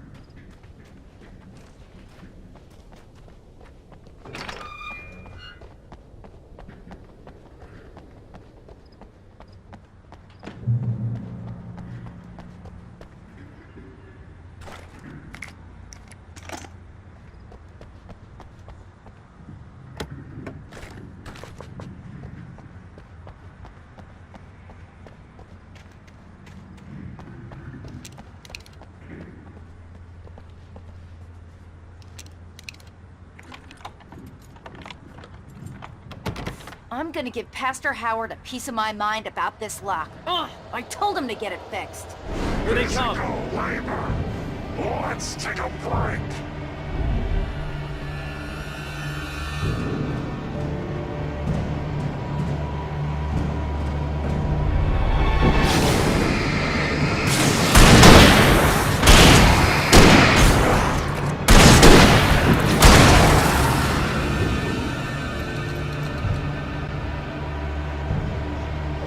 Omega-3 fatty acids are good for your heart.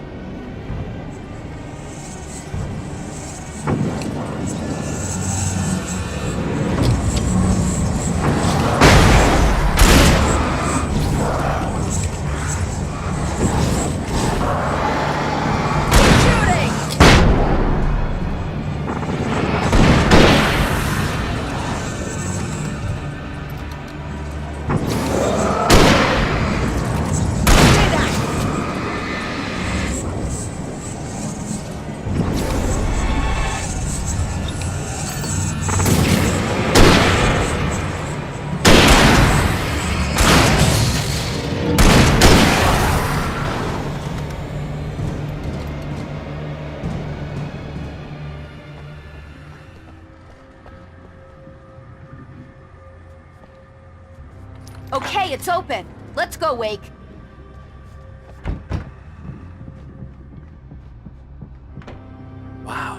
We keep them lit all night long on the night before Deerfest. Why? Well, it's tradition.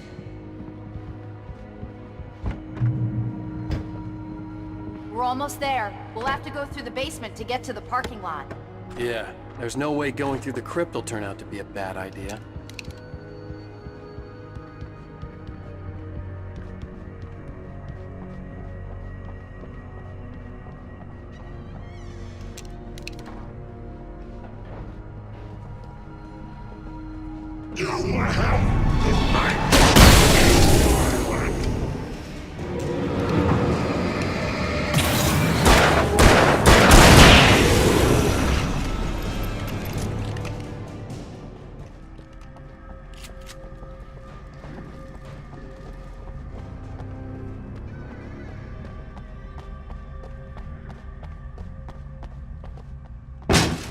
Did you call 911? Guess that one saw the light, huh? You didn't like that one? A tough audience. Well, I got plenty more. What are the Christmas lights for? Protection, man. Like garlic against vampires. Vampires. The helicopter's just across the parking lot and up the hill. Come on!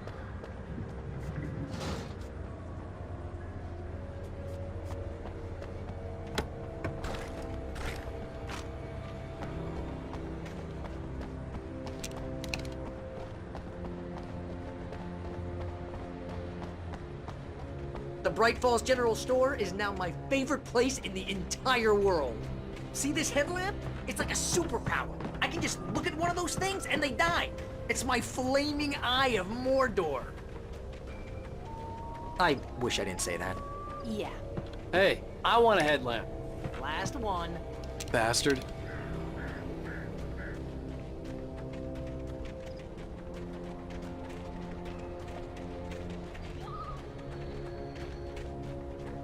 When someone throws a damn school bus at your head and you're about to take a helicopter ride with someone who may or may not have a pilot's license, you're cleared for departure to Night Springs. No offense, Sheriff.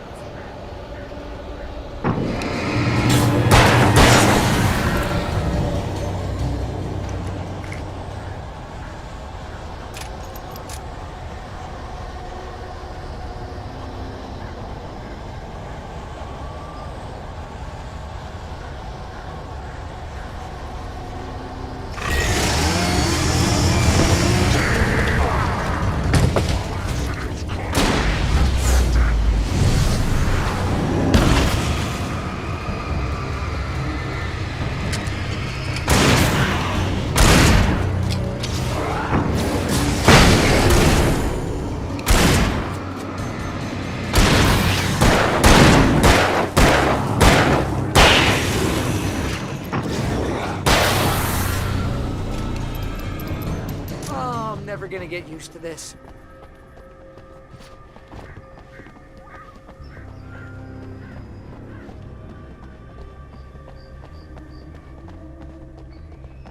The helicopter's just up ahead. I'll need a while to prep for takeoff. Don't take too long. I want to get out of here.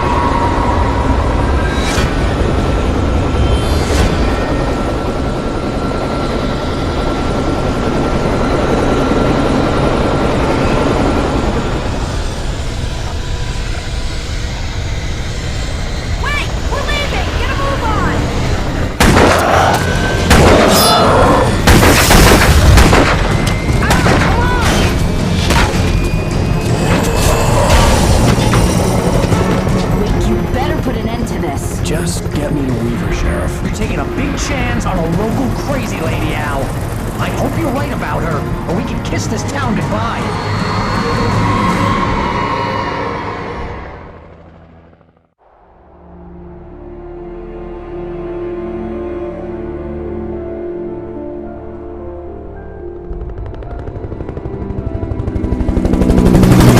I hope you know how to deal with this, Wake. I guess you New Yorkers are used to rough situations like this. Right, the city's a war zone. King Kong, mutant alligators, and Alex Casey shoots the place up every weekend. Look, I never even carried a gun until a couple of days ago. Well, my dad used to be a cop there. Tells some pretty wild stories. Stuff like this? No, just normal bad stuff. Kinda like your books, Wake. I used to tease Dad that he was just like Alex Casey. You've read me. Oh, sure. You're a pretty good writer. A little heavy on the metaphors, maybe. Nobody's ever said that before. We're coming up on the power plant. See the lit building over there? And that's the dam further up the river. I can't land here. I'll take her down the road across the river. Just get me there, Sheriff.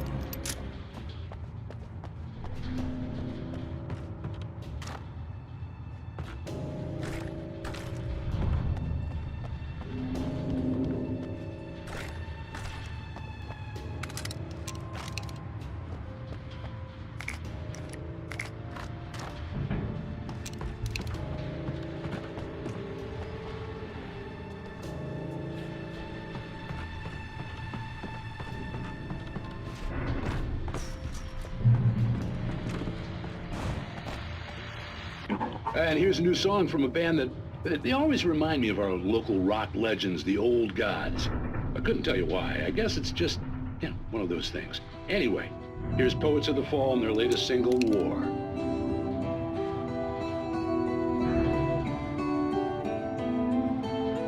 Do you remember standing on a broken field?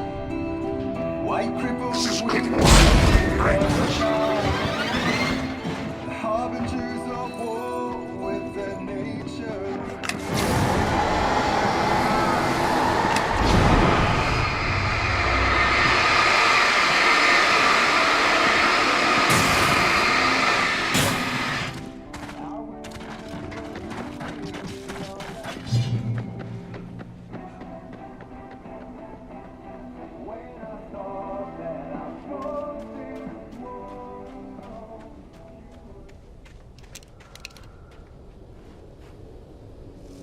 The power plant glowed in the night. It was close, but I had to find a way across.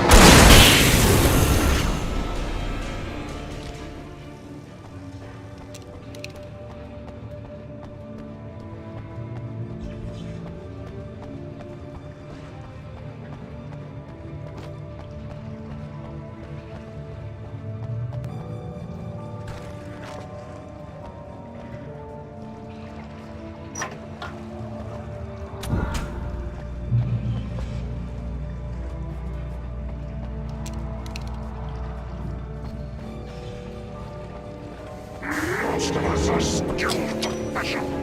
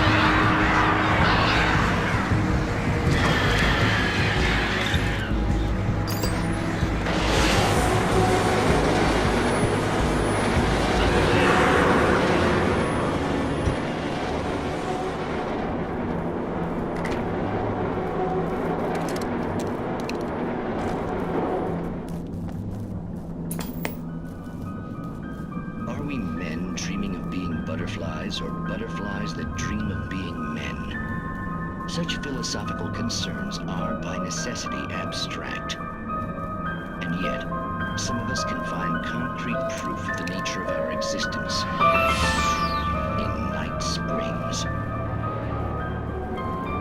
tonight's episode, an absence of creativity.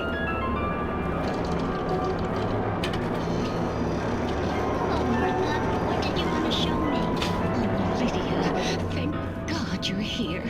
Please, it's in the basement.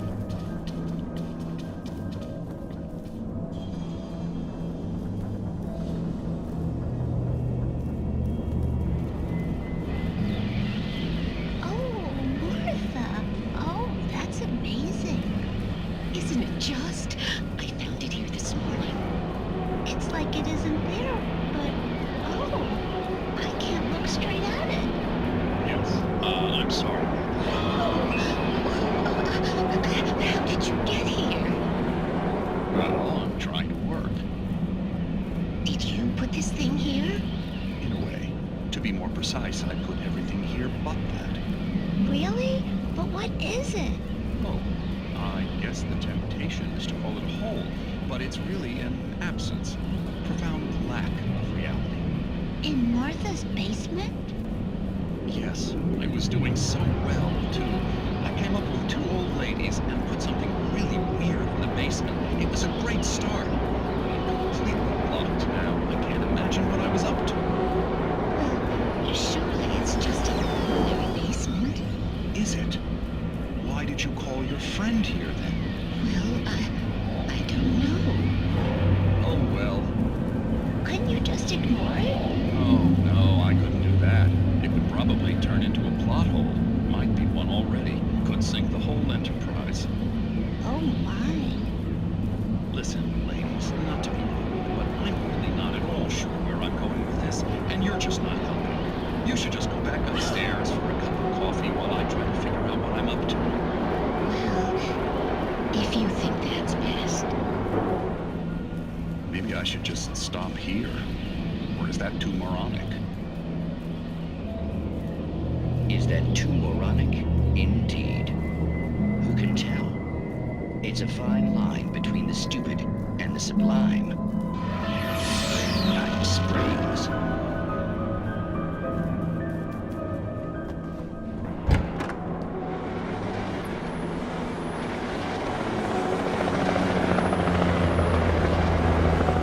We managed to lose the flock. You're almost at the power plant. Keep going. We'll give you support.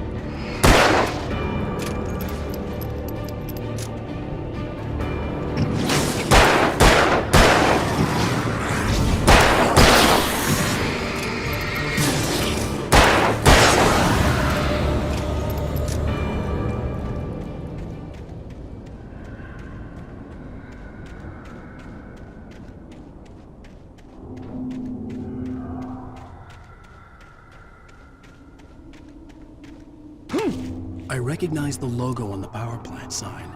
I'd seen a version of it painted all over the area, signifying hidden caches of supplies.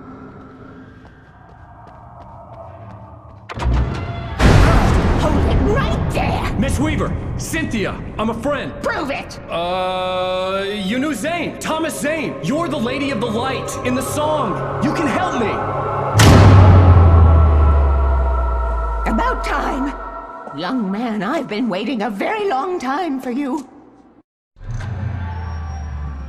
It's in the well-lit room. Excuse me? What you'll need to drive the darkness back. The well-lit room is at the dam. I built the room to keep it safe. Will it help me find Alice? Will it get me back to the cabin? Fine, let's go. I can get my friends to come back with the helicopter. Oh, we won't go outside. Never at night. That's rule number 1. You've been breaking the rules, young man, and where has that gotten us, No, I have a secret route, a lit route, an old water pipe. Something was damaged at the transformer yard. It's draining all the reserve power. Without it, the pipe will go dark. The power to the yard must be cut. Let me guess. You want me to do it?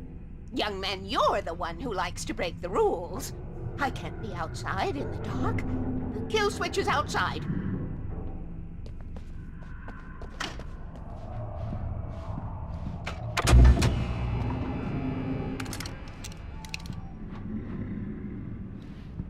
I have been preparing for these times, the dark tides. You have found my caches, haven't you? You can see the signs. Very few people can. Yes, please, take what you need. This is all for you, for the likes of us. We do Tom's work, don't we? Hurry! The switch is on the wall facing the shore.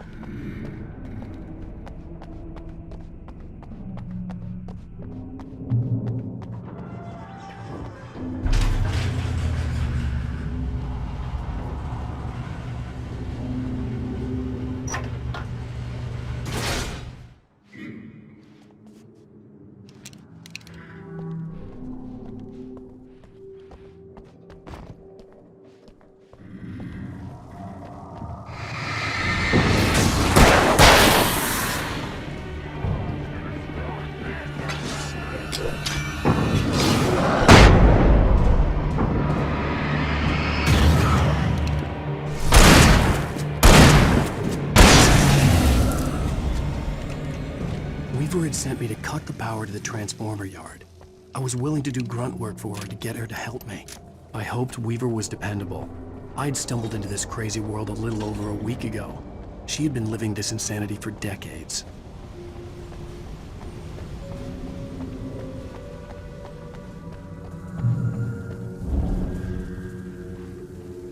I could see the kill switch that would cut the power to the transformer yard.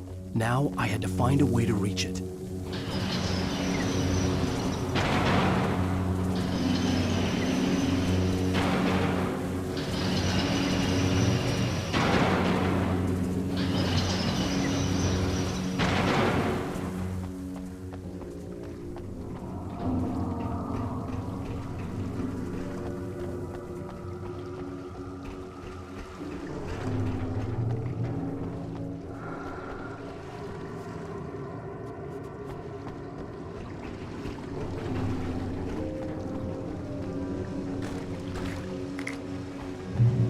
Designs these things.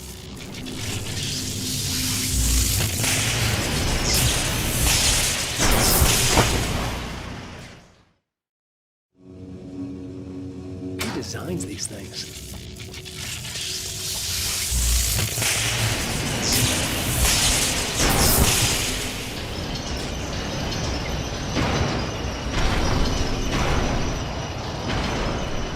The transformer yard went dark and dead.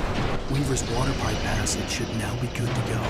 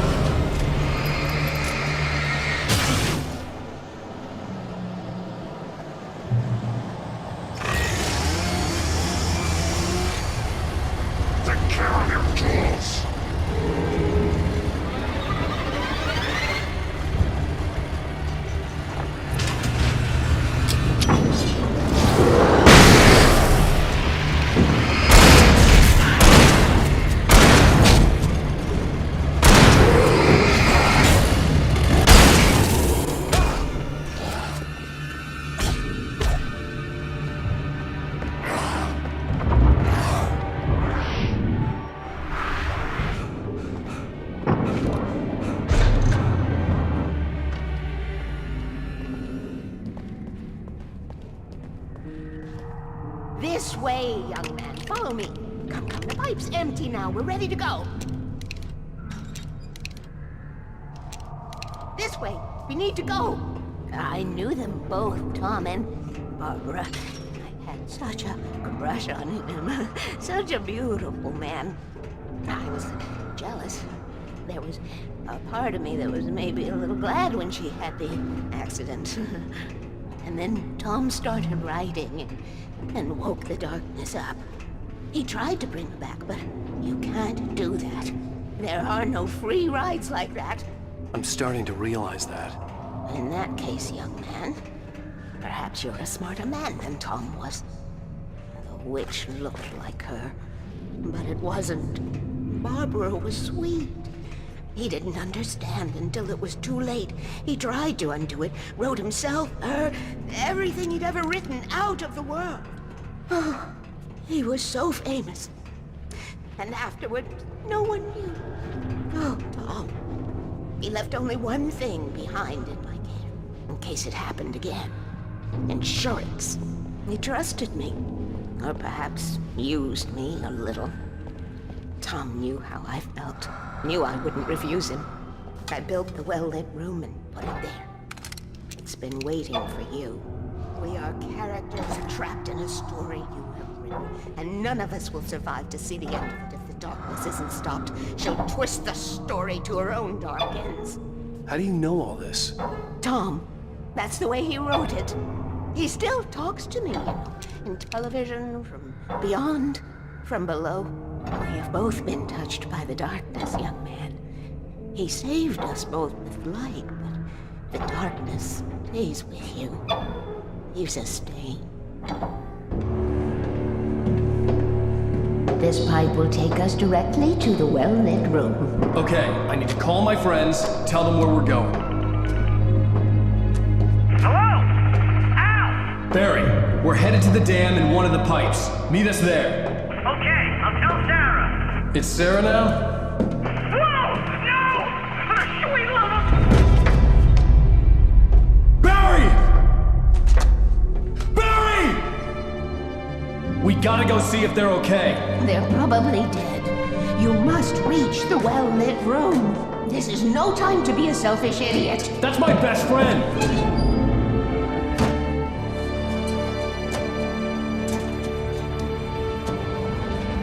Well, be a fool.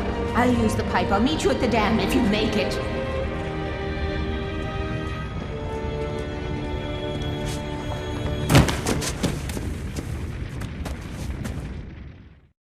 At least I didn't have to worry about her. She knew how to stay safe.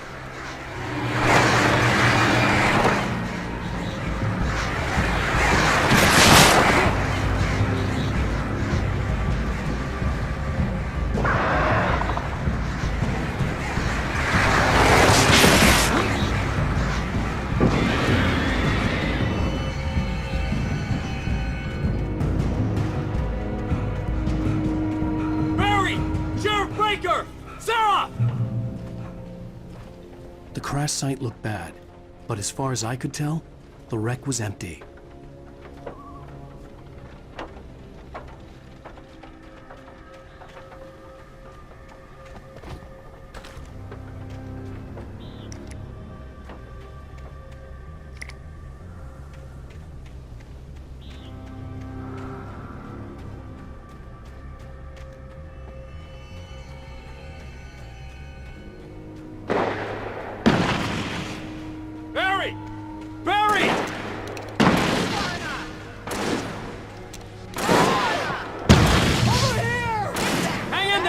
coming! Get the hell back, you freaks!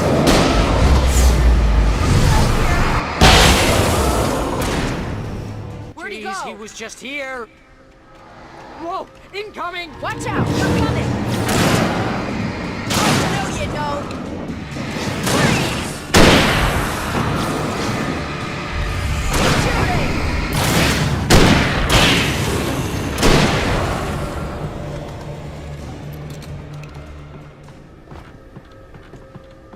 You know when to make an entrance, Wake. We were ready to make like Butch Cassidy and the Sundance Kid. I have a different ending in mind. Yeah, I'm fine. Thanks for asking. I knew you'd be all right. How's that? The flaming eye of Mordor? Laugh it up, funny man. Didn't we have somewhere to go? Weaver will meet us at the dam.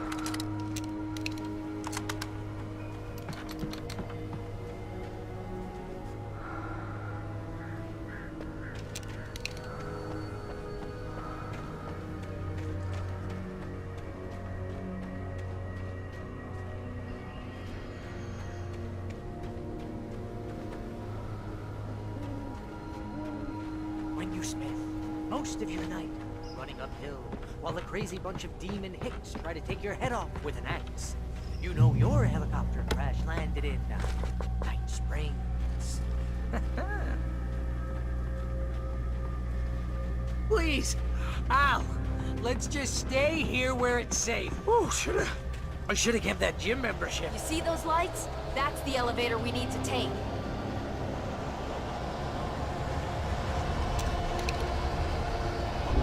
You can't See that? read What the hell is that thing? It's everywhere! More than one of them! Nothing moves like that. It's impossible. Ah! Al! Do something! It's too fast. I can't get a shot. There! No, there! Al, they're all over the place! How many of them are there? Where'd that one go? Ah, this can't be happening! You know. Was that it? Are we safe? That was... wow. I think we're okay. Hey, Al, I got a bad feeling. Let's keep our eyes open.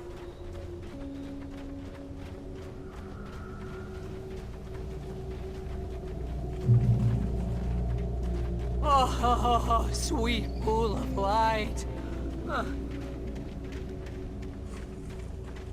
Wake, call the elevator. I'm keeping watch. I think I hear something moving around.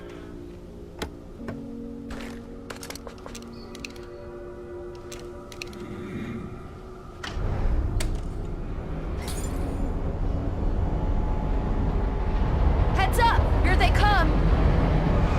Oh no! Oh no!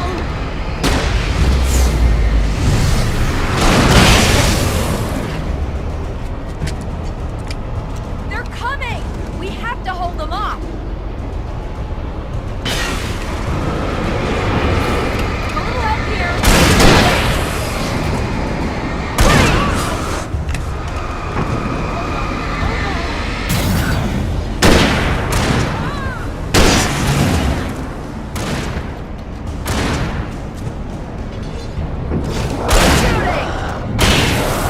I swear this is the slowest elevator in the world!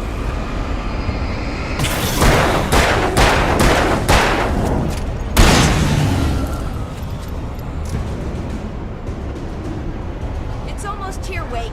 Just hold on!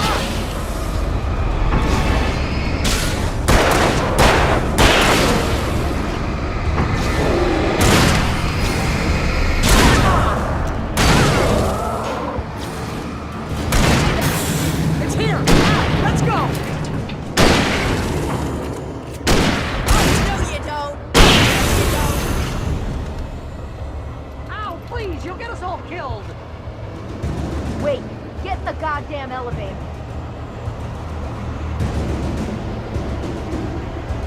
Al, hit the button.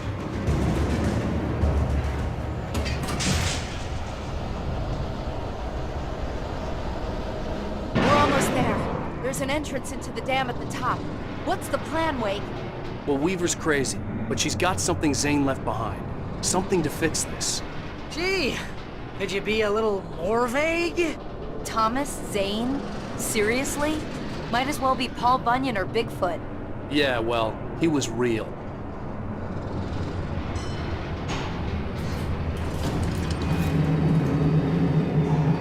Let's be careful, okay? Oh, jeez, I hate this.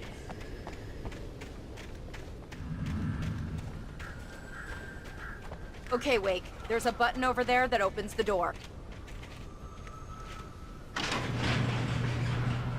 I think something's broken. Hold the button down so we can get in.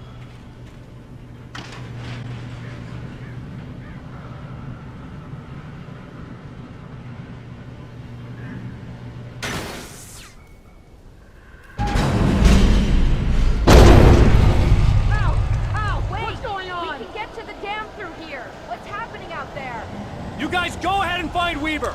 She should be in the dam now. I'll have to make it alone through the top. Okay, Wake. Good luck. Don't get yourself killed. Ow! Please, be careful. I'll take good care of Barry, Wake. You just look after yourself.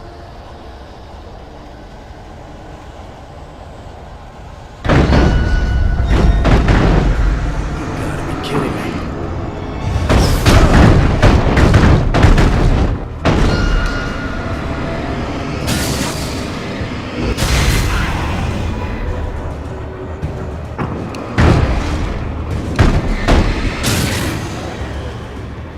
Down, boy.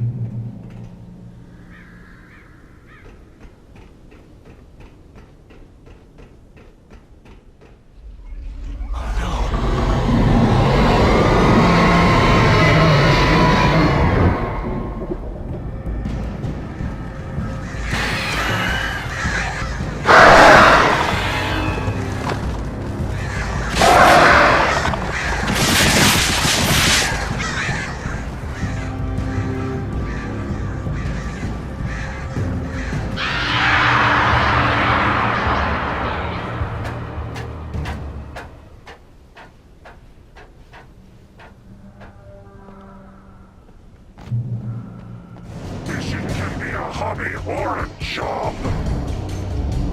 I was ridiculously outnumbered. The searchlight could even the odds.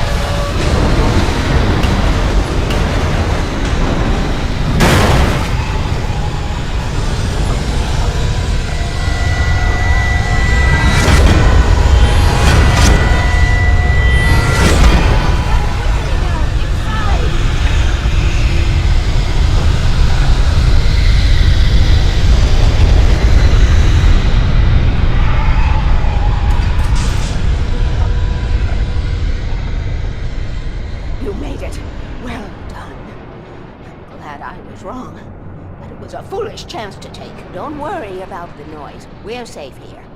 I have looked after the well-lit room for many, many years now.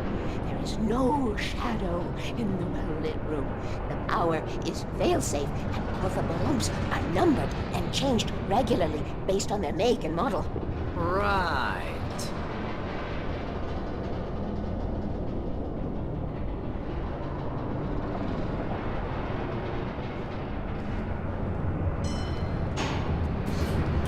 There's an old army base at Raincoat Point, north of here. It was active during the Second World War. They operated here back then.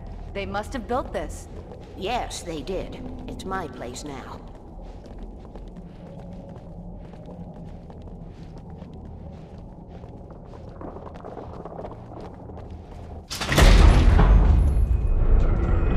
Take it, and I won't need to worry about the room anymore, because 6 and 33 and 118 need changing soon, and I don't want to climb up the ladder to change them because it's very late, and I'm tired. And if you take it, I won't have to do that anymore. The page was autobiographical, a memory from my childhood. But I didn't write this. It was a page written by Thomas Zane. None of them were supposed to exist anymore. Alan, 7 years old, would fight sleep to the bitter end. When he did sleep, he soon woke up, screaming, the nightmares fresh in his mind. One evening, his mother, sitting by his bed, offered him an old light switch. She called it the clicker, and flicking the switch would turn on a magical light that would drive the beast away. To imbue the talisman with all possible power, she added that it had been given to her by Alan's father. Alan never knew him, and anything of his took on mythical proportions in his mind. With the clicker firmly in his hand, Alan finally slept like a baby.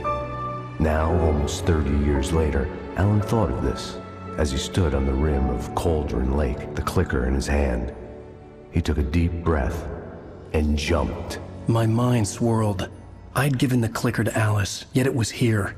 Zane had written it into existence in a story I had written. I can get to her now. I can finish this.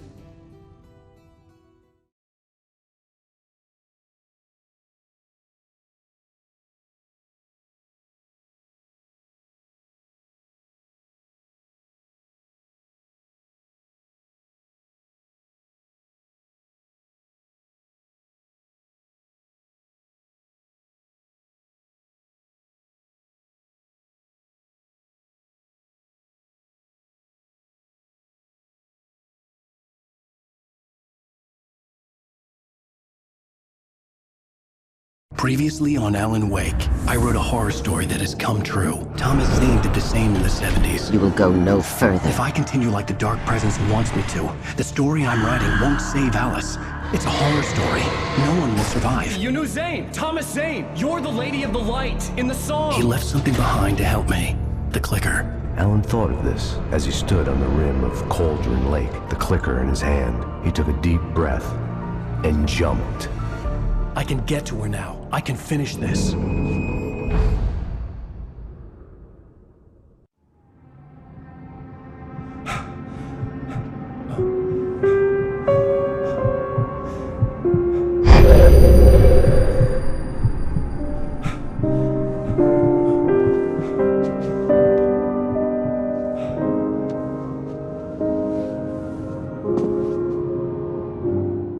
I had a hangover. My head was about to explode and the light hurt my eyes. I needed my sunglasses and painkillers to dull the pain. In one of my finer moments of self-deception, I swore to quit drinking.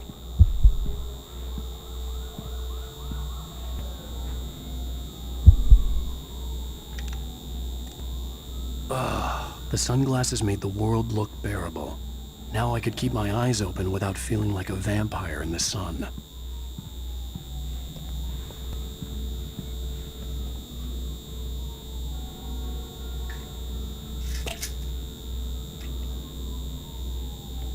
The pills worked fast.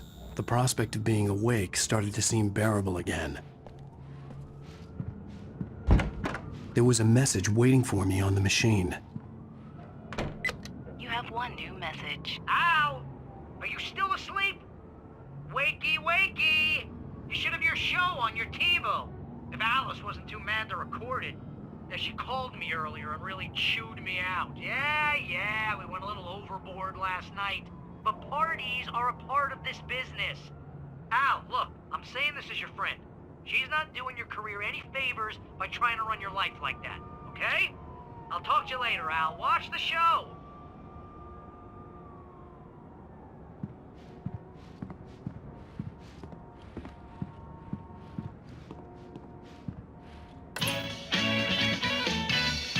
Ladies and gentlemen, welcome back to the Harry Gallic Show. Thank you. Thank you, everybody. We have a great show tonight. I've been talking with the best-selling author Alan Wake about his new book, The Sudden Stop. Yeah, good read. Go buy it. No, it is a good read. Look, I'm gonna be honest here. Is that wise? No, but I'm gonna do it anyway. I got people who give me the lowdown on books. I'm a busy guy.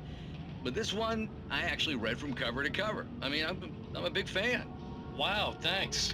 Now, this might be a spoiler for those who haven't read the book yet. Based on the sales figures, the 2 people out there who haven't read the book yet.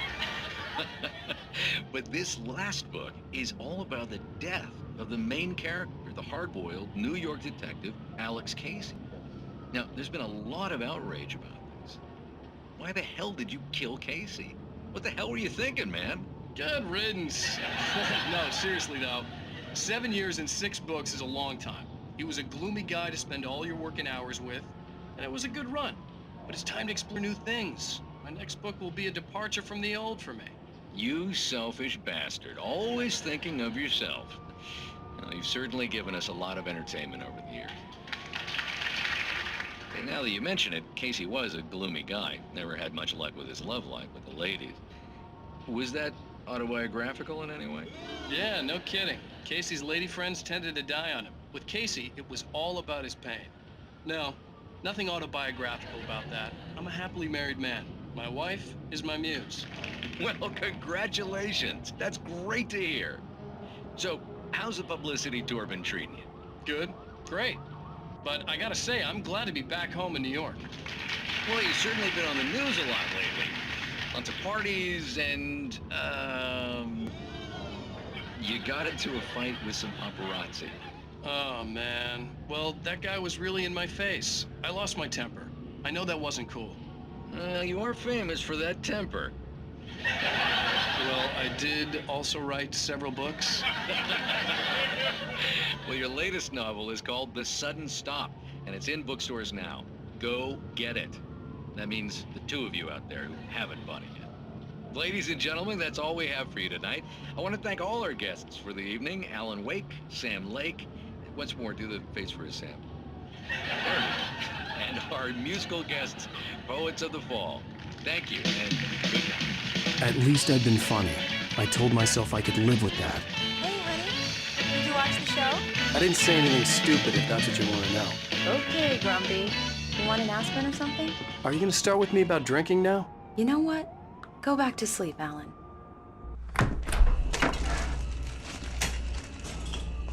What? Now you can't even talk to me? Well, this morning I was angry because you said you'd be home at midnight and you showed up at 7 a.m. and passed out in mid-sentence.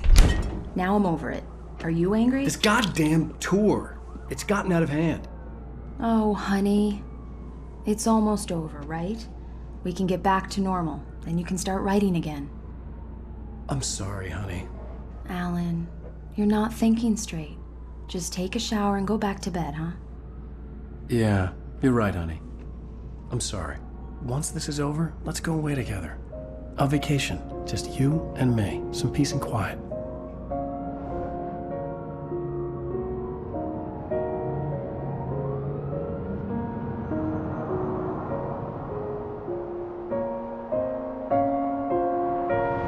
Somehow, the clicker was the key to the cabin. I had to return to Cauldron Lake to save Alice.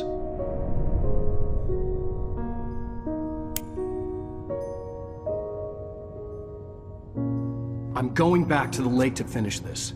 I'm going to write an ending to the story in the manuscript on my own terms. to make it all right. Why can't you just write it here? The last page is still in the typewriter. I need to read it first. Everything needs to be just right. Zane tried to cut some corners, and it didn't end well.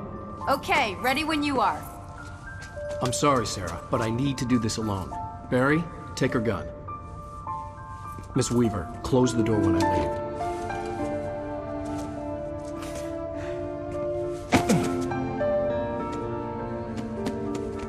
Good luck, Al. See you later.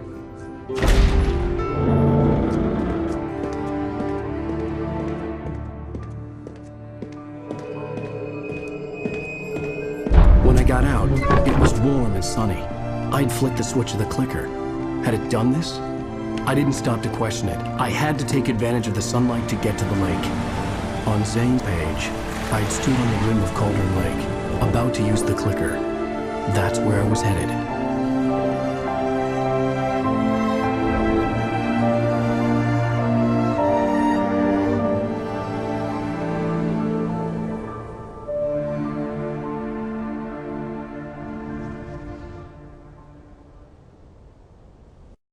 Alone, in daylight, surrounded by the beauty of the Pacific Northwest landscape, it was hard not to let doubt creep in one last time.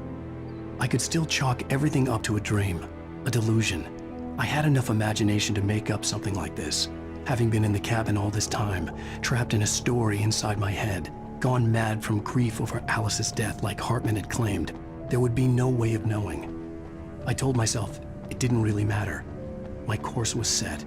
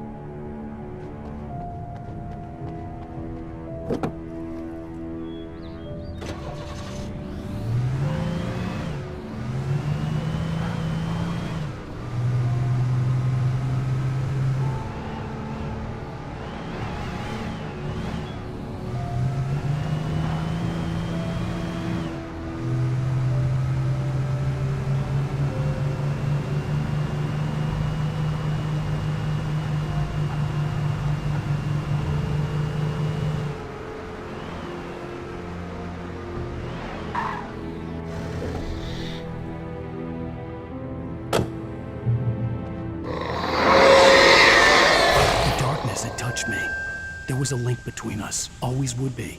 I could feel its presence again, getting closer.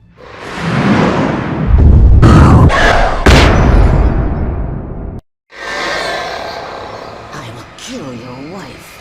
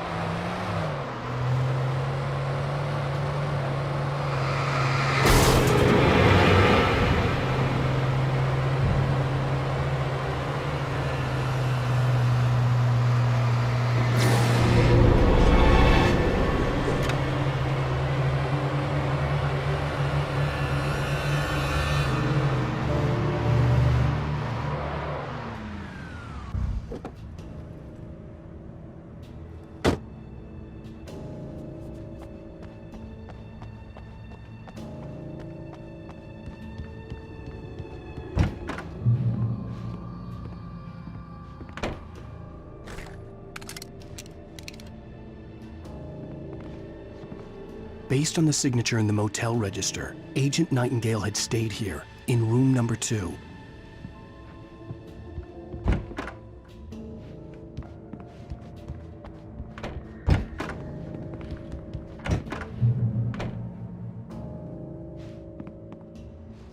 This had obviously been the room where Agent Nightingale had stayed when he hadn't been busy harassing me.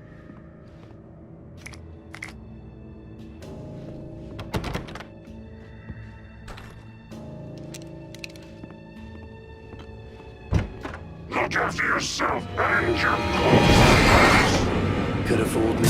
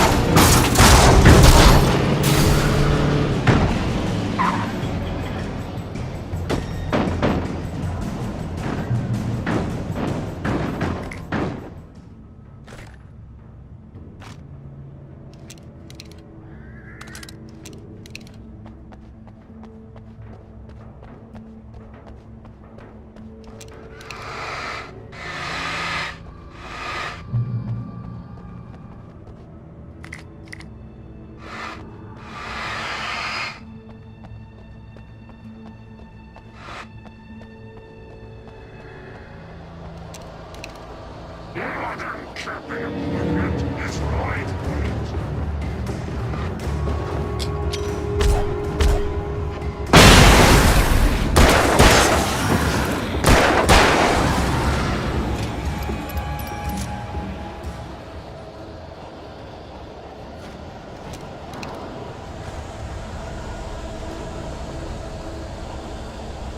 You can learn about nature and yourself.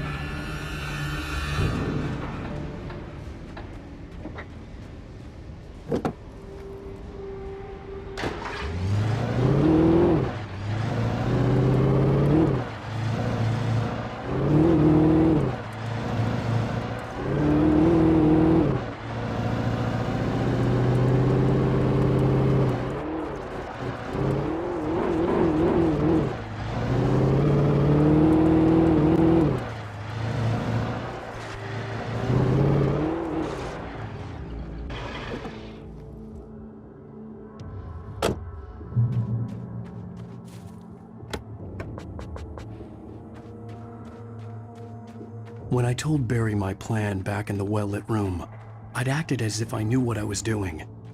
I didn't. I was operating on the shifting logic of a dream. I had to fight my way to the lake through the horrors of the night. I had to flick an old battered light switch imbued with childhood magic.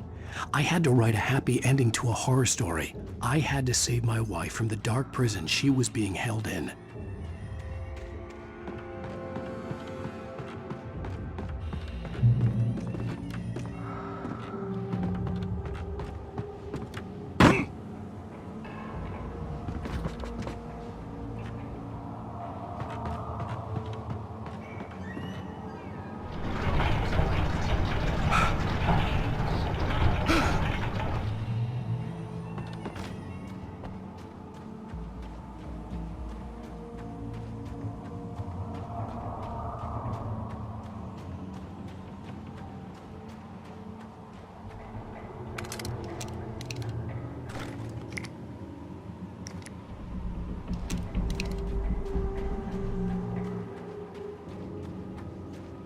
I will never give her to you.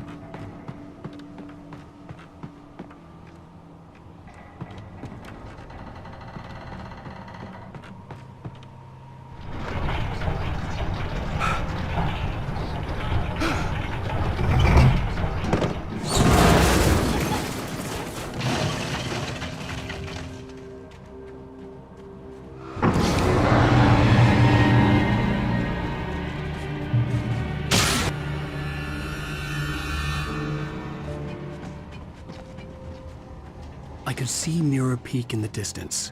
That's where Cauldron Lake was.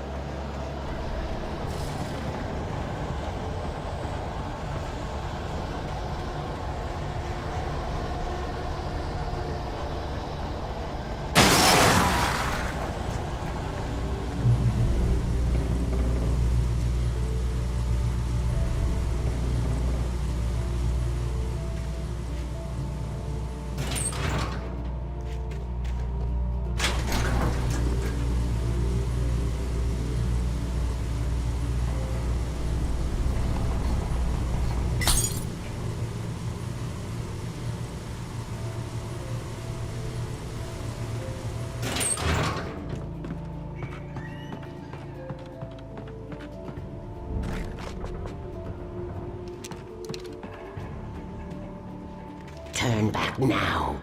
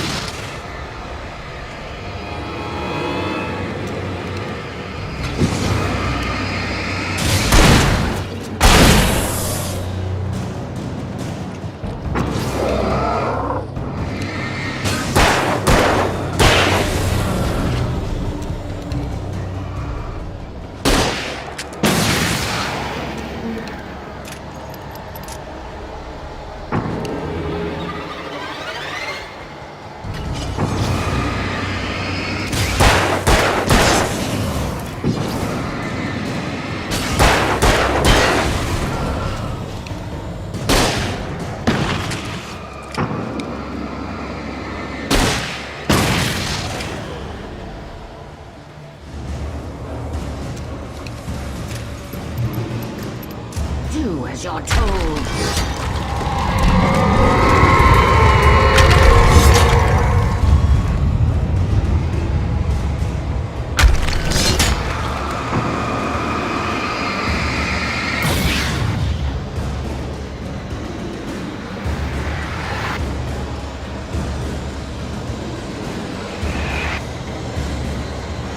Alice never loved you.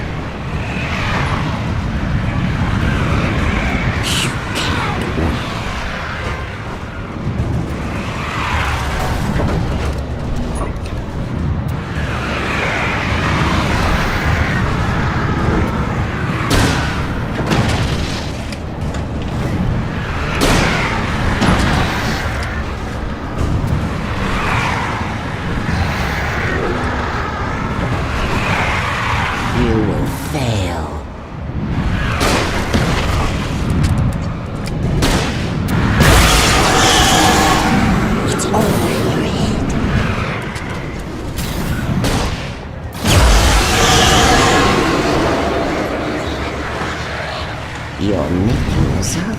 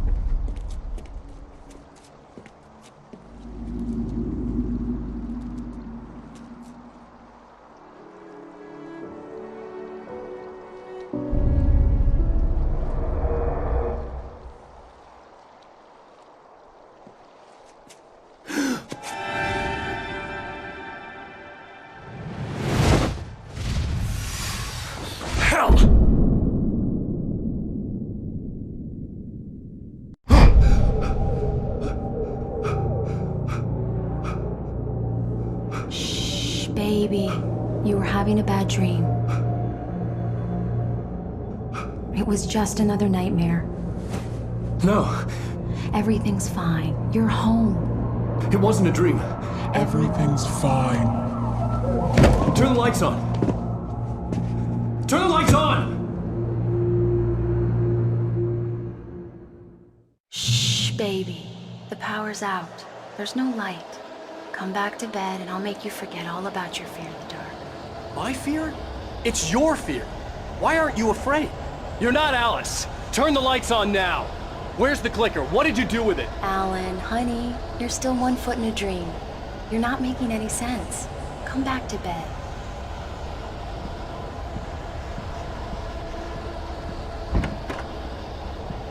Alan, you're scaring me now. Come back to bed. Have you taken your pills? Do you want me to call Dr. Hartman?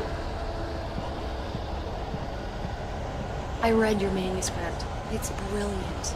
Departure is your best work yet. You're a genius. I'm so proud of you. Come back to bed. We'll talk more about it in the morning. Come back to bed, Alan. Come back to bed, Tom.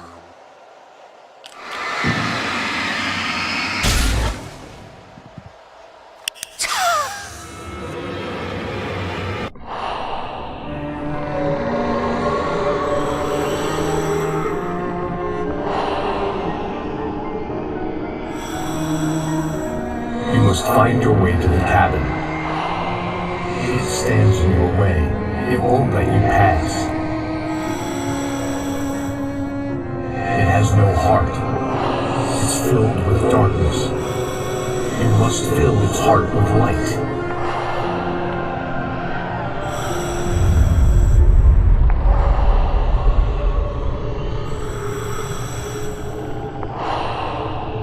Don't mind him. He's Mr. Scott.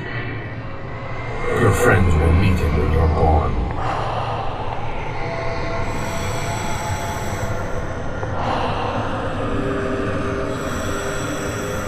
Use the clicker.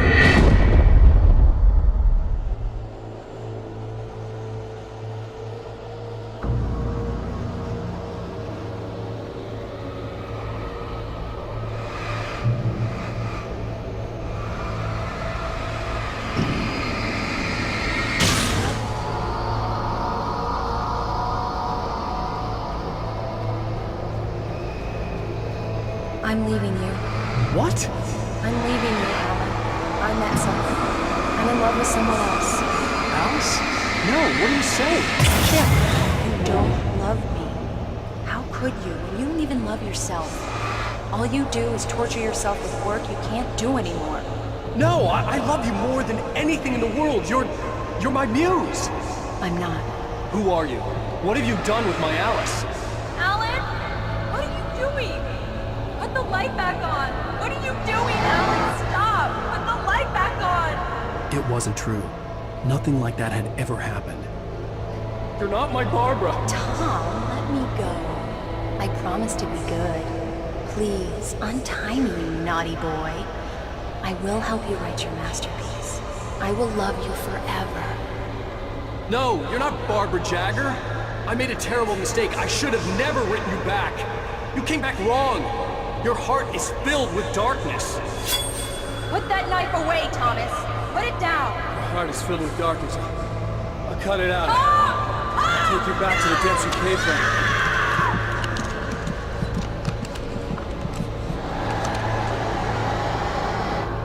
Filled with darkness.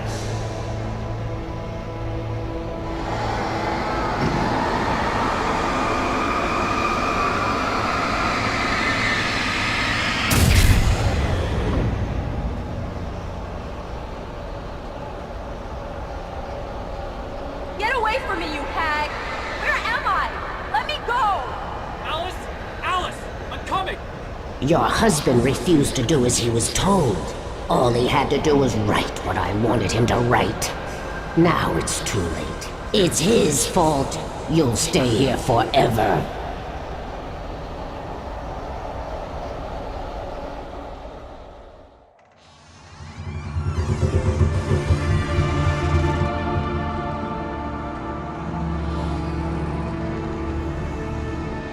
Now you will never get her back.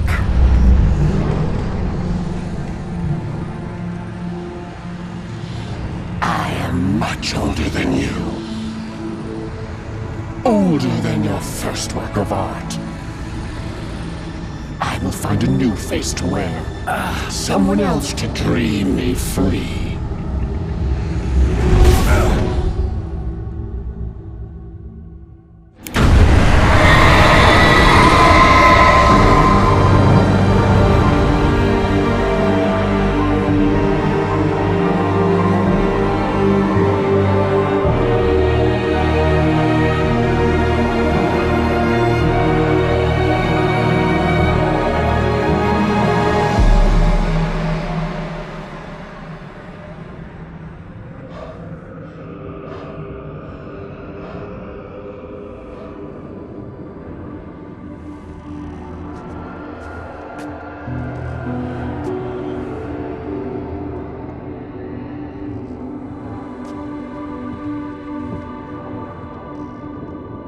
I could feel Alice's presence close by.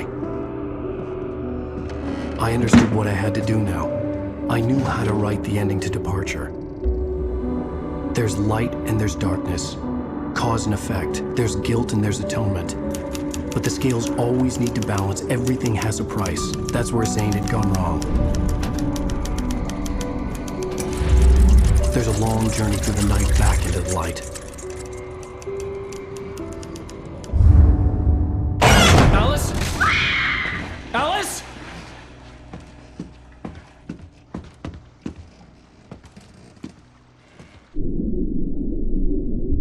Oh no!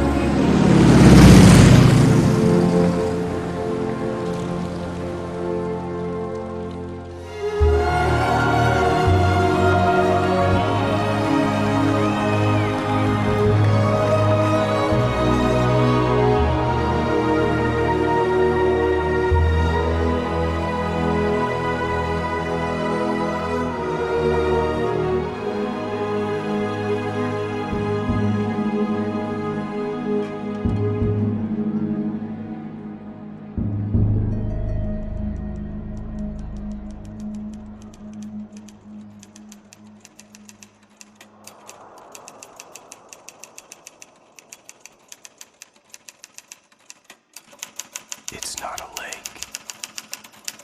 It's an ocean.